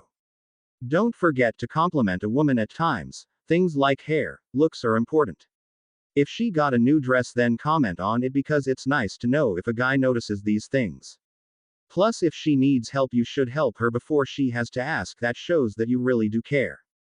Naruto nodded his head as he tried to remember all of this. Another thing is how you look, Ino told him. Naruto frowned as she looked at him. What's that supposed to mean? Well, for one, you need to get rid of that hideous jumpsuit. Ino pointed at his beloved suit. I mean all that bright orange. I'm amazed you haven't gotten killed. It just screams out, here I am, come and kill me, to the enemy. But I like orange. Naruto whined. Ino sighed. Well, how about getting something with a little less? I mean, it's not exactly the kind of thing a ninja should wear. Naruto would have to think about it. He just loved orange, plus the jumpsuit was neat. It had a lot of pocket space and it was easy to repair and clean, not to mention it was cheap too. It was very comfortable as well, so he wore it all the time. But was it really that bad for a ninja? He thought about what others wore and not many wore bright colors all that much. In fact, even Sasuke had taken to wearing a new black outfit that he had to admit was better than the older one. Well, what would be better? Naruto asked, as he never did have any real fashion sense. Ino grinned. How much money you got on you? Naruto blinked a few times as he pulled out Gama-chan, his frog wallet. With the new pay he was getting, he had a bit more money these days. Plus there was that he had saved up over his life as well back at the home, but he kept that for emergencies or if he really needed it. Ino took a quick look and nodded. Okay, looks like you got enough for at least a couple of things. A couple of things. Ino suddenly pulled him on his arm. Yeah, come on, I'm taking you shopping and helping you to pick out some decent clothing. Before he could even stop her, she was dragging him through the streets of Konoha. Uzumaki home. Tamari got back feeling tried and her feet were killing her. She placed her battle fan against the wall by the front door and kicked off her footwear. She noticed that Naruto's shoes were there as well and he must be home. She went straight the couch and fell onto it with a groan. After a bit she rolled onto her back and just felt like going into the onsen or at least in a hot bath, but she couldn't even move at this point. Hey Tamari, that you? Called Naruto from another room. Her later entered and saw her sprawled onto the couch. Man, you look like you and Sakura-chan must have went all out. Tamari said dryly. God, I feel tired and my feet are killing me. Naruto thought back to some of the things Ino had talked about. Maybe I could help out. Tamari looked at him for a moment. How? Well, I could. Naruto wasn't sure. The words just left his mouth without really thinking of what he could do. He had been hoping that she would know what he could do. He had to think of something and he tried to think of what he would want if his feet were hurting. I could give you a foot rub.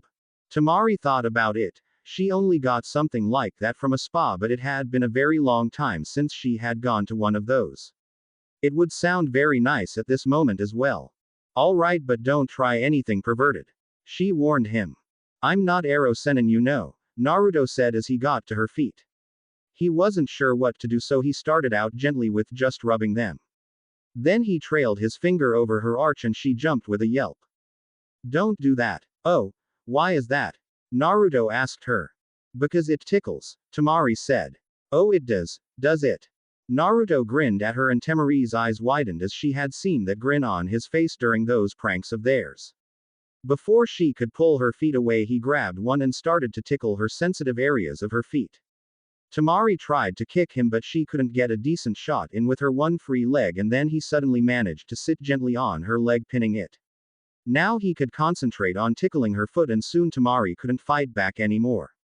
She was laughing so hard she could barely say a word out. Give up? Naruto asked as he paused. You little bastard, she said, which only got him to start again. Okay, I give. Naruto chuckled as he released her feet and got a kick to his arm for it. That wasn't funny. It was for me, he grinned at her. You should laugh more, you know. You got a nice laugh. Tamari was silent. No one had ever said that about her. Then again, she hadn't really laughed before she had met Naruto. He made her smile even if it was just something stupid he was doing or from him actually trying to make her feel better. Naruto told her to put her feet back but only after she made him promise not to tickle her feet again. It took Naruto a bit to see what would work and what didn't as he listened to what Tamari told her what was feeling nice or what hurt from too much pressure. After about a few minutes Naruto figured out how to give her a good foot rub.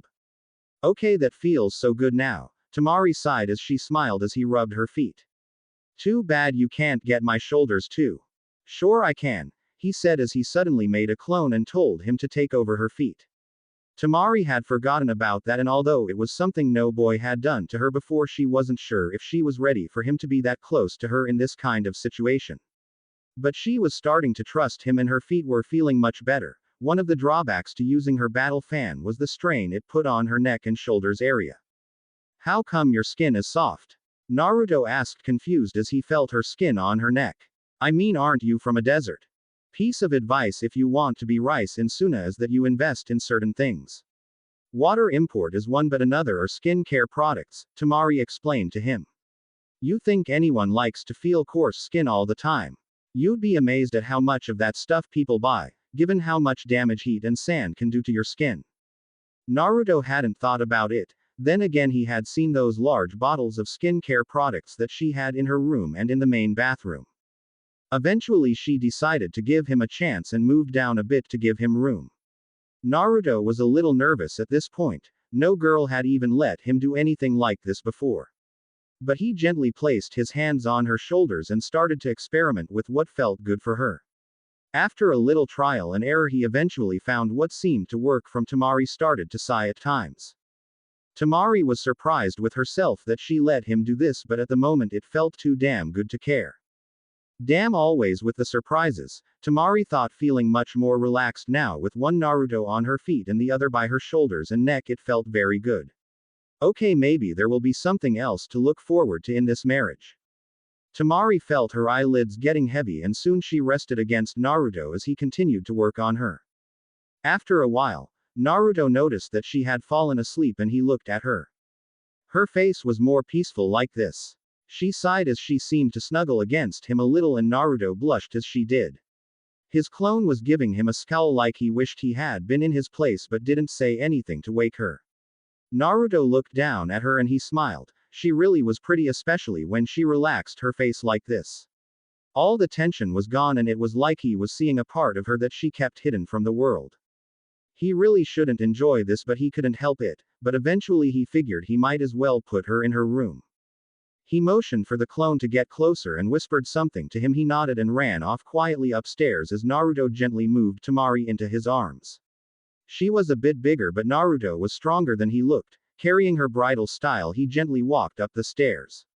Her gentle breathing was against his neck and he had to admit it felt nice. He gulped as he felt himself getting all warm. Her door was open when he got there as the clone had made sure it was, and her bed covers were pulled back too. Naruto gently laid her in the bed and covered her up, and for a moment he stood there smiling at her.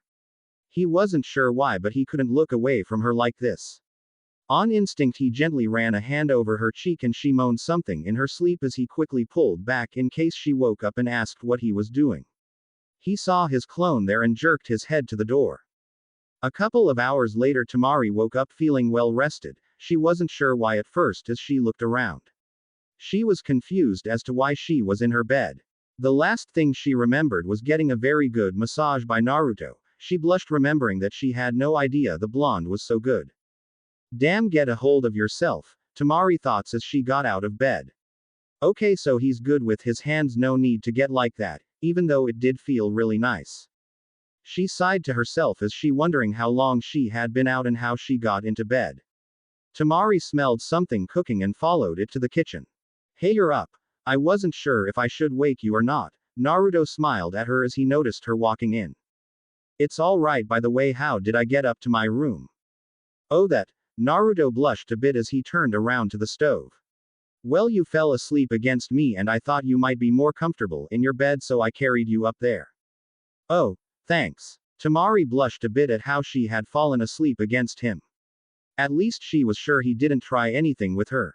As she sat down, she remembered her earlier talk with Sakura about him and decided she would try and get to know those that knew Naruto best. From their talks, he talked a lot about a guy named Iruka who was teaching at the academy and some kid named Konohamaru.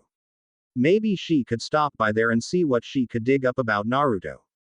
Thank you for watching. If you enjoyed the video, be sure to like, comment and subscribe, as well as checking out the author on fanfiction.net.